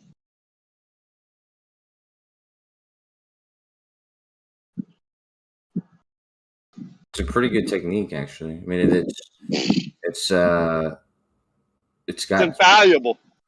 Yeah. Like, yeah, exactly. You can build universities around it because no one can prove you wrong. Yeah, you they can say, "Phew, how would they prove you wrong? They would say, oh, no. That data that looks like that on my screen isn't a black hole, even though the same thing on your screen is the same data, looks the same, and you're calling it a black hole. See, I've disproved you. Yeah, exactly. That's how you would do it. You would take a That's look ridiculous. At the data. You would take a look at the data, and you would say why it's not what they're saying it is. Yeah. How do you know the first thing was right? Well, as I'm saying, you would look at their data and what they're published and how they're the evidences that they're looking at. So, for instance, in what's it called? Yeah, whatever. Variable. It doesn't really matter. Well, yeah, the variable luminosity that they use for exoplanets or whatever. Yeah. The data that gives them the information is based on how much it's dimming and the rate at which it's dimming, and they come to conclusions based on and then also the wobble and stuff like that. So if you can, and wobble from 1,500 light years away, yeah. Yeah, so if you can take that data and you come up to a different conclusion, or you show them that the conclusion they came to is wrong, it's a perfectly reasonable thing to do. Yeah, and then call it a blue hole.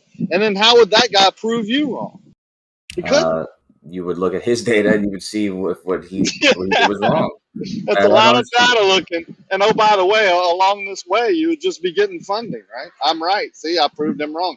See, that Nobel Prize winner that came up with this, I proved him wrong, so I get my Nobel Prize winner and get my funding. Yeah. Maybe. Well, maybe, no. Actual reality. No man can prove.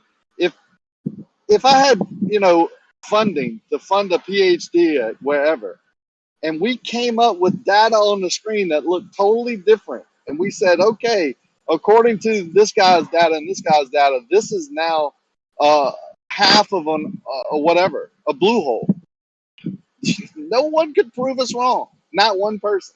Yeah, they could. It would depend on your explanation and what your evidence is concluding to.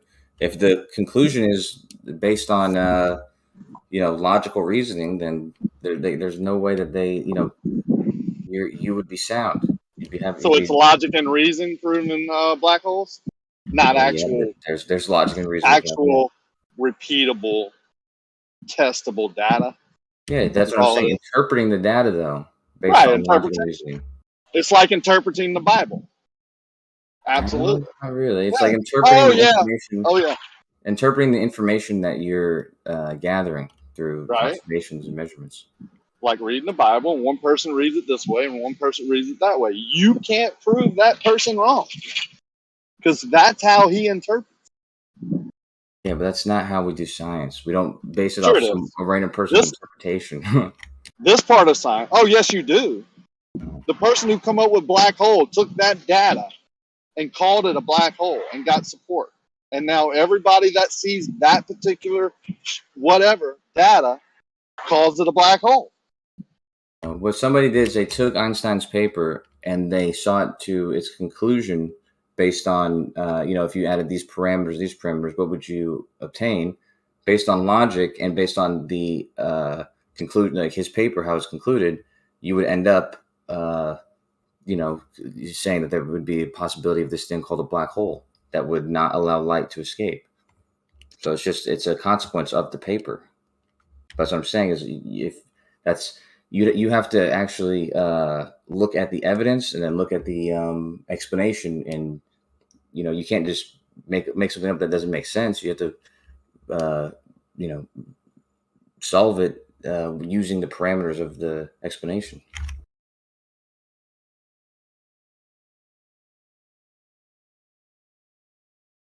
I think black holes were theorized like 50 years before they were found.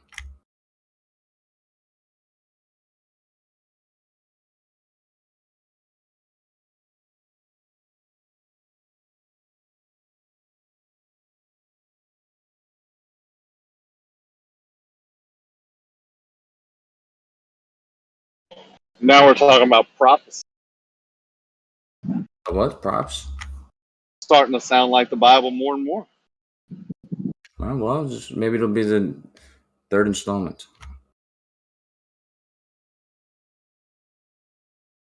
Maybe that's exactly what it is. Or they're trying to make it that. Right. It sure seems like that. The all-knowing science, trying to be all-knowing. You ever heard that in the Bible? Well, trying to predict the future, change time and space. Yeah, but the predictions, when you can make a prediction of the future and show that it's true, that's show that it's powerful. true. Theorize that it's true and show data on a screen that backs up your theory. You think that's proven? I didn't think science. I didn't say it's proven, but if you can predict something in the future and then it actually comes and true, not prove it, and then it come true, that's actually pretty powerful. And never prove it. I don't know why you're bringing up proof, but to point out that you haven't proven your prediction. Because what's the point in all of this if it doesn't prove jack shit? Yeah. Like the idea that you should be one of the guys that turns around and says, no, actually, I refuse to adhere to this bollocks that science doesn't prove shit.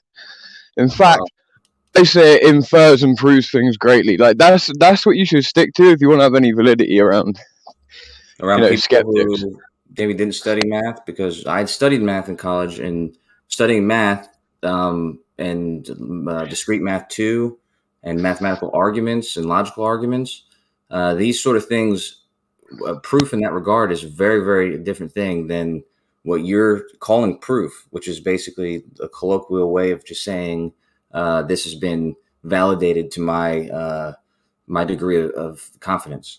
And that's in science. That is what they do. They give you degrees of confidence of something. But you took a class in college there's no actual proofs unless you're talking about logic and math. You took a class in college that taught you how to use math to argue that you can't prove anything. No, he didn't. That is fucking hilarious, dude. He didn't quite say that, but yeah. How to argue. But the point is, it still stands there, to argue what? Because you're not really arguing over anything that you're not proving. Yeah, but as Surely. you said, in court or in everyday life, when you say proof, you really just mean validated. Well, in a court, we use the word proof. Say what? We don't use the word proof. We don't use the word proof in a courtroom. Well, I mean, yeah, you say this has been. What do you say? Evidence of substantiated evidence. Right. So, and in science, you have degrees of confidence, right? And that's the same in everyday life. But I think their point is kind of good, Kosho. Like, we should say science kind of proves, even if we're just speaking colloquially. Well, if you're following what I'm saying, Don, that's what I'm saying. I'm saying if you're using proof by talking about degrees of confidence, this is what science claims to do and what science does. They have degrees of confidence, but that's not really the definition of the word proof. Right, but when you're being challenged, I don't use it that way. When these guys are saying, yeah, you haven't proven anything, they don't mean it like you're 0.001%. They mean you really ain't got shit, really. You still got a good guess. You know what I'm saying? That's scratching the surface. Go ahead.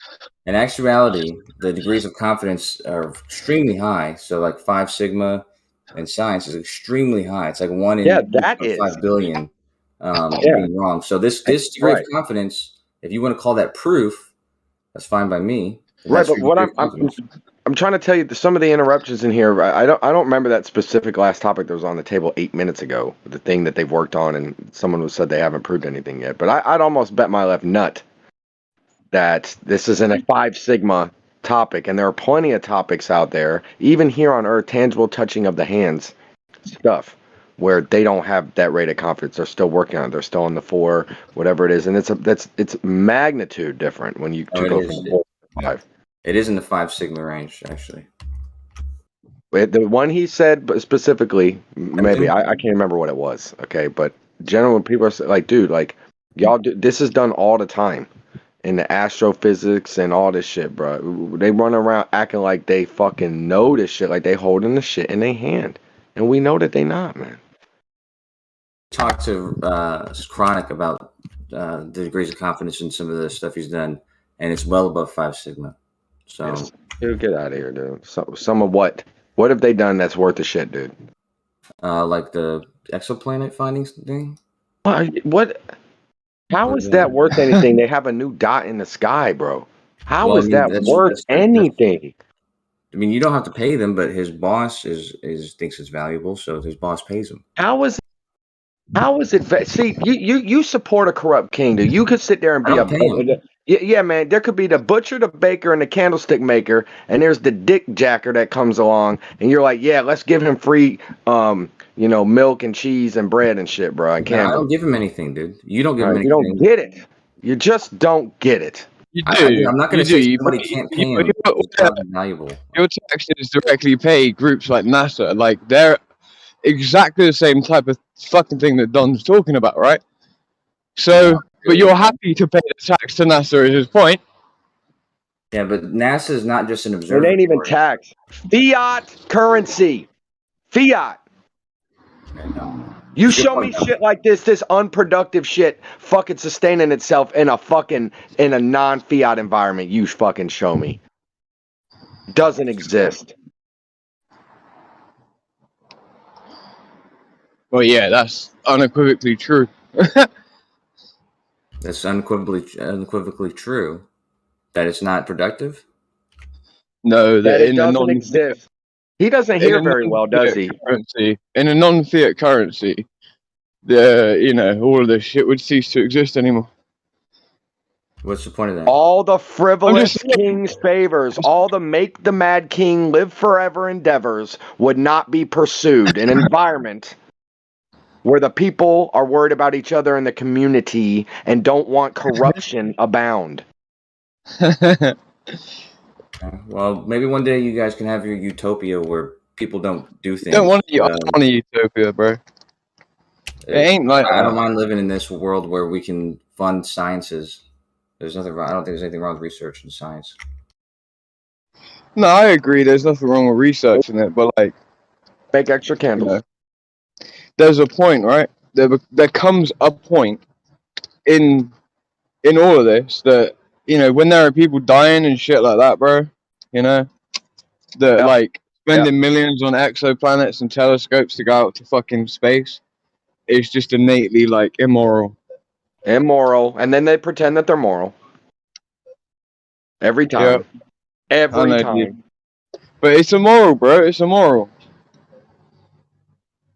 It really is. Like, there are so many people who are fucking suffering, man. Okay.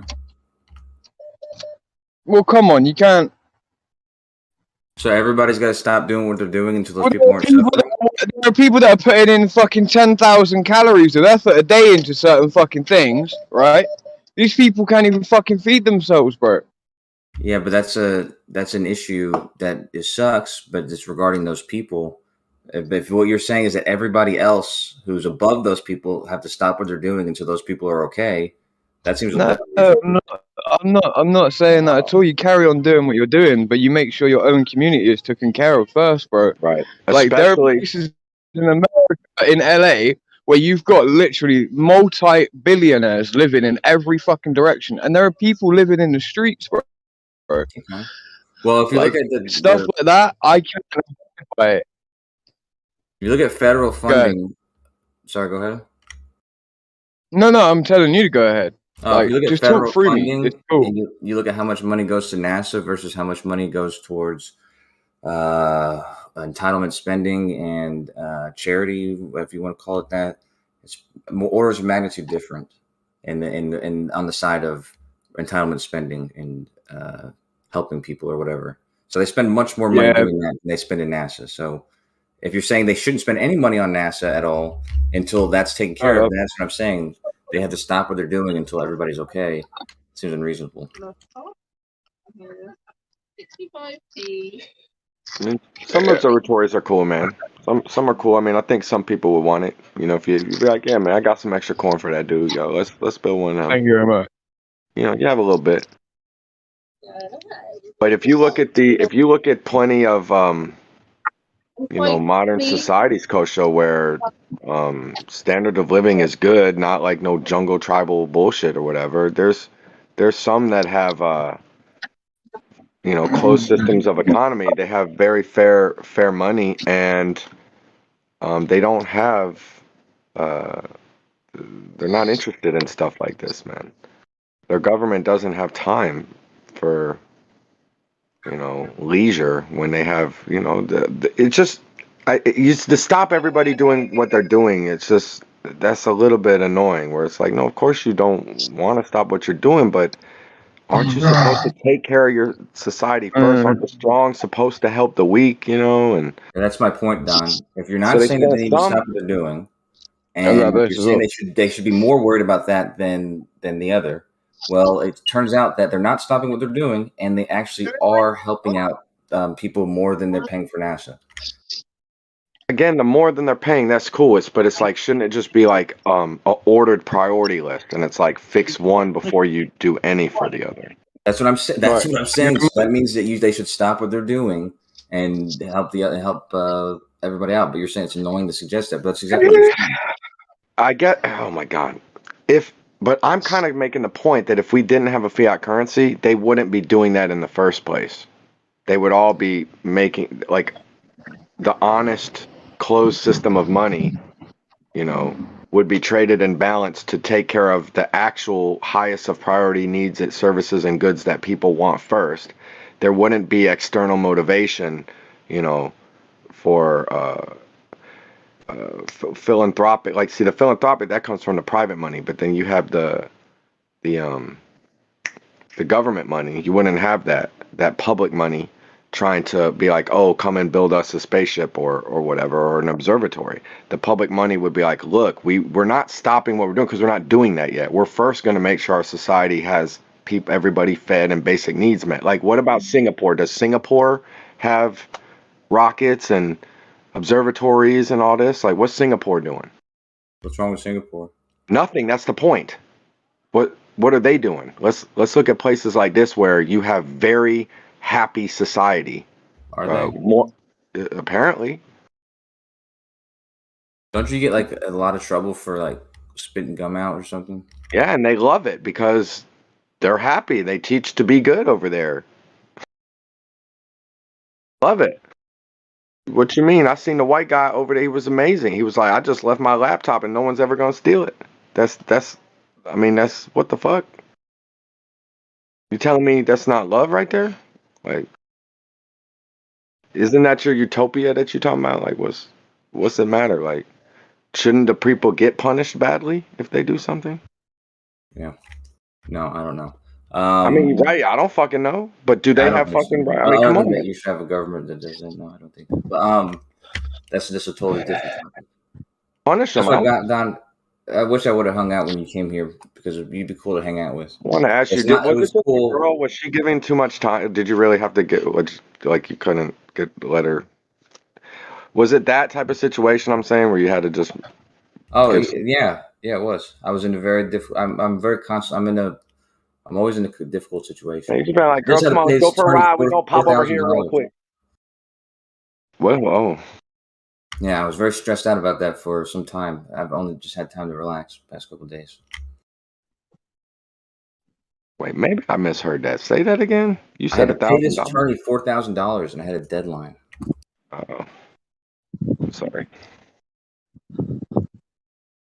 But yeah, I don't know. I tell the girl, you was like, had a lot. I know sometimes people just be like too situational where you just gotta be like, bro, I gotta give them all my time. But it'd been fun. You should have popped up. But we're talking about coming back, because I guess it's popping down there. But I heard there was some drama down there in Dallas. Did you hear about that? Yeah, I was about to look that up actually because you talking about the flight show or the air show? No, I kind of was talking about poker. But what happened at the air show? Okay. Well, no, I saw something about the air show. There was a crash. It was an air show in Dallas. Hey, if you come back down here, man, even if you go to Dallas, you should let me know. We'll make something happen. Bro, Austin is that shit, bro. Yeah, right now, yeah. Say it's the fastest growing city in America now. It's too fucking hot, but yeah. It's getting huge, isn't it? Like, yeah. There's some. I mean, I guess that one spot was at Round Rock or whatever. That's just tight, but. Oh yeah, I know where you were at. With that poker club that's on the highway. Yeah, that's just tight. But I guess in Dallas they're shutting shit down. So I'm like, I don't know, is it gonna be some whole statewide shit? Oh really? Yeah, What are they shutting man. down? Poker clubs? Yeah. Well, because there's a lot of you know what a game room is, right? Like the qualifier of not a casino, but halfway a fucking. Yeah, I don't know exactly. Like they have where people are playing all those casino games, like those slots and the arcade game. Yeah. There's a lot of those all over here, and they gotta be doing some loophole shit. I went there one time, dude, and actually I won $200 from $20, but you got to pay the dude, and he's walking around with wads of 50s, like seriously, like a giant wad of 50s, and it's kind of like a sketchy kind of place. It's definitely loophole shit, Usually loopholes get squashed eventually, right? Man, I want everybody. If grandma's not happy, I'm not happy, okay? But I know plenty of grandmas that are cool with a poker game. I just don't know what the problem is. It's like Granny Smith says, go waste your money, go give your money to whoever the fuck you want. But Granny Jane says, no gambling or no passing. What is Granny Jane gonna? Go ahead. I mean, you're allowed to. Yeah, but that same Granny James, if her son or grandson is a pro golfer playing a entry fee into a tournament and wins it, she's going to be the first one to cheer for him. No different in a poker tournament where you pay an entry fee for a prize pool, and it's skill, not just gambling. I mean, they're gambling, right, on a golf course or whatever. They're saying, I'm gonna hit this ball over the water. That's pretty good gamble in my book. But like especially if I'm hitting it. Yeah, they like to try to talk about random events as one legal talking point, and it's just so narrow. Yeah, but Granny Jane's getting inconsistent a lot is the thing. It's still odds, right? It's still theoretical math. Everything involves the math of it, the odds. Right. You can calculate this pre-flop, flop, turn, river. You can do all types of different math scenarios that help you increase your chance to win. That's skill, right? Yeah, look, I'm with you, and I can play devil's advocate at both sides. Like a minute ago, you heard me advocating for Singapore, which is like super strict laws, like extra strict. But I don't know how much they are about personal stuff, like non-property, like as far as like how you spend your money type of situation and gamble. I just know that it's like property, they're strict, but I could advocate for being strict or whatever. Are you saying you go both ways? Yeah, but it's like I'm saying, if you're gonna go both ways, right? If you're gonna be strict, be real with it. Like you should outlaw giving money to the homeless. You can't give money to the homeless. Yeah, it's bad. It's don't bad play for the you. stock market, right? You can't do the stock market. You can't invest in this because it's the odds are you might win this percentage and you calculate this, but that's not where you should. You shouldn't do that with your money. You shouldn't be allowed to ever be wasted out of a penny ever. If there's a cheeseburger, you know what I mean? Like you get the point. You should never be allowed. I've had to make this a stupid argument decision. and thought process with my family because I played 6 years as a professional poker player. Now I wasn't going into the local bar room and drinking all night and partying and shooting my gun off, right? I was going into a structured facility with rules and regulations and playing an entry fee and winning tournaments, right? But I fed my family, like I made more money doing that than I did anything else in my life per year, right? So, but my family's like, my family's like, that's gambling. Well, if you think it's gambling, come on down. Right. Because I promise you, there is some gamble in it. There's some odds. There's some luck to it if you call that gambling. But it's more math than what you think.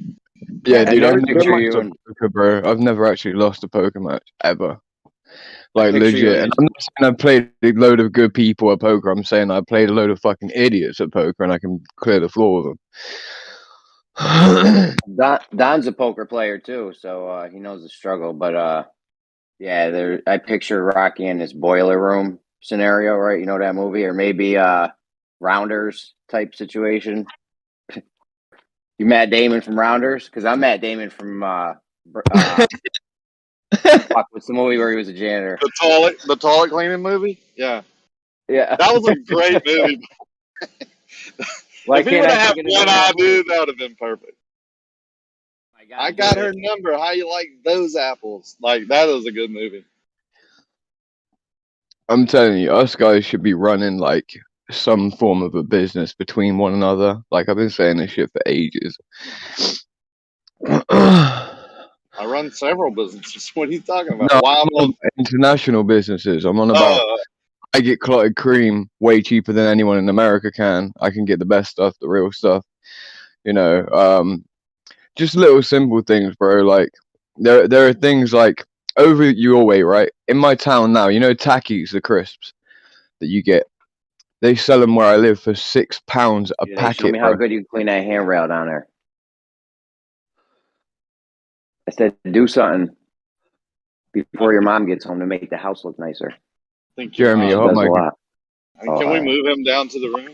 I really don't care. Like that's what I mean. Like that to me was cute. You know, hearing Jeremy say that made my day. So yeah. Anyway, but yeah, dude, like those Takis, right? Just like basically fucking Doritos or whatever. They sell them for £6 a bag where I live, bro.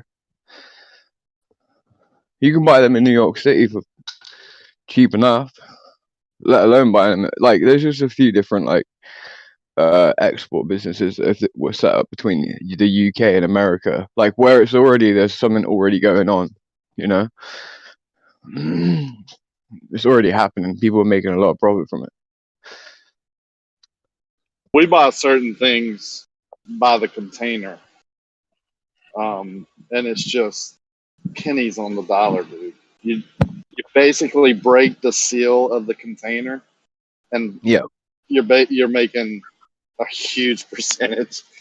You know. Oh, bro, you know all about it. Yeah, dude. It's not hard. I mean, you know, it just takes some effort. The only equivalent thing in England that I've got, they've already, like, all of that stuff has already died out in England. Your country's a lot younger, so they've wrung as much money making as they can out of any system, right? The older your country is, the further advanced the corruption is, all of that, right? But anyway, the one thing that I would say is similar, bro. I can go to auctions and pick up Victorian, Georgian furniture, like old English imported China's tea sets, all of that sort of stuff. And I'm on about for like the most ridiculous amounts of money, like so cheap. Antiques that are just like incredibly cheap, bro. Like I'm talking like if you got like a Victorian chest of drawers set, right? Headboard, like a sideboard unit, like a whole bedroom suite basically, right? But you could probably get that for like £100 and it would be worth like £4,000 or some shit like that over there. 4 or 5 grand. Yeah, I get what you're saying. I do get aggravated when people say they can't find work or whatever. I mean, I used to get on the Jose at his channel because he told his, you know, entire channel that he was moving to the here and he was going to get a job. And blah, blah. He never did. You know, he just, how do you not have a job? You know, like saying you can't get a job, so you're just going to live on the government's till. It's hard to get a job where I'm from, without a doubt. That's worth getting. Like you're better off not working at all and just making money on the side for real. Well, I do make a lot more. understand that. I'm not saying it's wrong what he's doing. I'm just saying that, you know, don't tell me you know, in America right now in Florida you can't get a job.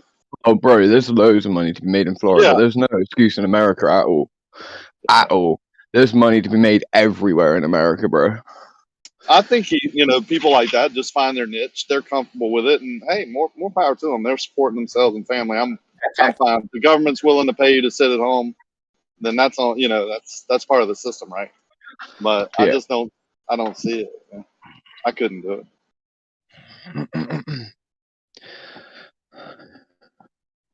No, yeah, if you unfortunately fall to like an illness or whatever. I remember when I was in college and I ended up bedridden for like 2 years, bro.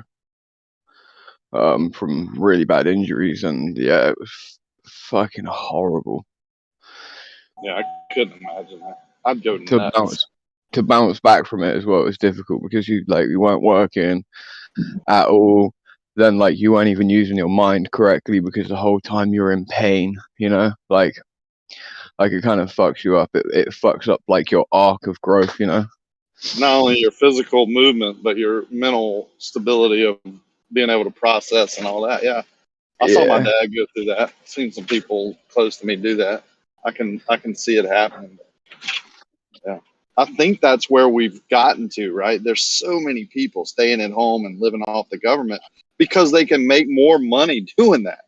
Like Yeah. they're literally making more money by staying home than they would be if they paid childcare and gas and all that to go work somewhere. And that's Exactly, dude. so ridiculous. Yeah, they set it up to where like people effectively would have to just stay at home and fucking just do what they can to get by, basically.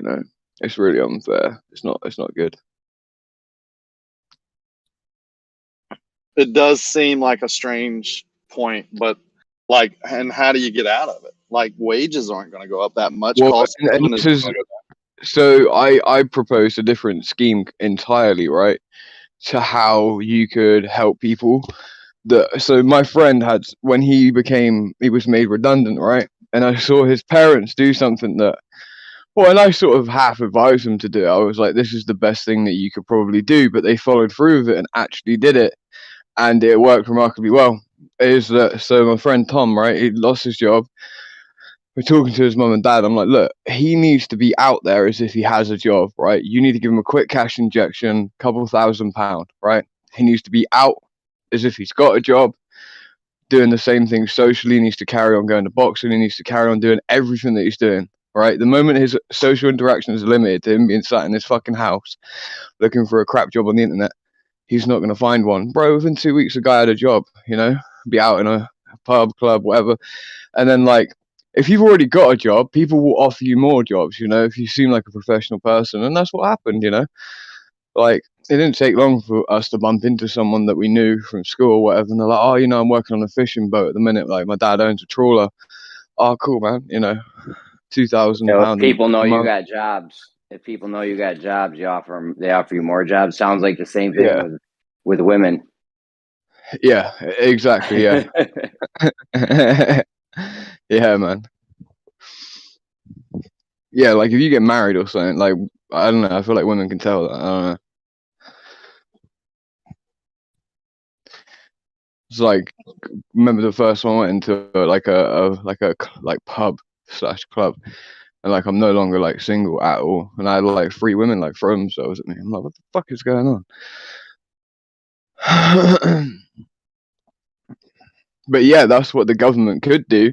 Instead of paying people to live in a subsistence sort of way, like check by check, living check to check off the government, they could just put a little cash injection into someone with a little bit of advice, and that advice could entail exactly what I was talking about there. Like, make sure you're involved in social situations. And the government needs to look at it as an investment, and really it will tell you who's serious and who's not about getting up off their ass and working. And effectively at that point it would just be them reading into the advice, like, make sure you continue to go out and socialize and hang around with people, and just keep yourself open to finding a job,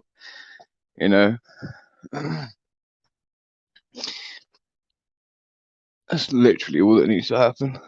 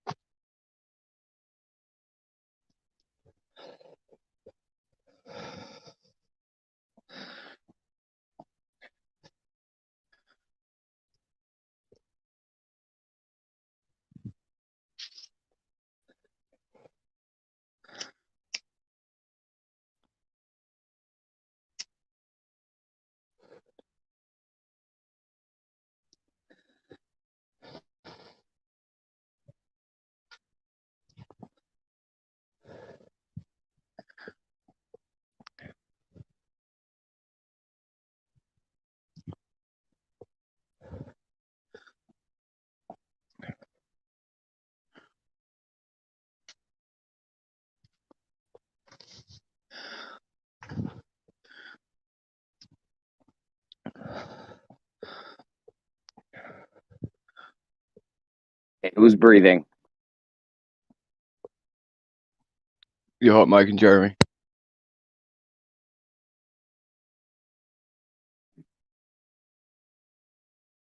I hope everybody's breathing. Right? Yeah, I know. Did you watch the debate, Jeremy, last night? I don't know. No, that'd be dope if they could genetically modify us to not have to breathe or breathe like whales do once every couple hours or something. That'd be fire, bro. You'd be able to swim. We wouldn't need scuba tanks, scuba tanks anymore. Bro, it'd be freezing, man.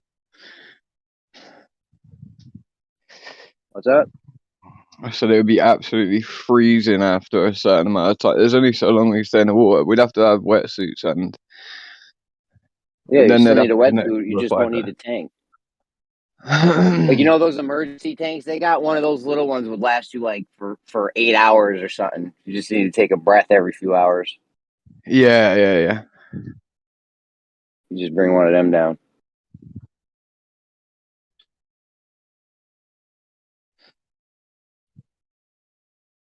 Yeah, I don't know what they call those. The little like tiny Unbreather, ones. emergency. Yeah, it's like a little emergency one for if you're down dumb far and your scuba tank fucks up or something. No, I remember having like a little unit when I went scuba diving, right? Well, like not scuba diving, but you know when you just go. Well, the water's cold. With a snorkel. We all got get a little unit when it's. My bad. Go ahead. No, you're good. You had one of those little emergency ones though. Well, it was like a little canister attached to a snorkel, and it gave you, I think, 4 breaths. That was all you got from it. It felt very weird when you're like really, you're on the bottom of like near a coral reef or whatever, and then you've got your snorkel on, and you can breathe in through the snorkel. It feels completely like, I don't know, it's very hard to do. It's a lot more difficult than scuba diving, like with an actual kit before you get in, It's better than it's better than not having air though. Oh, without a doubt. Like I'm just saying that like I'm saying it feels very weird, like a normal snorkel, right? That's just a tube effectively that comes out the end of the water, right? Like come on. But when you're underwater, one of those with like a few breaths in it, it's a very strange sensation to breathe in all of a sudden, It feels like you're just gonna suck water down the tube into your lungs, bro. Yeah, no doubt. It's just really weird. Or one of those Star Trek joints. Remember the first Star Trek? Not the first. Was it the first one? Whatever. The one where they went to Jar Jar Binks' home. Oh, and they put those yeah. little things in their mouth and they could just breathe forever with them. The Jedi. Yeah, it was like bro, a fish gill they were putting in their mouth or something. that was sick. Yeah, that was We need proper one of cool. those. That'd be dope. Yeah, there's like, what was it on? There was another film, bro, where like, I think it might have been Harry Potter even, where that gillyweed, you eat it and then your like feet turn into flippers and then like a bubble of air like comes up around your mouth and it like attaches to you like you're wearing like a balaclava or something around your nose.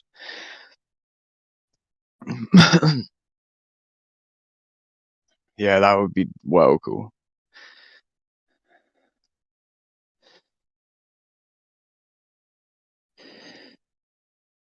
You ever swam with like anything like big animals before, Jeremy? No, just little fish. I did. I was jet skiing in Aruba once, and there was a shark or something. Maybe it was a dolphin. I don't know. I was fucking out once I seen that thing. I'm like, yo, peace. Ain't fucking around with no shark, dolphin shit. Dude, my dad got me to like swim up to a basking shark, bro. And they're the same size as whale sharks. And they look like great whites. I've been Bro, that was frightening. Done it like 3 times now though, next to basking sharks. They're very peaceful. They're called basking sharks because they literally rest on the surface and they soak in the sun. They're technically sharks, but they eat the same way a whale does, by filtering out plankton and krill. They've got like these big ass mouths, bro, that like you could fit a car in one of their mouths, no joke.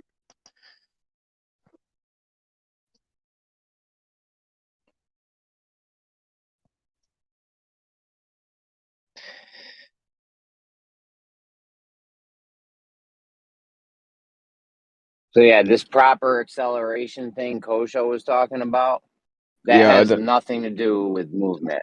That's not movement. Nothing to do with movement. You're not Explain it to moving. me. I wasn't here. Like, I was in the room, but I wasn't here for it. It's proper acceleration. It's what you measure when you're not moving. It's the acceleration you measure when you're not moving. You're not I don't know. accelerating. I wouldn't use the word acceleration because you're not moving. So I don't. This has nothing to do with acceleration. I don't know. Maybe this is like a butterfly. It has nothing to do with butter or a fly. That word. I don't know.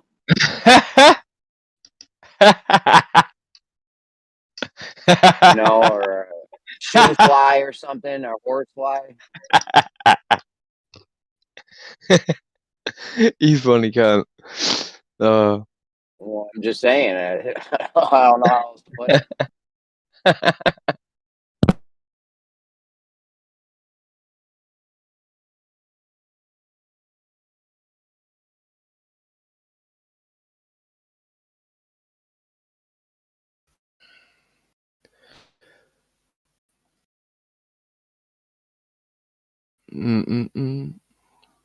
Oh, kicked that off. I don't know what's happening.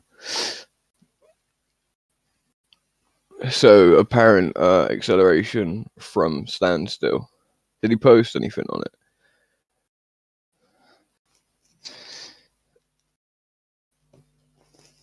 So you know what? That I was just thinking that could totally be a debunk for gravity, right? Because if the 9.8 meters per second square is always supposed to be, you know, a force that's there, then there should never be a zero acceleration. Yep.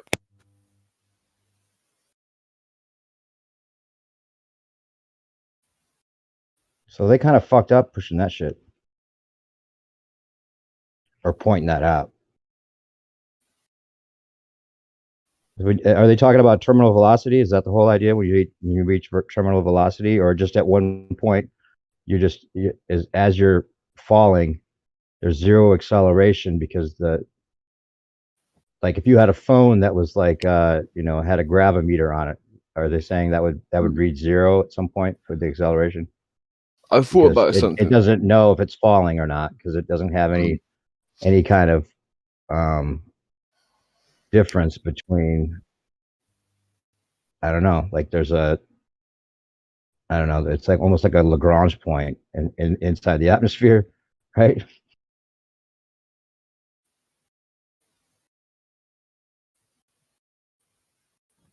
Well, yeah, technically, yeah. Not really, I thought, but, yeah. Have you ever thought about like and you'd have to create like a certain machine that did this, right? But as they bore through the earth, right, there would be a resistance against the bit, right? And you could take a reading of the resistance against the bit as they're going down at a certain RPM, right? Like once you got it steady, like anyway, the point would be that as you went deeper, there would be, if you took readings that from different holes and you got like a median of the actual amount of pressure needed to drill through, then you extrapolated how much force was experienced going down, right, on the back of the bit by the overall machine, which it would read that. You'd be able to like measure whether or not gravity starts to actually hold something or pull something or create more weight for something the further you went down.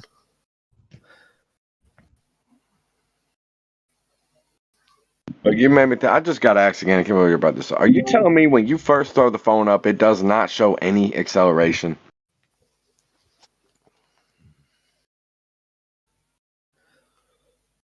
I don't know if those Only guys are while still it's here. only while it's doing this little loop de loop.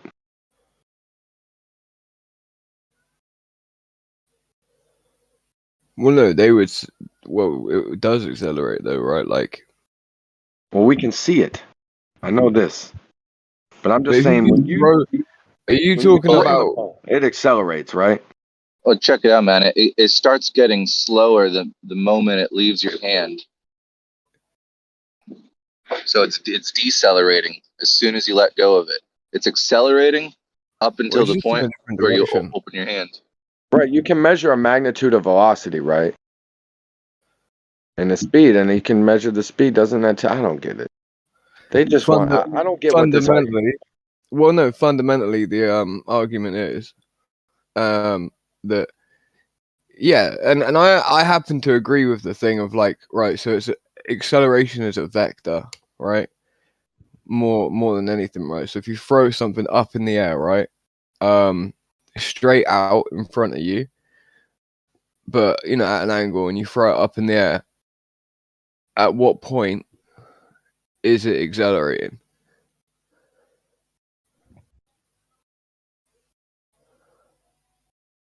You throw it in an arc.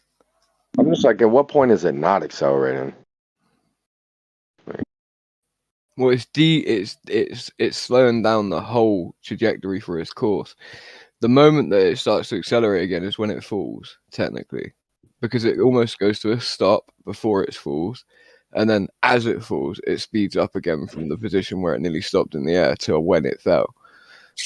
So they look at acceleration like a vector, and then that's why a lot of people talk past one another. Fundamentally, They think about it as two vectors if it's a curved path, though.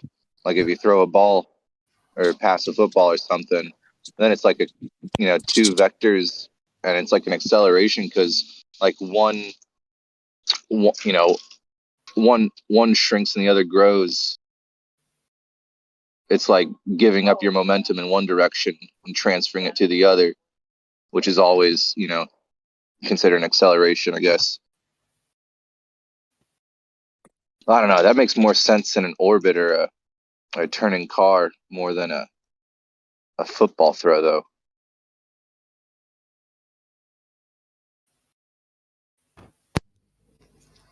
It's like the football as it is caught in the catcher's hand. It should be going at the same exact speed that it left your hand at, and its slowest speed would be at the top. wait. If I throw a ball to somebody, you're on about? Yeah, exactly. It's the same thing as just throwing a ball up in the air and catching it yourself.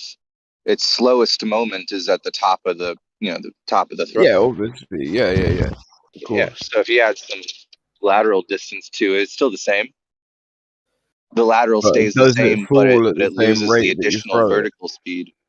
But something doesn't necessarily fall at the same rate that you threw it, though. Well, so unless distance disregarding air resistance, it does. No, I'm on about you can get someone to new perspective your hot mic in a bit, but I think you can what do you call it? You can throw a ball right at 100 miles an hour. Cricket players do it all the time. And I'm just stating that if you were to throw a ball 100 miles a mile an hour in the air at the right arc, instead of I'm just saying it's not going to fall at the point just before it hits the ground. It's not going the same speed as when it left the pitcher's hand. Sure it is. If you throw a ball at 100 miles per hour straight up, you'll catch it at 100 miles per hour. It depends on whether 100 miles per hour is directly proportional to the distance it needs to go, that it then falls at its terminal velocity. And what is its terminal velocity? If you can throw an object faster than the terminal velocity, yeah, then that would be an 100 mile an hour is faster than a cricket ball's terminal velocity. Sure. Well, is it? I don't know. Yeah. No, yeah, it is. Yeah. We're 100. I don't know if a ball. I think it is anyway. It's much I don't faster. know if you threw a ball. I don't know if you threw a ball up at 100 miles an hour, if it will fall back down at 100. I think that's right. It doesn't sound right. Yeah, yeah. Well, the whole time it's falling, like it'll take the same amount of time to, go up to the top of the throw as it will to come back down, and it'll decelerate going up at the same rate it'll accelerate going down. No, that's not necessarily true, Fundy, because of terminal velocity. Oh yeah, we already cleared that up. If you throw it up faster than its terminal velocity, you can fall it. Then yeah, that's the exception. But assuming you don't throw it faster than its terminal velocity, it should work that way. What do you think the terminal velocity of something like a football or one of the, like basically whenever we throw these things, it's almost like we're defeating its terminal velocity. That's like just mathematically, that's the way it works out. Because for you to throw an object where you're defeating the fact that it wants to fall down, right? You're defeating that principle altogether, which means you're always throwing it. If you are throwing it to someone or anywhere, you're throwing it faster than what it's going to fall, I believe. No, that doesn't make any sense. The same acceleration downward. Like, I can't remember the last time I looked at this, but I don't know. When's the last time you were a kid and like someone threw a baseball as like, someone with a good arm threw it as high as they could and you try to catch it barehanded? That shit hurts. Oh yeah, but it hurts a lot more when someone throws a cricket ball 100 miles an hour at you and you catch it, or even nobody throws a cricket ball that fast. They nearly 100 miles an hour. Yeah, they do. I know people that do it, bro. Well, maybe we could as long as you had some way to measure the force of impact, and if like you just like looked up and I don't know, had some sort of device to like put down where you think it's going to land, then you could put that up against a wall, throw a ball at it, and you could get the same guy to throw it. Although of course, like a human body is way more designed to throw something forward than up, so it'd be hard to match the strength. You'd have to use a machine, I guess, test it out, a slingshot or something like that. Yeah, the 100 mile an hour. So the top 10 cricket bowlers in the world all throw anywhere from 97 miles per hour all the way up to 100.2 miles per hour. So yeah, they do That's throw. fucking ridiculous. Yeah, I wouldn't say anything unless I know it to be 100% true. That's fucking so. I thought the cricket they always threw it underhand. That's why. At least when I see it. Or maybe I'm thinking about something else. No, that ain't cricket, bro. Like, they're fucking running at like 25 mile an hour before they even It's all of those baseball bats that the Indian kids always play, right?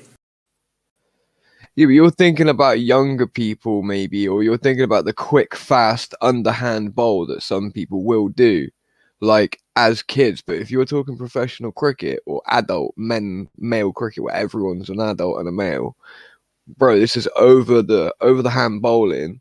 You're running at like 25 mile an hour before you throw it, and you launch your whole body into this motion. Like, wait, no, there's no pitcher mound, or are you talking about? That's why they throw it faster. That's why they throw it faster than pitchers, on average. How fast is a cricket pitch? 100 miles an hour. That's it. That's fucking weak sauce, bro. You get smoked in the fucking MLB with that. It's a different weight ball. The ball is like. The ball is heavier and slick. Don't start making excuses.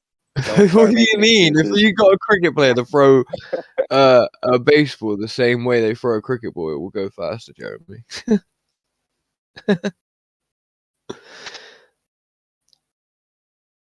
No excuses. Play like a champ. Right, let's look into what is the fastest pitch. It is 100 miles an hour. You measuring from the hand, or where are you measuring that speed from? Well, it's not like muzzle velocity versus, And it's but pad, yeah. probably. They usually do a radar gun in the pad. So they're What's the the same fastest speed, MLB Jeremy. pitch? I don't even know. It might be It's in the the same 90s speed. or I just something. I don't looked it even up. know. I just looked it up. 100 mile an hour, up to For the 100 MLB? for Major League Baseball, bro. Yeah, 100 mile an 100 hour. and what? You 100 said miles 100 per hour. and. Oh, 100.05. Same, but So that's we're the throwing same it with the faster cricket. than you guys. No, the top Oh, cricket player does it the same. Yeah, that's what I'm saying. It's the same amount. Yeah. 100.05. All right. Yeah. You guys get a running start though. Dude, I already said that. Yeah, man. What's Yo, the weight? Okay, the weight of the ball. How much is plus, what's the cricket ball? It's like a lacrosse ball or something, ain't it? but wait, they do it at the point where the batter hits it in cricket. Apparently, they measure it after the bounce. So they measure it from the bounce because it hits the floor. Oh, you guys in are cricket. bouncing this shit? Well, what we do is, so the cricket player that tosses the ball, sometimes you got to realize like they jump in the air like ridiculously high, but the point is you throw it as hard as you can at a like angle that's quite high, but then it's like the angle is to be to where the ball meets the ground, and effectively instead of it like like bouncing off of it like a full on bounce, it's like it skims off of it. And you do that where if you put spin into it, it hits the ground and then it bounces in a completely different direction. Like there's stuff you can do with it, basically, is the point. And that's the way that they do it, yeah. But it's interesting to watch. You know, the balls get like smashed and that, you know. So you get one dribble. You guys, I don't know if you're playing basketball or baseball or what's going on here. Do you tackle people in this? Yeah, of course. Yeah? Yeah. You could tackle people in cricket. Nah, I'm fucking bro. No. I do, but other people don't. No, when you're a It's kid, highly bro. discouraged. Tackling people is highly discouraged. It's the same way in MLB, yeah. Yeah, kind of. It Yeah. happens, but it's definitely not Exactly. not supposed to happen. Bro, don't talk to me Do they about be hitting games making pitchers? sense. American Do they football hit? makes no sense, by the way. That Do game the makes pitchers no hit sense. the batter sometimes on purpose? Not often, but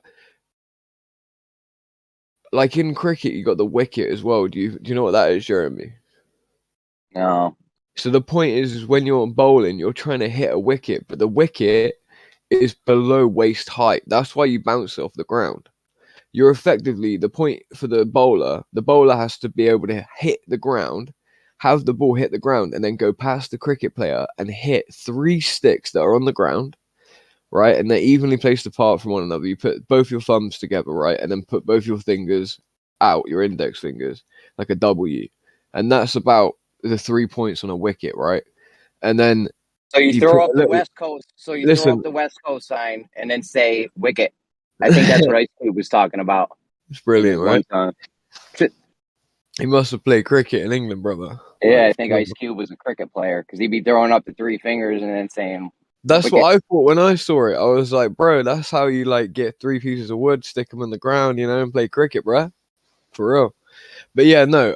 And you put like the wicket is like these little spindles that you put on top of those 3 posts, which is just like another piece of wood, like a cross section that you fill the gap between those 3 little stakes that you put in the ground, right?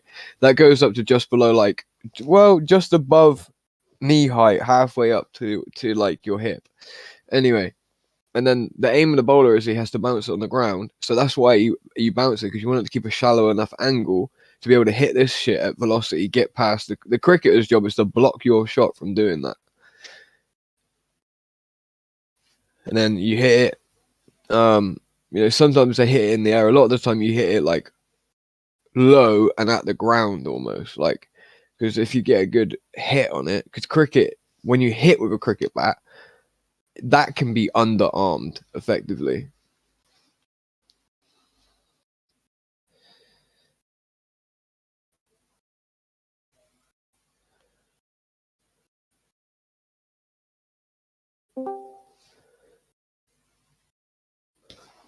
Now, just imagine he said American football doesn't make any sense right before he started explaining all those wickets and stickets. Yeah, no, I agree.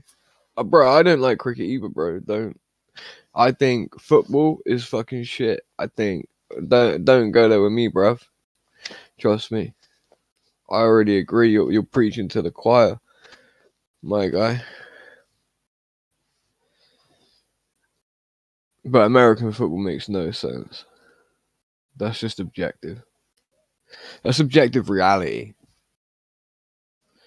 No, I probably could understand that. I've played a couple of games with it. I could understand it. I just haven't had enough. You did say American football is the best, right? No, I'm just saying, like, I think it's a good sport. Actually, yeah, I think it's better than our football, without a doubt. Yeah.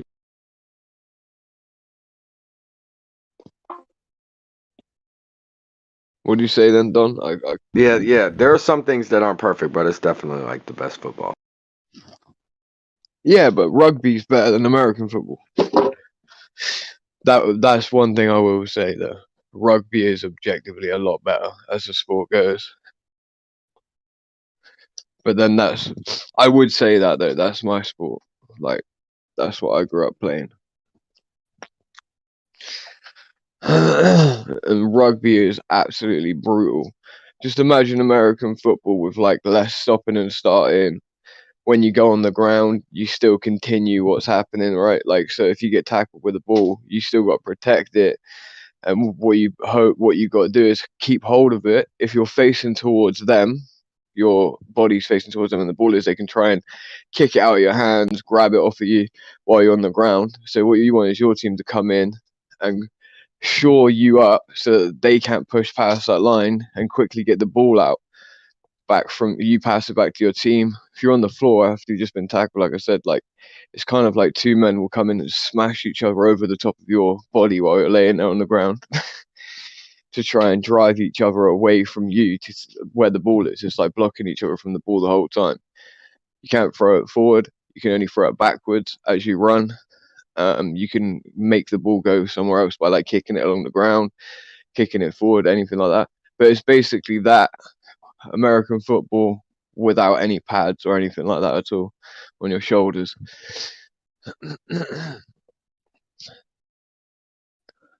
Like, put it this way, American got like my best friend's like American, like, and you know, I used to watch American football with him and stuff like that.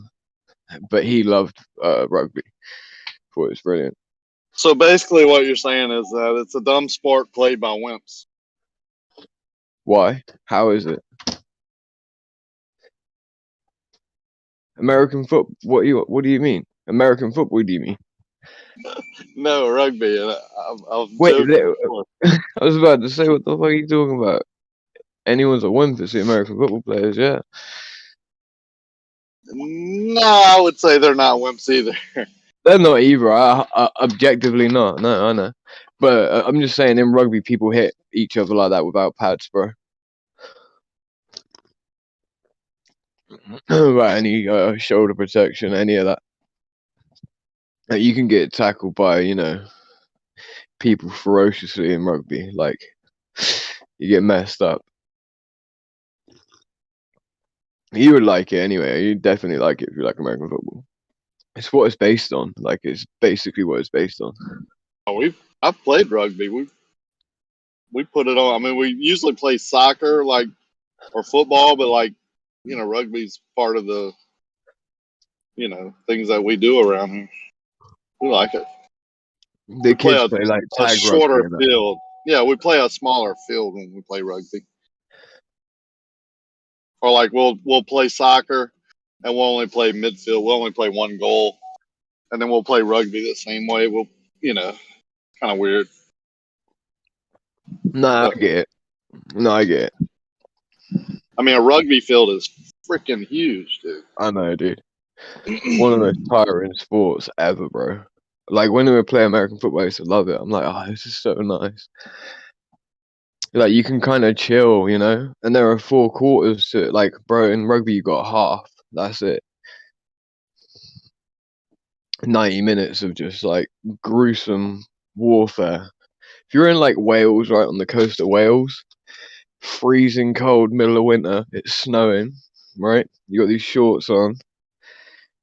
Someone's just like kicked your shin with a pair of studs on. You scuffed all your shins up. You're soaking wet through to your boxer shorts.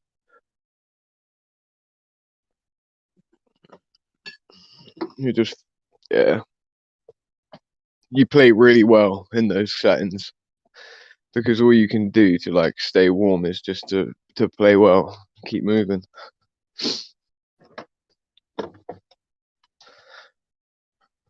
Like literally at this one day I was at a tournament where we played like 2 different rugby games in a day, right?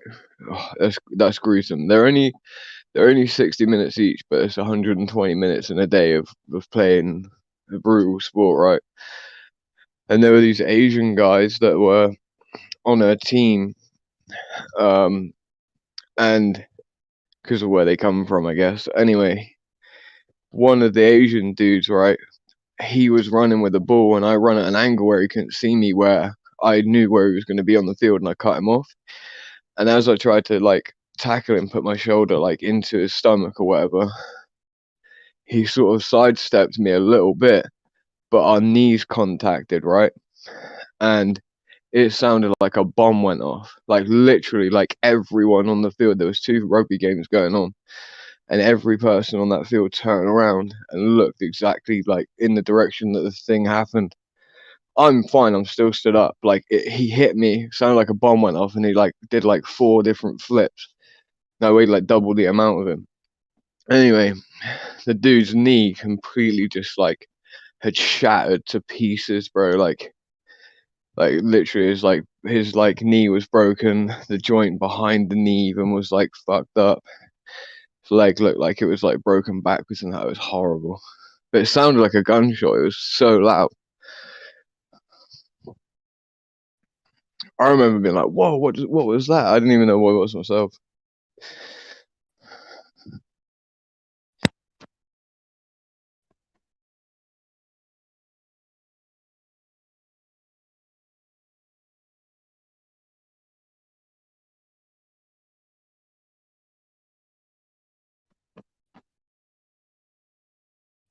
Anyway, so I was thinking yesterday, so like I wanted to do this for ages, the physical black swan, right?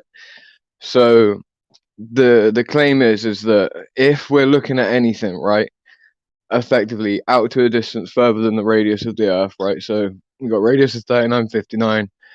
We know exactly how far away the sagitta to the leading edge of the sphere should be.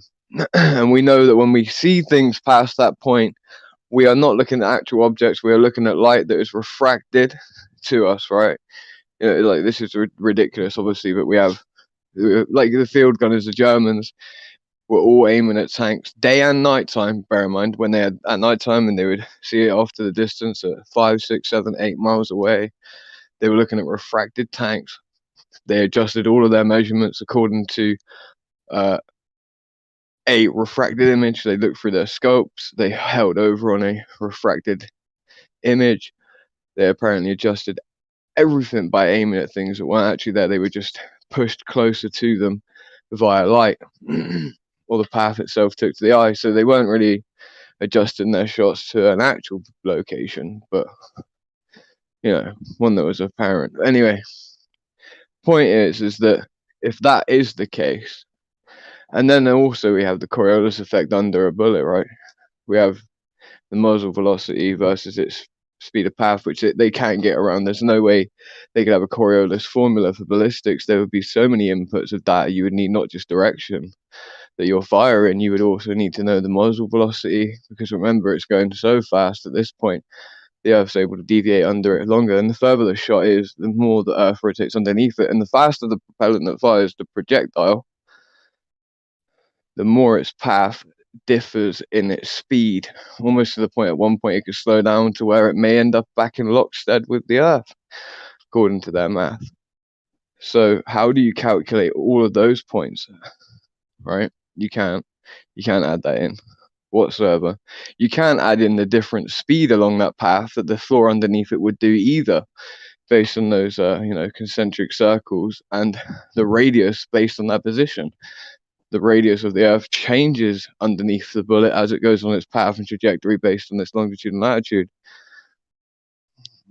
If you were firing north to south anyway, at least, or south to north, it'd be really a problem.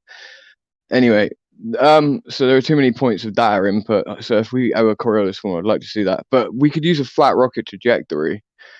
to aim at something that was like 12 miles away, maybe even further than that we could definitely see a target of some sort. And according to the globe,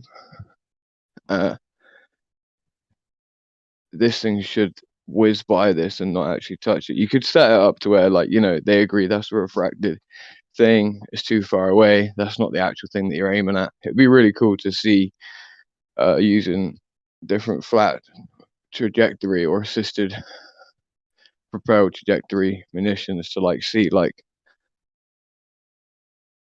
it effectively go through this so-called refracted image. I imagine it wouldn't do that, it would hit an actual thing.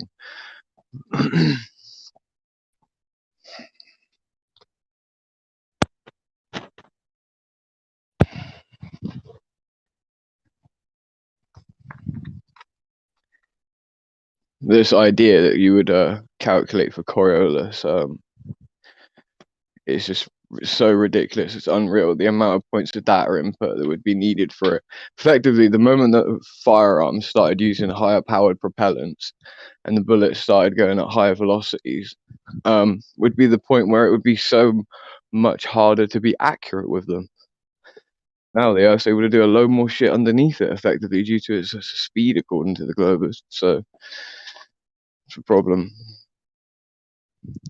If you can count direction as being one input, then you count speed of the actual projectile over distance as another input.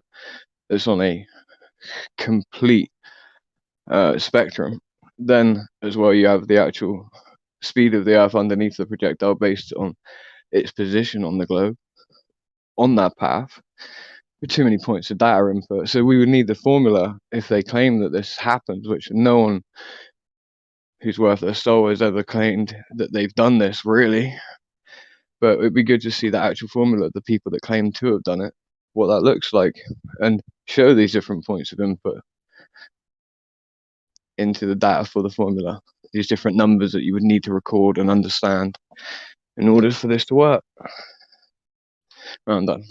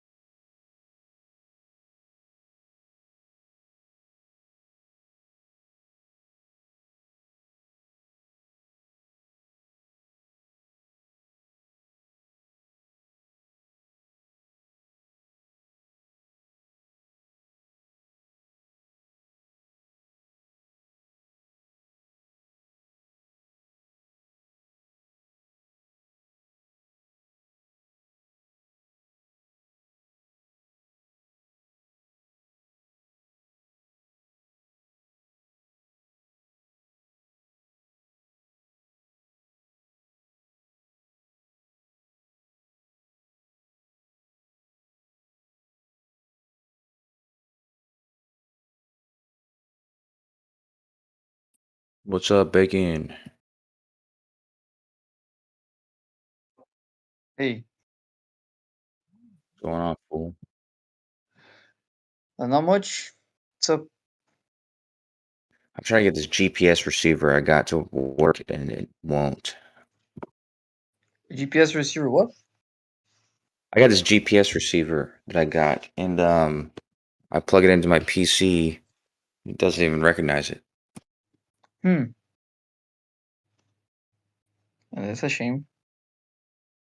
Yeah, it is Why a do you shame. get it? Why do you get it? Why did you get it? But remember that thing we did with that bridge? Yep. Yeah, I plan to do a lot more of those, dude. Because that was done using Differential post-processing GPS? GPS. Yeah. What do you mean post And processing? that is a differential GPS post-processing, same thing. Okay. Why is it called post processing? Well, because there's something also called real-time kinematics, where it's done in real time, so you can get the data from the base station as you're actually collecting data, and you can get your accurate position in real time. Post-processing is where you collect data and then you go and you collect the data from the base station that's freely available online, but it's usually not available immediately. It's like 6 hours, but you process it in post. Mm-hmm. That's weird. Not that Why? weird, dude. Why is it? What's the advantage of it working like that? Well, Okay. the data is freely available, so you don't have to have some sort of login or something like we have cores networks. They have all the information from the base stations, and they freely make that available online, but it's not available. It's always like 6 hours or 4 hours later. Is that done so they can charge for the the free time real time information? Well, why do they do that? Because for example, in GPS signals, all the information you need is already in the signal, right? Right. Yeah, but this is the base station data. Okay, so but the signals of the base station doesn't have enough information for you to get your position, right? No, yeah, no, but the signals for the base station is the same information that you're getting from wherever you are. So if I get like a Rhinix file from where I am that has all the information, that's the same information you get from the base station, but it's just for that position, for the position of the base station. But like I said, that data is available. It's just not made available immediately. Yeah, what kind of data? What kind of data is Same that? kind, like the Rhinix file. The Rhinix file is basic. It's it's just basically one level after the raw data. So it's like it's an interpretation of the raw data that will give you, the information of the the timing from each satellite and all that kind of stuff. Hmm. Hey, just give me a second, Gerben.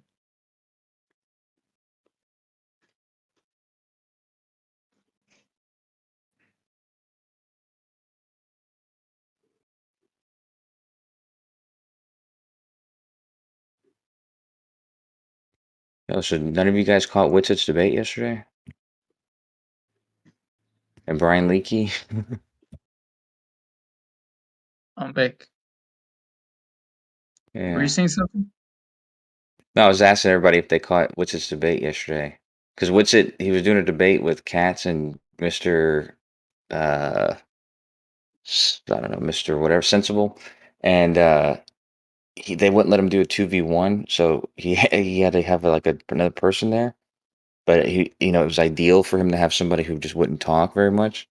And he chose Brian Leakey as his partner because he said he wouldn't talk very much. But the modern day debates dude, had to mute Brian Leakey over everybody else. So he mutes people, but he gives you the opportunity to unmute. But he had to mute Brian Leakey and not give him the opportunity to unmute. Wow. Well, what was the subject? At this general, I think they went all around the realm of flat Earth. So yeah, they talked about fucking pictures from hot air balloons or from weather balloons. And they talked about Right. fucking Mickelson Morley.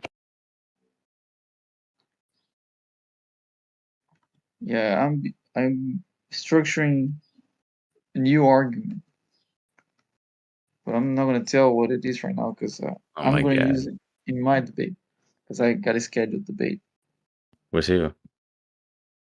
Oh, it's with Shane. Okay. When is it? Shane and Electric. It's me and Armo and Shane and Electric. Let me see Sounds what not that bad. is. Yeah, it's probably not gonna be like a debate thing. It's probably just gonna be more like a conversation. Presentation. Yeah, because we don't usually like battle when we're talking to each other. Just talk about.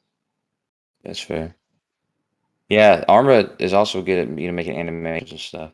But word on the street is that he's a globe liability. A global what? Oh, this is not my words, of course, but globe liability. What does that mean? It means he's bad for the globe. Why? It's not what I say. This is just word on the streets. Hmm.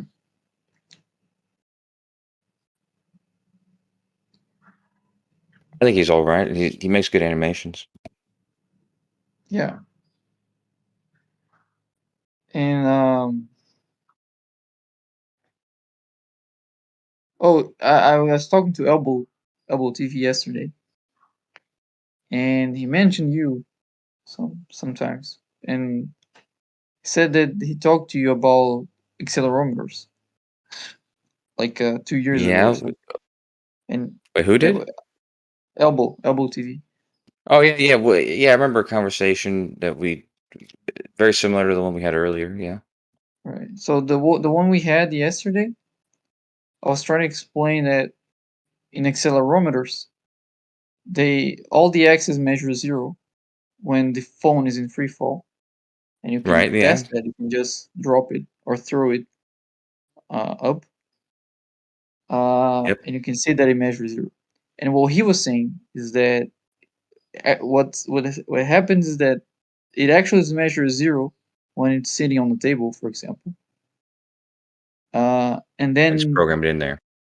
yeah, it's programmed to add 9.8 meters per second squared there somewhere. So when you throw it, then it's like now it's accelerating downward 9.8 meters per second. So now that subtraction gives you 0. So he was saying it was the other way around. But the problem is that doesn't make sense based on how the accelerometer works. Right. Because That's what I when was the saying. accelerometer measures 0 in all axes, it doesn't have any reference to down. You wouldn't be able to know where down is. And that's just not the case. If you take the readings of the accelerometer, and it's on the table, if you change the orientation, it detects that. It changes the axis that is measuring the weight. Right. But when you throw it up, even if it's flipping and rotating, it measures 0 in all axes, even if it's rotating. Even if its orientation is changing, there is no specific axis that uh, it's different than 0. So Yeah. and also I explain how mechanically the accelerometer works. That you have like a seismic mass, and what the accelerometer does is it measures the displacement of that mass. So when the phone is oh, I'm sorry, I'll be right back, just a sec.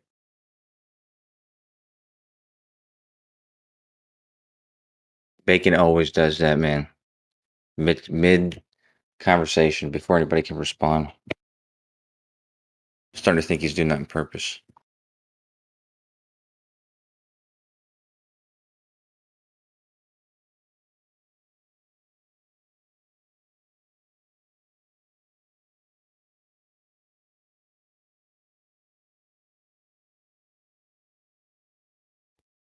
What's up, Nate? You catch Witset's debate? Witset and Brian Leakey's debate last night?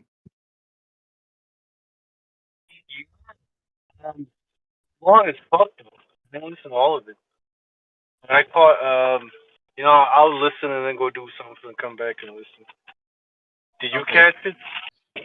Yeah, I did.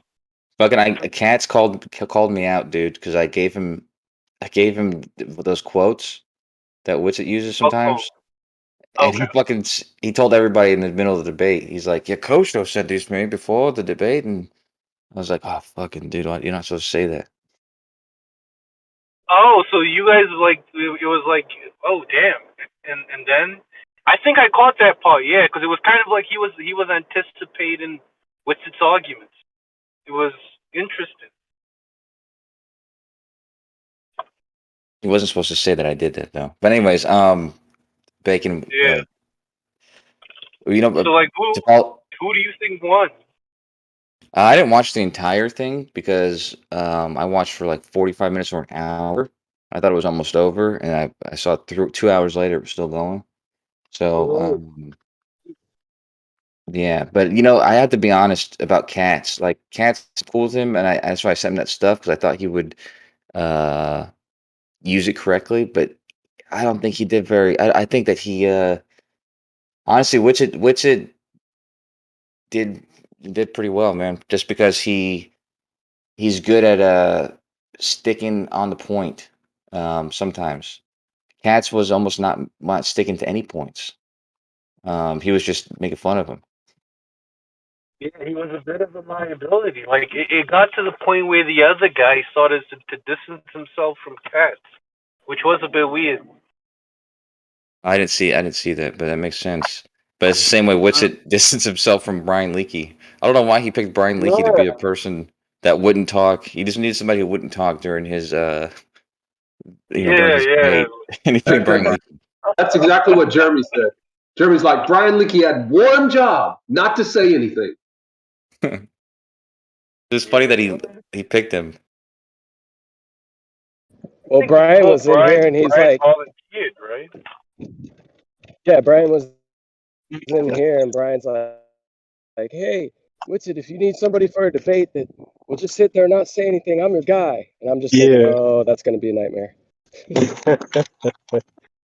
had to mute the. Yeah. Mr. Sensible had good arguments. I mean, yeah, he was using the same arguments he uses here. It was like listening to a Discord call. Yeah.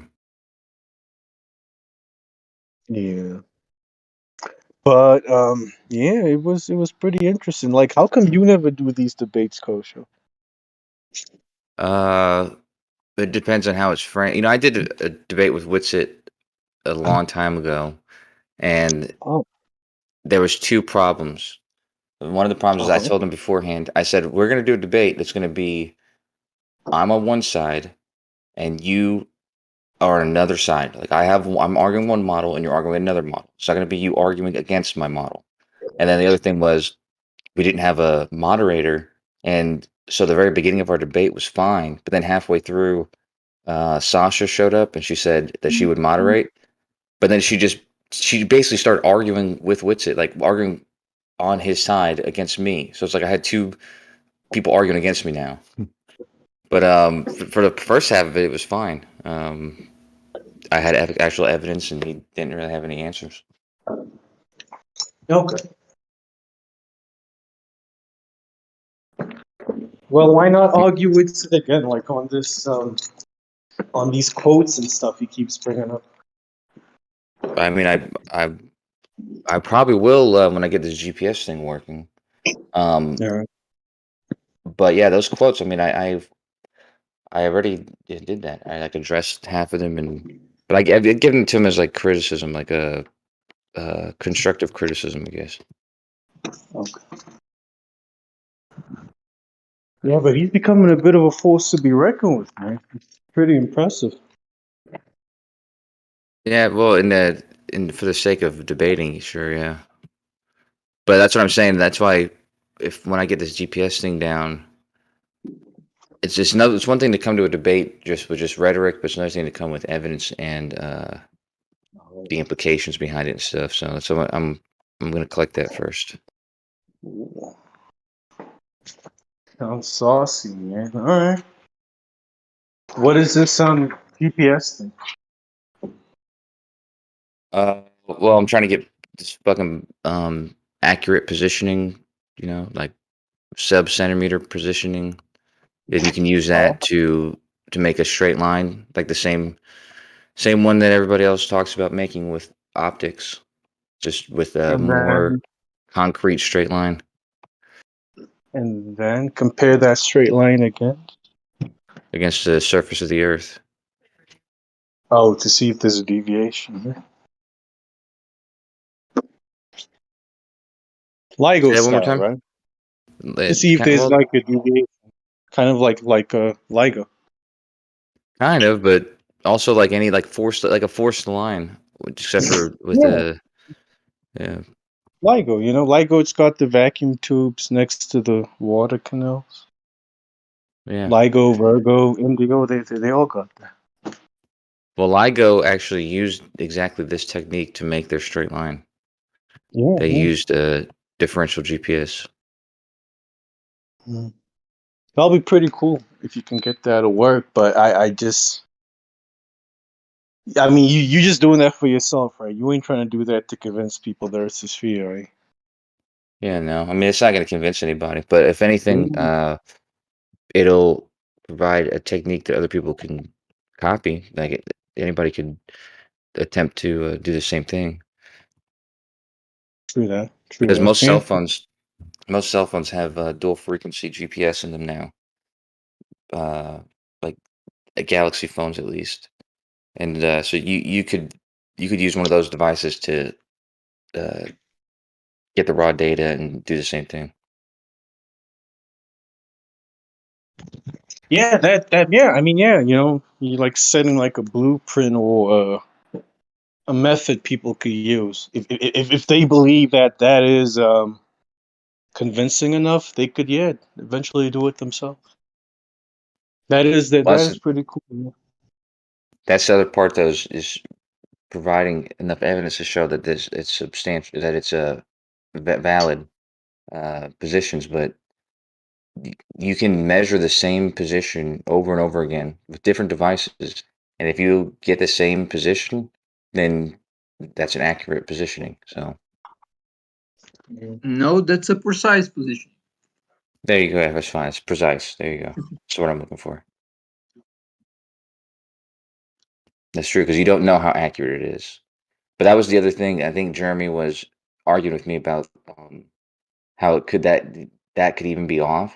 But even if the base station was off, if you were getting precise corrections, they're not maybe they're not accurate, but they're precise corrections, then you can still create a straight line, and that straight line may not be where you think it is, but you can still compare the surface of the Earth with that straight line. So.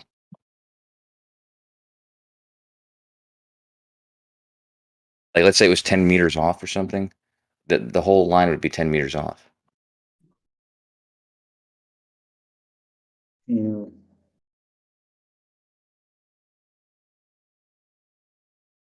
Anyways, and Bacon, you weren't finished what you were saying before, though. But I agree. Accelerometer. Yeah, accelerometer. Elbow, we were talking about this earlier too, and I didn't bring that up earlier about the orientation change, but I did bring that up a couple years ago when we were talking about it, about how the orientation, about it wouldn't have any way to know which way down was. Oh, that's right.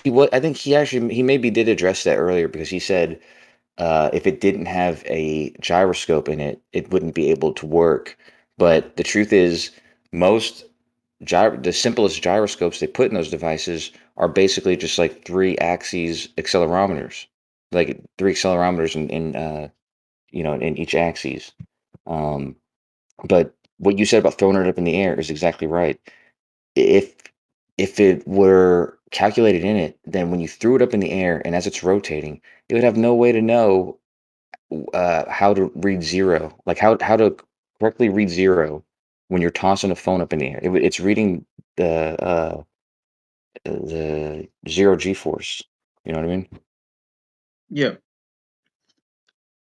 Yeah, and he mentioned he posted a link to an Android reference where they explain that the equation you would use for the force of a that is being applied to a phone is like the mass of the acceleration divided by the mass of the phone, and that's ideally what you would use. And but then the website says, well, however, gravity is always being measured, so the actual relationship you get is the same equation, but then there's like a minus g there, and he thinks that's them admitting that they're adding g where there is no g, and that's just like they're saying, oh, that's the actual equation you would use. They're not It's pretty saying funny that's what. there's still this confusion about absolutes, right? They say the same problem with absolute pressure, the same problem with absolute temperature. It's funny that they can't get this straight. Oh, and if you just take a look on how accelerometers work, there would be no way for them to detect when they're free falling. There simply wouldn't have any way, because when you have two, the example I gave was like a rudimentary version of an accelerometer, where you have a cylinder with a marble in the middle and then two strings holding the marble in the middle. So as you move that around, the marble displaces inside of the tube, right? But when it's free falling, everything is falling together. There is no tension in the springs, so the marble just stays in the center. There is no way that you can read that you're accelerating downwards from an accelerometer. Right. Like physically, there's just no way. Yeah, but yet we do measure in the point coordinate acceleration that we see that acceleration. We can see it. Yet the spring oriented sphere with the ball in the middle will not measure any forces in any direction. And so that's what they have to wrap their head. They have to figure out some explanation of an acceptance of that's what's happening, and then we can go as to find out as to why that is happening. Right. How can something accelerate and not put tension on any of those springs in any direction? Yeah. I mean, when you're accelerating the accelerometer from the outside, let's say with your hand, you're not touching the marbles. You're touching, let's say, the accelerometer. So the inertia of the marble makes like lag behind, and it creates the imbalance. Yeah, I guess you can picture a sphere like an octagon with springs all holding a marble in the middle, right? That'd be one way to do it. And they can maybe conceptually think about it that way, where all these springs are pointing inward to a ball supported. When you're floating, all those springs would have zero tension on them when you're falling. But yet we can measure there's an acceleration because we can watch it accelerate and change velocity before it hits the ground. And when it hits the ground, watch what happens to that spring accelerometer. The marble continues to go down, contracts the springs on the top, and compresses the ones in the bottom. And there we can extrapolate a G-force that was enacted on that ball marble before it stopped, and plot it the entire way. And these aren't simple concepts. I mean, these are things I didn't really understand, even going to school for all that stuff back in the day. This whole idea of spending a space time and how you're accelerated, but you can't feel anything. That was always like a conundrum in my mind, right? I think a lot of people just, okay, well, I'll just trust the way it is. Here's the equations. I'll get it right on the test and not worry about it. But when you start really thinking about it, like these guys, I got to hand it to them. They're actually thinking about it, right? They're asking the right questions. It's just they don't want to accept any of the answers. Yeah, I think many flat Earth arguments are just very good science questions. Yeah, they're great. No arguments, They're very just good science questions. Like, why doesn't the vacuum? Sorry, go ahead. No, you go ahead, man. You're finishing your thought. Just gonna give an example, like asking, why doesn't the vacuum suck up the atmosphere, for example? It's a very good question. Many people don't know how to answer the question. Like, it's I mean, if you know some of physics, you'll understand why that's the case. But the average person doesn't know how to answer it. And or they never thought about the question. Yeah. Yeah. That's what makes this community valuable. But It is playable. to me at least, to me, to people like us, Mhm. nerds like us, right? No, I think a lot of people, for everybody, it helps us. When I was talking to my son about, he has some physics. My second son is going through physics now in high school. We were talking about gravity and the big G and the little g, and he doesn't care where these numbers come from. This is the constant, and that's 9.8 meters, and I put 9.8 in this spot. But what does it mean? We started talking about it. It's like I only would be willing to explain it to him because we've gone through all these exhaustive discussions here. And I think maybe he's got more in mind, like what this really. And we had trigonometry a couple weeks back, same thing.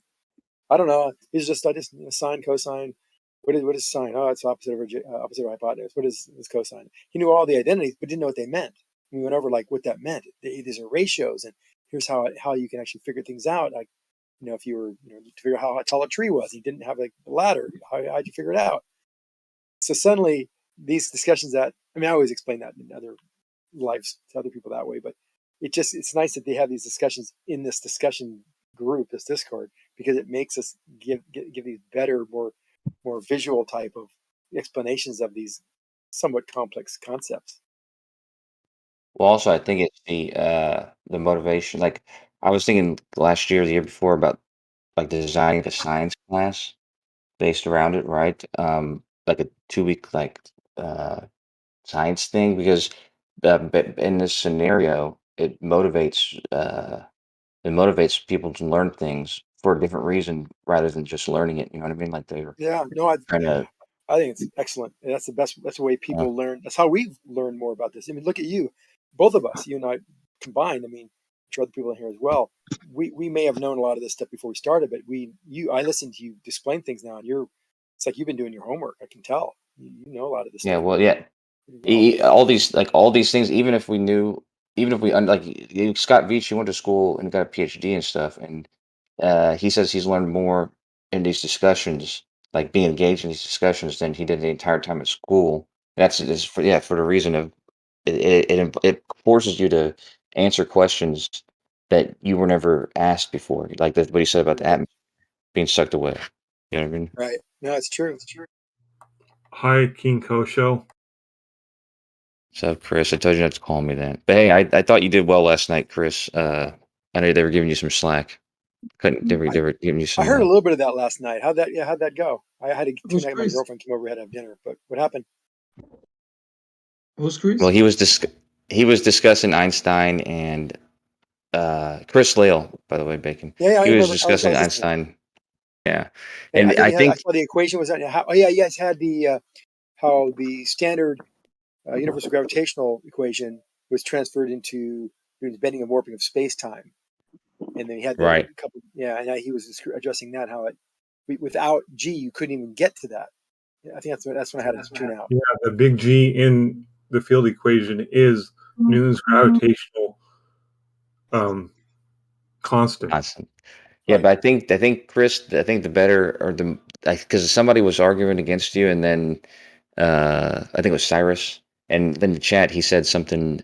Basically, I think it was you worded it backwards because it's true that you can derive Newton's universal gravitation from Einstein's field equations. That's true. So it's probably a better way to say that. I think you might have been saying that you can derive Einstein's equation from Newton's equation, and that I you may know. have been using the word derive wrong, but the point was without Newton, the field equation of Einstein wouldn't be there. Because big G's in there. Correct. And Bacon, you were there too, weren't you? I thought Bacon was part of the argument I too. was. I eat bacon Yeah. all the time. Not this big. Are you sure? Yeah, Lale's been doing his homework too. I see. So it's good to hear all these guys that coming through here. I didn't do any homework. I just used logic. Well, a lot of this is very non-intuitive. We have to admit. Try to explain.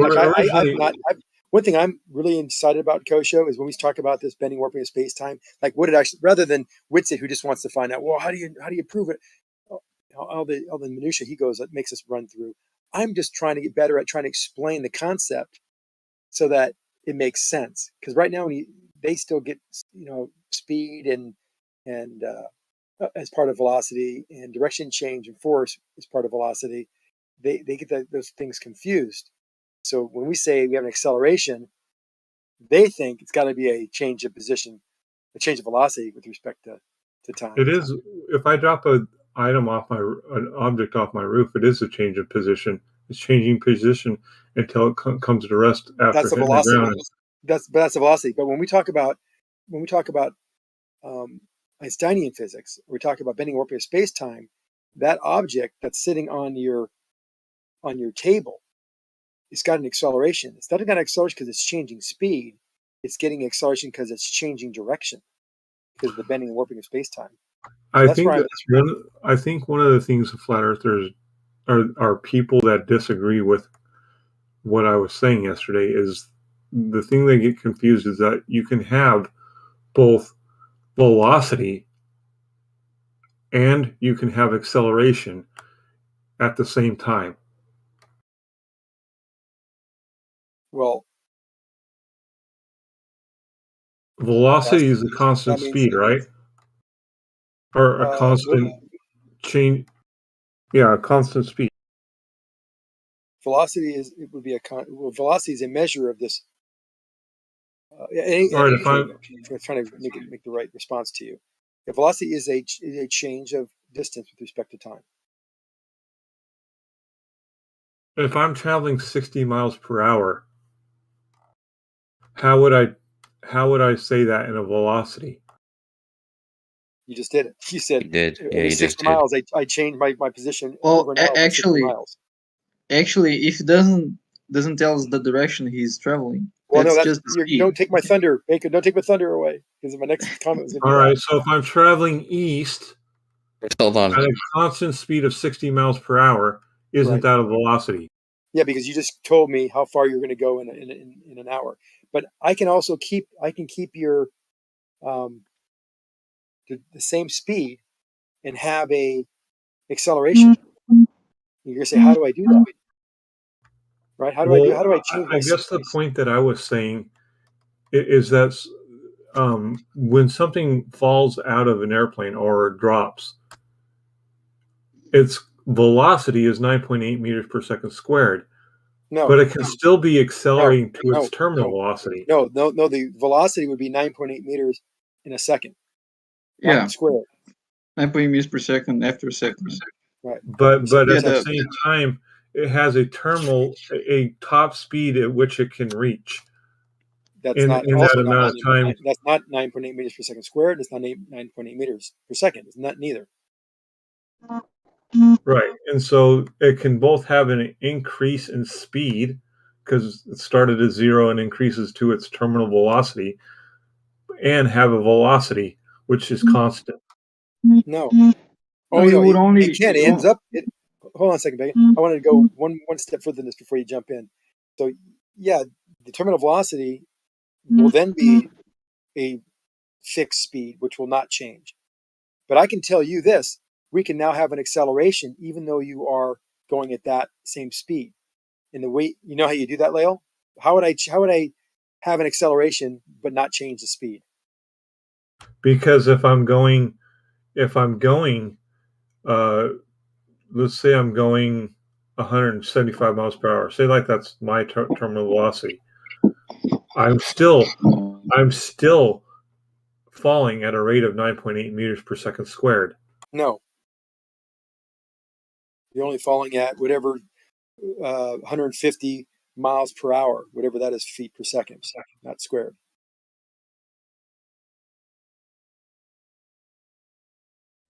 You're saying when you reach a terminal velocity? When you reach a terminal velocity, you're not going 9.8 meters per second squared. Yeah, you're not even going 9.8 meters per second. You're going 150, 140 miles per hour, which is your acceleration is 0. Your acceleration is 0. But he talked about when you reach. He said you got to keep it to what he said. He said when I reach terminal velocity, I'm still going 9.8 meters per second squared. I said no, that's the wrong answer. Yeah, when you reach terminal velocity, your acceleration is 0. Right. It always starts off of 9.8 meters per second squared. Let me rephrase the faster that. He's going in a slightly different direction. And that's why I want to ask you, Leo, as a follow-up, make sure we don't forget about this. How can we go that whatever velocity you tell me? How can I give you an acceleration, not change the speed? Where is there an acceleration without changing the speed? Well, I'll give you. Well, there isn't one because, like, if I'm There is one. accelerating in a car, I'm changing speed.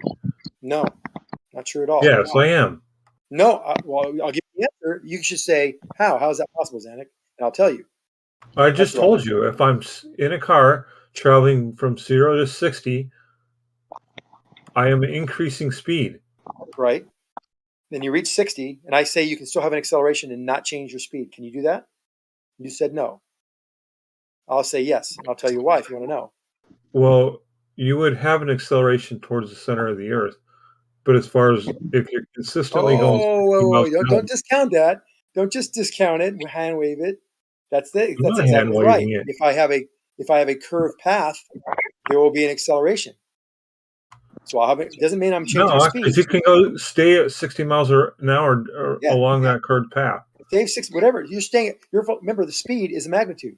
We're going to make sure you're staying at 60 miles an hour. You're going to be covering 60 miles every single gosh darn hour. I guarantee it.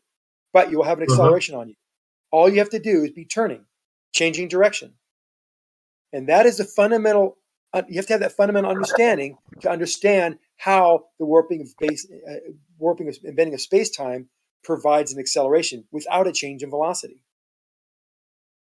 If you don't understand that, you got to go back to square one. I mean, it's not an easy thing to really conceptualize, but I'm just telling you how it is. That's why I try to keep it very simple. You're right. I probably don't understand it very well. But It's that's not why easy to understand. I didn't simple. understand for a long time, even after physics, probably was not understanding it. I've recently become more familiar with it because I've kind of dug into it a little bit more. But the point that I tried making yesterday is that I try to keep it simple. If Einstein and Newton were on the roof with me and they timed the object and how long it took to hit the ground, and they pushed the button at the same exact time, they would measure the same exact time. They would agree that it falls at 9.8 meters per second squared. Their explanation of gravity may be different, but it still falls at the same rate here on Earth. But then someone would ask you, "That's great, Lael. That's an incredible comparison, contrast of these two great minds of our physics world and time. But how come when the thing's falling, it's not experiencing any forces? How is there not any forces being experienced by this object I'm dropping? And you're dropped as well. Why do you feel like you're floating when I'm accelerating? Don't accelerations always are accompanied by some kind of force that causes it?" And there you go. In that question, you added words into the thing that I never said. No, I never once used the word force. No, you didn't. You didn't say that. You did really well from what I heard last night. I'm just saying, I'm taking it one step further. It's like, yeah, we all measure it the same exact result is achieved by the two different formulas, the field equations and Newton's fundamental laws of motion, F equals ma. I'm not even talking about the field equation, though. I'm just talking about the measurement of the time it takes to hit the ground from the top of my roof. You implied it. You said that both directions, both ways you've achieved or measuring it, are measuring the exact same phenomena. They're just going to explain it different ways. That's what you said, right? I said that Newton and Einstein would measure, or their time would be exactly the same. Of, let's say, 15 seconds or whatever it would be. And everyone else measuring on the ground, not on the roof. Let's say we had 8 billion people measuring the time. They would all measure the same time. Everyone measures the same thing. Relatively speaking, because obviously everyone cannot hit the start button at the same time. No, we understand. I get it. I know what you're saying. It's a thought experiment. But what you're also saying is that, tell me if I'm not speaking for you incorrectly here. You said that they would be able to take that information, that acceleration, and explain it two different ways, right? That's what you said? Yeah, I expanded it. Now, if you're talking about that's why I like to keep it simple. But yes, Newton had his way of explaining it, and Einstein, with the field equation, showed that there is a better, more full explanation than that of Newton's. Mm-hmm. Well, they Not said that mass Newton attraction. was necessarily wrong, but that Einstein made a fuller explanation of what Newton thought. Well, they said there's this attraction, and Einstein said and even I think even Newton said it seems absurd that we could have, masses attracting masses with no visible connection or mechanism to attract these things. So, but he still says these laws are reigning true, and they are laws because they can't be disproved. But Einstein came along and said, yes, all these things are true. They happen. That's what we see and can measure. But the reason that they happen are for this. He talks about the bending, warping of space-time, general relativity. And then some of these things make a lot more sense now. Because now there doesn't need to be these magical forces that are happening. Like, well, how is this attraction? It's not magnetic. It's not electronic. It's not physical. It's not a string. How are these things attracted to each other? What's causing these masses to interact with each other? They're just like they're inert bodies. Why would they move toward each other? What I think is interesting is when we talk about the bending of space-time, if I go grab a telescope that sees, say, like 20 light years away or something like that, I'm just making up a number, and I sit and watch, I do not perceive the bending of space-time. The bending of the fabric of space-time is a better way to put that. Why would you? Shouldn't we be able to observe it? No. Isn't science about testing and observing? Yeah, but no, you're not looking at specific things that would actually show you an example of the bending, warping of space-time. You'd have to see, well, I guess everything you see, galaxies and things would be, or moons orbiting planets would be examples of bending, warping of space-time. But things like seeing things around the sun, a star that you shouldn't see, the bending and warping of space-time would cause. Yeah, but I'm talking more of a direct observation of looking at space itself and seeing it bending. Well, yeah. So I which think is impossible. So if you're not talking about the galaxies and why things rotate in orbit, you're talking about what happens when you see a star behind the sun that you shouldn't see. That's an example. The only time you can see is if you see an example of it happening. You're not going to look at space and say, "Oh, I see this bending and warping of space-time" as I look out through your telescope. No, you're going to see the effects of the bending and warping of space-time based on where mass is. Because mass is going to be these are the point indicators of what space-time is doing, because they're following the bending and warping of space-time, and it bends and warps closer to the mass than it does further away.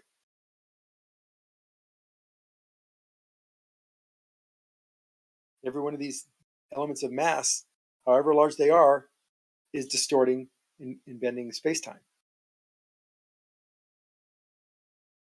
That's why, and I love the example of someone flying in the spaceship, floating in the middle of space, nowhere, floating, like everything floats, and all of a sudden he's got no windows, and he suddenly passes by a big, like a Saturn. He's going at some God knows how fast he's going, and he rolls in, makes the turn, and gets in orbit. Now he's making a 360 every, 90 minutes. But he doesn't know. He thinks he's still going. He still thinks he's going straight as an arrow, floating in space, not near anything. Yet he's going in a circular path now. And that's due to the bending warping of space. An example here on Earth. You want an example here on Earth of bending warping space-time? No. Sorry. Oh. Just of being able not to tell acceleration. I watched a video of a guy driving. I can't remember what type of sports car, but he continuing to accelerate to the top speed of the car, and without him showing the speedometer, digital speedometer going higher and higher, I myself would have not been able to perceive that he was increasing in speed. Guess where he was at? 300 miles an hour. No. Guess where he was doing this at, is what I'm asking, not how fast he was going. Bonneville Salt Flats. Correct. With no bearing on anything, just straight, I'm going to use this word, flat land. You have no way to tell without objects around you that move past you, or you move past them, how fast you were traveling. I could not tell until he showed on his speedometer that he was, going faster. Yeah, that's very true. And but you can tell initially because you can feel the very slight g-forces of automobiles accelerate at a very modest pace, and they have only one limitation, and that's horsepower, not the torque, nothing else. The horsepower of the engine determines the maximum acceleration capability potential of that car. Nothing else matters except the power. Is it possible? Huh? Is it possible in that same scenario to accelerate just fast enough where even if you were going 150 miles an hour, you would not feel it? Because your body would be so used to that feeling of not moving or perceiving that you're moving. Yeah, you could start out at a very modest movement, start out very, very slow, and go to like maybe a tenth of a G. And a tenth of a G could get you at a pretty high velocity over, a long enough period of time. You could be going 100 miles an hour and not even know it. If the ride was smooth enough, you'd never know. Can I ask you two a question? Go ahead. Yeah. So I mean, basically, if you apply a force to something, you accelerate it, right? What would Einstein and Newton, would they agree with the premise that applying a constant force to an object, like if I apply a force to an object forever, I would be able to accelerate that force to an infinite speed?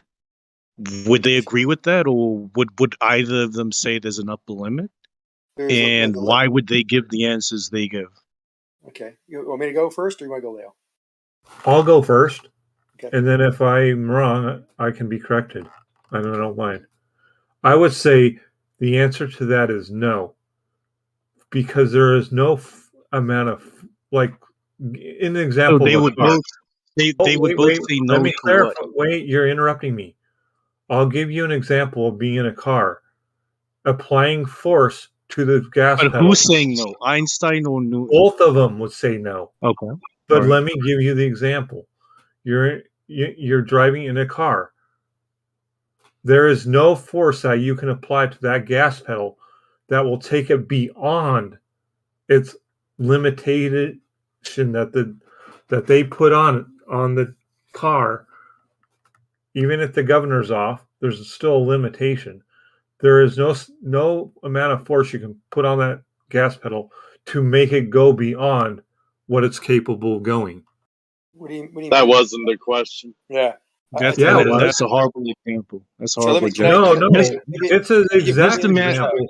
You said applying a force strong enough to make it exceed the speed of light. And I'm telling you, in a car, there is no amount of force you can apply to the gas pedal that would allow it to pass the limitation of the car's speed. I don't know if you're on drugs, Leo, but those words never left my mouth. That was the question. He said constant force. He never mentioned speed of light. He said constant let me give it a shot. Please. Give it a try. It actually. So when you have a constant force available, like a rocket has a constant force, theoretically, you'd say if you can apply that force, keep on applying that force constantly, you would be able to get to and exceed the speed of light. If you're over a period of 1 G, it would take about a little over a year, you'd be going the speed of light. So, but the reason you can't go the speed of light is because to go that fast, you would need an infinite amount of power. In fact, the power will go up with that force. So you have to have an unlimited amount of power to even apply the force and continue. Would Newton agree with that? Yes, of course. Newton agreed with that. Newton will agree with that. Yeah. How? Power equations are Newton's laws are intimately parts of and integrately part of Newton's equations. So I have a different answer. We know not Einstein. So we know that. So it takes an. I think Einstein would definitely agree with that. I don't know about Newton. Newton would too. So the power would have to go up. So constant. So you have a certain amount of power available. The force is going to be constant, but the power has to go up with the force as you go faster. Zanuck, in my example. So you wouldn't be able to get infinite power available. That's the limitation. Infinite power is not available, so you couldn't go to the speed of light. That's how you know. Not to mention, besides all the other reasons, he doesn't shut up. He tries to keep going to confuse it more and more. Rakia, you're interrupting and deflecting. But Xanax, Not really. in my example, if I put 2 pounds per square inch of pressure on the gas pedal, it would keep increasing in speed. If I up to 5 pounds, 10 pounds, 5,000 pounds, it would only be able to match what the company of that car says that the speed can accelerate to. No matter how much pressure. Oh my gas God. pedal. Pressure does not matter. God. You could push a button and say full throttle. That would, now your maximum limitation would be 100 or let's say it's 1,000 horse. Let's say it's a Bugatti. It's got 1,000 horsepower. Leo, pay attention real quickly here. The 1,000 horsepower would be the maximum of capability of that vehicle's ability to accelerate. That means the torque would be inversely proportional to the velocity. That means every increment of speed you're going faster, there's less and less torque, directly proportional. Xanax, So let's say the top speed of Bugatti is 300 miles real an quick. hour. The question was, hold on. The question was, if I had the same thrust, the same force added, would it be able to accelerate to the speed of light? So, Leo, you got that part wrong. I was just trying to clear that part up. Okay. Can Bacon do his turn? My point was this. If I put a continuous force or increase the force on the gas pedal every mile for 20 million miles of 2 pounds per square inch on that gas pedal, so it increased every mile at 2 pounds per square inch. Chris, can no, Bacon 2 have his million turn? miles? There horrible, would be horrible analogy. I remember no. this guy. I remember this guy. Rakia, shut up and let me finish. Cool. Dude, If you are you so put wrong a about this. million- You should just be quiet. Shut up, You should Rakia, not let me want to finish. Even your peers are telling you you're wrong, dude. Would you listen to them? Shut up, Rakia, let me finish. You sound ridiculous, dude. Yeah, it is If sound you ridiculous. put a million pounds per square inch of pressure on that gas pedal, it's not going to be able to exceed the limitation of the speed that the company can make that car go. Period. That's a good point. That's a good point. But Great No, point, it's not a good point. It's not a good point, Leo, because maximum capability We're of that car is trying not to move speed. on, Xanax. Okay, but can I just say one thing? Let me say one thing. The speed limitation is not the company's spec. The horsepower is the limitation of that car. Right, that's what I'm saying. The horsepower of the car. Horsepower. If you exceed that horsepower by applying, let's say, 5 million pounds of force, that horsepower only allows it to go so far. And so you could apply that 5 million pounds of force and still only be able to hit the maximum horsepower of that car. You could never exceed it, no matter how much force you added. Absolutely. Absolutely. Xanax, Jesus, man. Okay, gotcha. Okay, gotcha. Are you disagreeing with me, 100% correct. 100% correct, Leo. No, you're 100%, man. I did have a question, though. I'm asking for Xanax, right? Xanax, am I wrong? No, yeah, because the Talking about horsepower available to the car tells you. Can I finish? Can I respond to it? Or no? The horsepower that's given. Why not let someone else try and answer the original question I asked, Xanax and Leo? I think Bacon wanted to give an attempt in kosher as well. But did you hear the point? I don't know. No one acknowledged the fact that I said what horsepower was. That's given by their engine. That is yeah, the but talking about horsepower has nothing to do with the question I asked. No, but that addresses his problem with the gas pedal and the manufacturer. Yeah, but maybe you and Leo can go to a separate VC. Okay, but let me ask you. I think I asked you your question specifically. Your question is if I have a constant you answered my question, but your answer wasn't right. Could you let someone else try? Why was it not right? What's the problem with my answer? We can come back to you, Xanax. We will, but why not let someone else try? That the force applied would not be able to be but why not let someone else unlimited try? horsepower. Come on, Xanax. Go ahead. Bacon, kosher, you guys. If they don't want to try, then you can go ahead, Xanax. But okay. I would like to hear someone else try. Bacon's unmuted. Yeah, well, the answer about the power of the car, I don't think is related to what Nate was asking, because I think it would be more analogous to a rocket in space, for example, where it can accelerate freely. So if you have a rocket that is accelerating for an indeterminate amount of time, according to Newton's equation, let's say the acceleration of the rocket is just 1 meter per second square, right? There's a predictable amount of time in which you would reach the speed of light. And 1 second later, it would be 1 meter per second faster than the speed of light. There's no limitation within Newtonian's equations for the rocket accelerating at any acceleration to stop before the speed of light. So this power limitation that wouldn't exist there. You would it maybe exists on a car because there's all sorts of environmental things on a car that change the situation. But I don't think that was the kind of question that Nate was asking. Well, I think you should say I don't think there'd be a limitation. You said, wait, hold on. So Bacon, Bacon, wait, no, you all wait, Bacon, hold on. Bacon, may make a quick comment on your statement. You said there isn't. You should say I don't. You should have said I don't think there's a limitation, but there is a limitation with a rocket. Now you brought that up in my initial response. If you're having 1 pound of force applied, one Newton or 10 newtons of force, whatever applied on that rocket, eventually it would exceed the speed of light, and there's nothing acting on it. But that's wrong. Actually, you would need infinite power to reach infinite speeds. The power requirement to create that force would go up with the velocity. But the speed of light is not an infinite speed in Newtonian mechanics. Even then, near infinite. Well, first of all, it's speed of light. You would have an infinite mass. So but that's only in relativity. Yeah, that's in relativity. Newton would never say those things, Zanny. Newton would never say that. That's why you were wrong in saying Newton would say there's a limit. You can't. There is a limit. And that's why those examples Lael brought up had nothing to do with the question I was asking. But no, it does, because you cannot have a constant force without some type of unlimited horsepower supply. You can't, just because you have a rocket that puts out 1,000 pounds of thrust doesn't mean it can eat 1,000 pounds of thrust and continue to accelerate over that thrust times the mass, or force divided by the mass equals that acceleration. It doesn't work that way. Let me give an example then. It's kinetic energy. You cannot create energy. You're going to create energy. That's not Einsteinian. That's more Newtonian. So you will have a limitation based on the amount of power available, based on the fuel you have available to provide that thrust. You will not be able to provide that thrust. You will not be able to provide 1,000 pounds of thrust at 1 million miles an hour, for example. You can't put out 1,000 pounds of thrust at 1 million miles an hour unless you have a lot of power available. That's a limitation. Now, do you not agree, Nate? Not according to Newton. Yeah, well, Newton would never say that. Then that's why you would, man. You don't think he knew kinetic energy?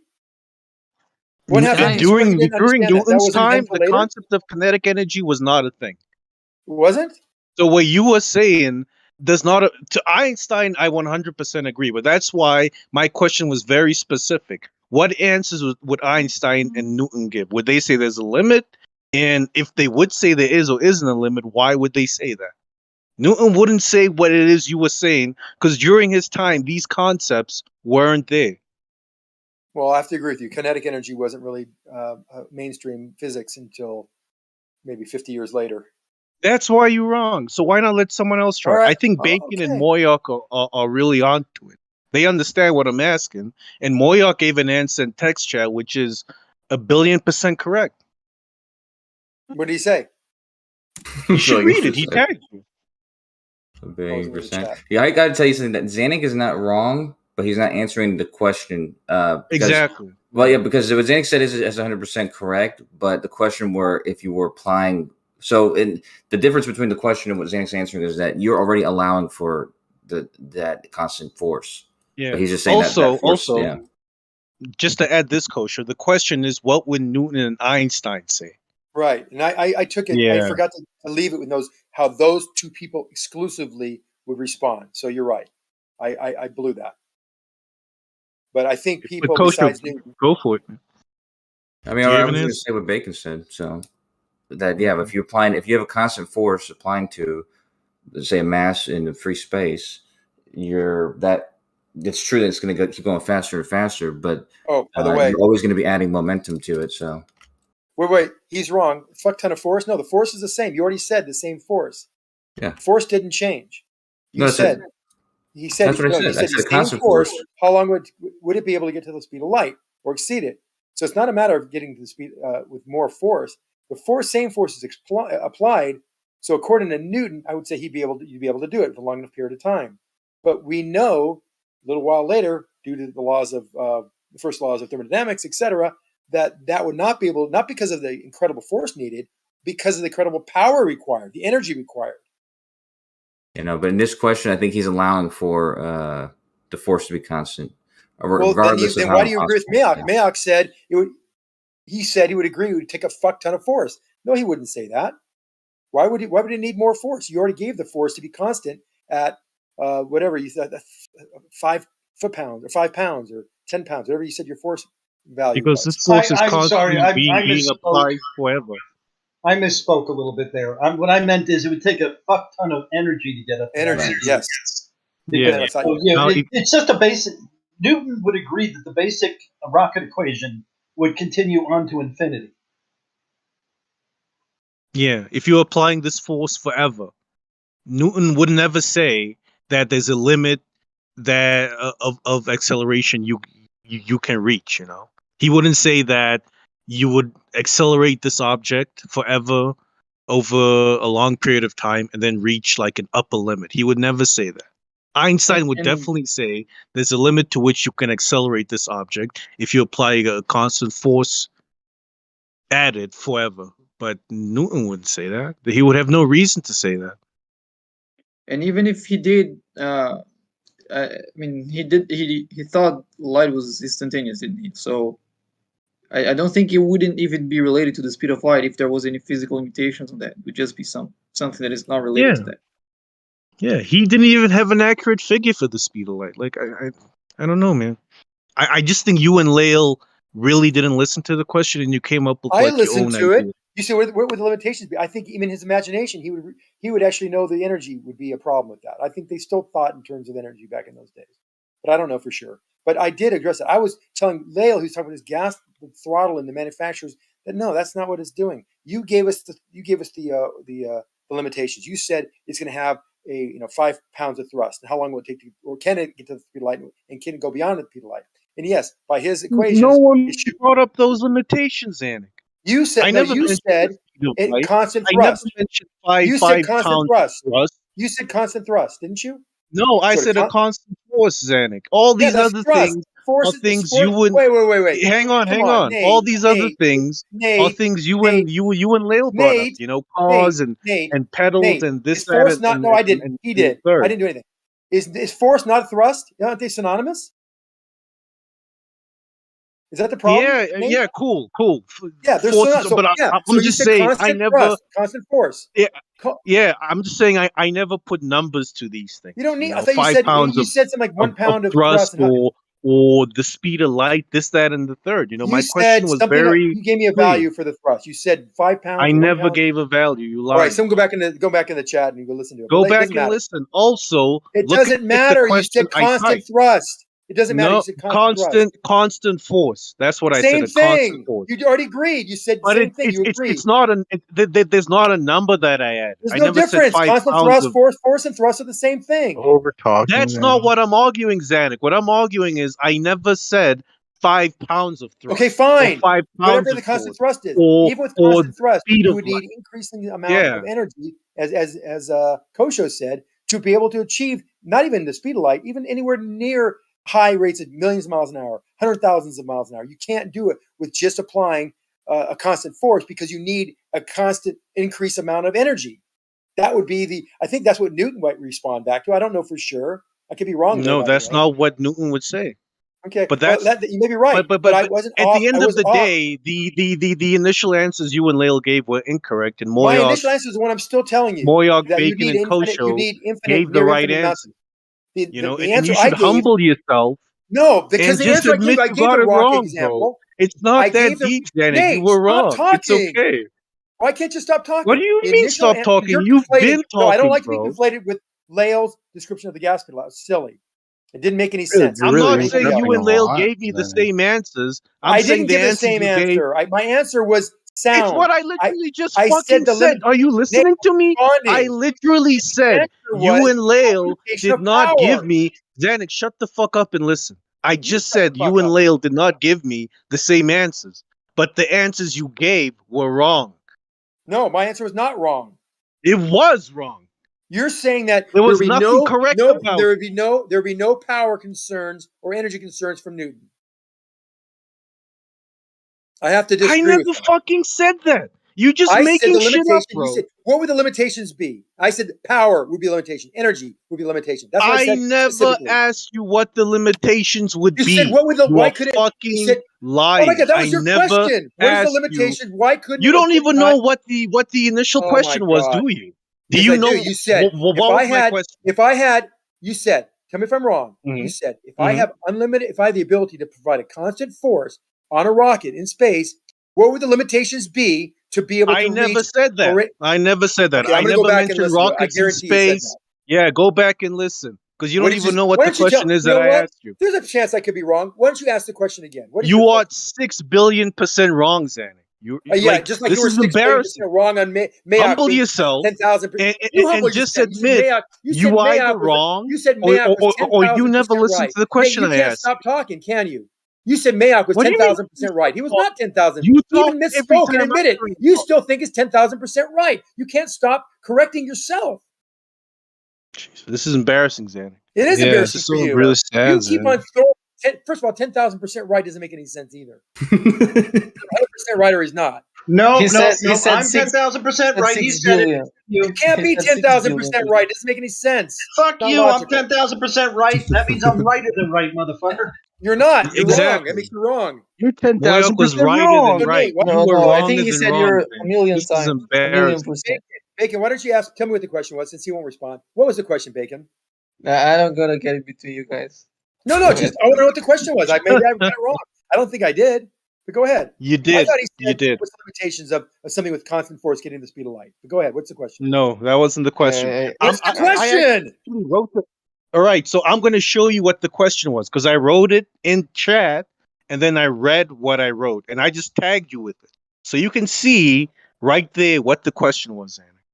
Yeah, that's not fair. Read it. Hey, y'all need someone to say that Zanuck was wrong because I'm your guy. Say it. So Say it, Rocky, please. yeah, Zanuck was definitely wrong, 100%. Oh, it's 6,000%. He says if a force is applied to 6 an billion. object, would it be accelerated? That's not what you said. But okay, you wrote it down differently than you said it. Would Einstein or Newton, and I can't read the rest of it, so you tag me on whatever. Why can't you read the rest of it? I just scroll up to where it is. Well, I gotta find. Now you just God, you could have just. It's a reply thing. You just click on what it's replying to, and it takes you right up to what I wrote. You don't know how to use Discord or what? Nate, this is not fair. You're making me click on things. Just hold on. I'm not. Yeah, click on it, bro. Click on it and read. I just clicked on. It doesn't say anything. Hold on. I'll do it again. Hold on. Yeah, I have a suggestion. Let's No, it doesn't say anything. There's nothing that it doesn't come out. Whatever I did, I'm doing it Oh wrong. my god! I just Alright, clicked on reply. It doesn't. I'll type it. I'll type it out Here, again. fuck I'll you. type the There it whole is. thing for you. There it Because is. all of a That's what I sudden got. you don't know how to use Discord. I replied. That's what I got. Fuck you. Can we See, have a, it didn't like work. a- Whatever you're telling me to do, it doesn't work in Discord for me. For some Yeah, reason. don't worry, Zanuck. I'm gonna type the whole thing out for you all over again. Just say Give it. me 1 minute. What's wrong? Are you retarded? Come on. No, just say because I want you to read it. Because I said it, and you still No, told you. me I after could have sworn saying you it. were saying No, things I about. said it 5 Go ahead. times, and Go every ahead. time I said it, Go you ahead. told me Stop I'm your talking lying, and get it and that's done. not the question Why I do you got asked to you. do this? Why are you doing this, Nate? Listen to me, Zan. Nate, why are you Listen doing when this? I Just talk. tell me the fucking answer and it's over with. So, all Oh, right, I found it. you done If a talking, force is right? applied to an object, would it accelerate it? Would it be accelerated? What does that even mean? Would Einstein or Newton agree that applying constant force to an object would accelerate to infinite speeds, or would there be an upper limit? And yes, I said there would be an upper limit due to the power and energy available. So that's not wrong. You were wrong, Zan. Why do you say I'm wrong when I'm not wrong? Because you were wrong. They both would say, And especially you're 10,000% wrong. This is a troll, right? You said, Like, would Einstein or Newton agree that applying a constant force would accelerate to infinite speeds? Yeah. Yes, they would not agree.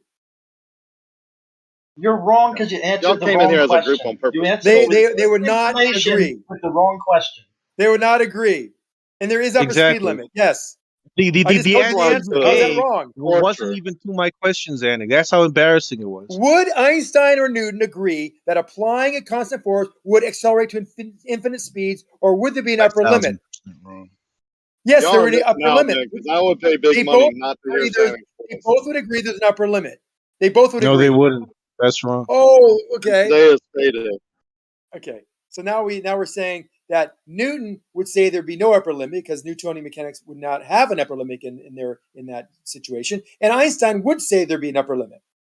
Yes, that is right. Okay. It was worded very awkwardly, but now I know what No, you it mean. was worded pretty simply. That's why No, I had to Kosho, even read this Bacon, now. and Reading it Moyoc twice made me think all twice about got it right. But Well, you I and agree. Leo, Shit, I because can you figure it guys out. don't listen, No, got it you're wrong. being silly.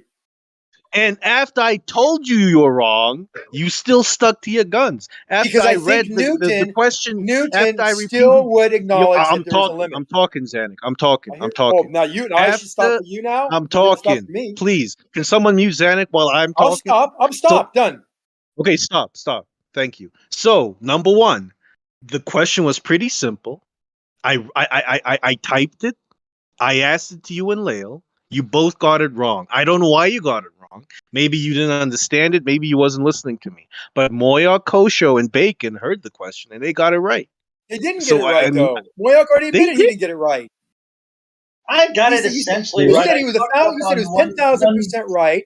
He said it would take a shit ton of force to accelerate to the speed of light, and that's not true. So he's not 10 million% correct. Well, no, because he was already. That was me accepting that there is a crap load of force. He gave the example of having a constant force or a constant thrust. Yeah. He said Newton would think if I add additional force, my craft would accelerate. I mean, additional force. He's already said one force. He'd also agree that it would take a fuck ton of force to accelerate to the speed of light. No, that's wrong. And Nate knows that's wrong. And you may have misspoke there, Mac. I'm not bashing you at all. I think it was an ill-formed, a little bit awkward question. I didn't read it. No, it was a really good question. And Moyoc, Kosho, and Bacon but Moyoc understood didn't it. get it right. He said He did get it right. He said he'd agree that it would take a fuck ton of force to accelerate to the speed of light. No, that's not what it takes to get the speed of light. Either it takes a fuck ton of force, or it takes a really long time to apply a constant. That's not true. If you could apply a constant force forever, you would accelerate that object to an infinite speed in Newtonian mechanics. You gotta stop talking and let other people talk, Sammy. But you keep on saying the wrong thing. It doesn't take a fuck ton of force. Any positive force on an object over time will accelerate to the speed of light. So it's wrong. You're saying he's 10,000% right. That's wrong. Yeah, but I did clarify further on in that statement. Don't walk that. No, hold on. Listen. Yeah, now you're walking it back. Okay, now you get it. Listen, it was a misspeak, and you can tell because in the next sentence I say that he would agree with the rocket equation. So that's what we're talking about. Essentially, the rocket equation doesn't have a speed limit on it either. I mean, not the way it's used conventionally. They just deal with the weight and thrust, and so you'd have to keep adding fuel to this thing to keep that thrust at a constant level, and it can be as little as you want. That's why. That's why solar energy conversion engine, like Star Trek does, you could, in Newton's world, you could keep on accelerating forever. That's why the solar sails are exactly. That's why the You would solar accelerate sails are forever in Newtonian mechanics. That is what Newton would tell you. There would be no limit, no upper limit to how fast you could accelerate or move this object. Newton would never say there's a limit. And that's the answer Moyoc, Bacon, and Kosho gave. Your answer and Lael's answer was wrong. If I add additional force, I'm talking. Like, why do you do that? Accelerate. When you spoke, I didn't interrupt you. I talked, you were done and you talking. interrupt me. I was not done talking. I was literally still talking. Why did you hear me stop? Because you like, said, is there a delay? Are you doing this on purpose? Dude, you must have paused. I did not stop, Sorry, go ahead. Keep on blabbing. Fuck you, man. You're a fucking weirdo. You're the weirdo. Hey, no name calling, man. So I read it's what like he does it on purpose. I'm talking again, and you're talking over me. He has no self-control, no restraint. You have some self-control. Just stop talking. I stop for you. Stop for me. Have some freaking decency. Just say what I said. You said Mayock got it right. I'm reading what Mayock said. Now Mayock could have misspoken some of these things, but he said Newton would think if I add additional force to my craft, it would accelerate. That's not what you asked, by the way. He would agree that it would take a fuck ton of force to accelerate to the speed of light. He wouldn't agree to that. No. But I don't think he would have any limit on going beyond the speed of light. That may be true, and I I may be wrong about that. I don't know. I have no problem admit that I was wrong, that Newton, anywhere Newton would ever think that there'd be a limitation. So I could be wrong about that. I think in my gut, I think he knows the limitations. He would think that the thrust required to accelerate from 0 to 10 miles per hour would be required to go from the speed of light to 10 miles an hour above the speed of light. That makes sense. And he correct me if I'm wrong, blah, blah, blah. But it wasn't 1,000% right. It was actually, fine. It was somewhat correct. No, it's 10,000%. Yeah. 10 billion. No, I mean, he said a million. A lot of 10 people billion is what it confuse was. the fuck Yeah, ton of he force said with a the fuck ton of billion, energy. but He said he wanted to correct it to energy, and if he had energy in there, then I would say, yeah, he's 1,000% correct. But really, it's 100% correct, because 100% correct is correct. Yeah, he said a billion, but he actually typed a million. But he said you're 6 billion% wrong. I always forget. Is a fuck ton got 69 zeros in it? Yeah. 42 zeros. Definitely Oh, 69. Yeah. Man, I got a headache now. I tell you something, dude, because you guys are both my boys, Zanuck and Nate, both smart guys too. But you guys are trouble for two different reasons, man. Because Zanuck is just he'd be so much more powerful if you slowed it down a little bit. Because people are always eager to talk to you, so you always have a chance to respond. But you're always eager to respond. But Nate is just a shit stirrer, dude. He just wants to stir the shit, man. I know. I take That's all the he's bait trying for to do. everybody. And thank you for the advice there, Coach. I'll try to take it. No, I mean, I just don't like it when it's my turn to talk and someone tries to power through me. What do you mean? It's I'm going to talk to you right now. Wax problem. Yeah, but it's just like Zanuck does it on purpose or something. Or he doesn't realize he's doing it. I don't know. No, it's not that. He's I know Zanuck. He's very eager. He's very competitive.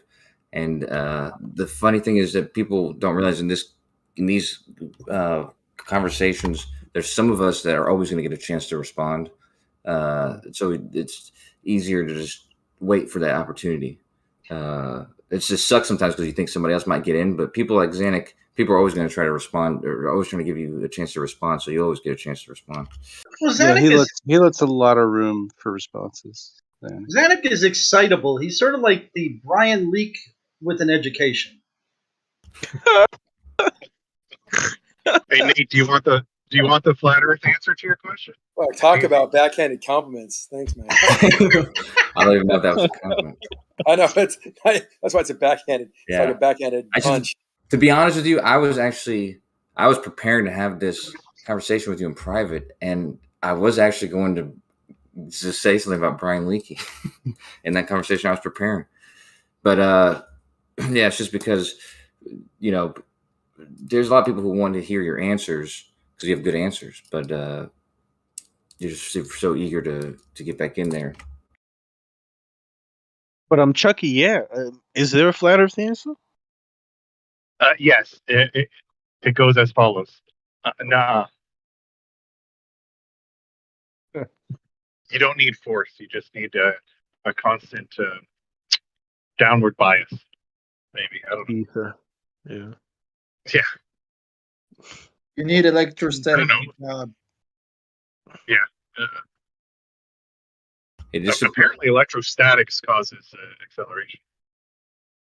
Yeah, it's a funny thing is because they say that it provides the vector, but vectors have two components, of course, and if anything, they're suggesting it answers the directional part of the vector of the acceleration, but it doesn't do anything for the magnitude. Not even close. Have I misheard Winston in the past? He says everything is electrostatics. Isn't electricity not electrostatics because it's the movement of charge? You're breaking up or cutting out or getting quiet. Well, electrostatics is more about electric fields, right? Electric fields are non-moving electric charges, and so it's kind of contradictory for him to use his argument. It doesn't make any sense because when they're moving, it becomes magnetism. When they're not moving, it's static electricity, right? He contradicts himself all the time. That's just one example, but he gets mad at you, says you don't understand, I know, or right? you're arguing with your own model. I did like the Katz, or whatever his name is now, Conspiracy Santa or whatever, said exactly what he would do, and he fell into the trap. Who are y'all talking about? Maybe they could pipe up right now and rebut you. Oh, I was talking about you. You were talking about who? They're talking about Whitsitt. Oh, somebody that's not here to defend Oh, himself. come on, Rakia. You guys were talking about Soundly when he wasn't here the other day. Like, come on. Yeah, but we wasn't saying Soundly's wrong. We were just stating what Soundly said. Soundly's a liar. It's a little bit different, right? Soundly Sounded doesn't like need to you and defend. SC were taking the biggest dumps on Soundly. No, Soundly. Okay. No, we're just repeating what Soundly has said, not saying that he's wrong. So Rakia, has Whitsitt said in the past that everything is electrostatics? Now you're going to ask me what Whitsitt says? Yes. Maybe you should ask Whitsitt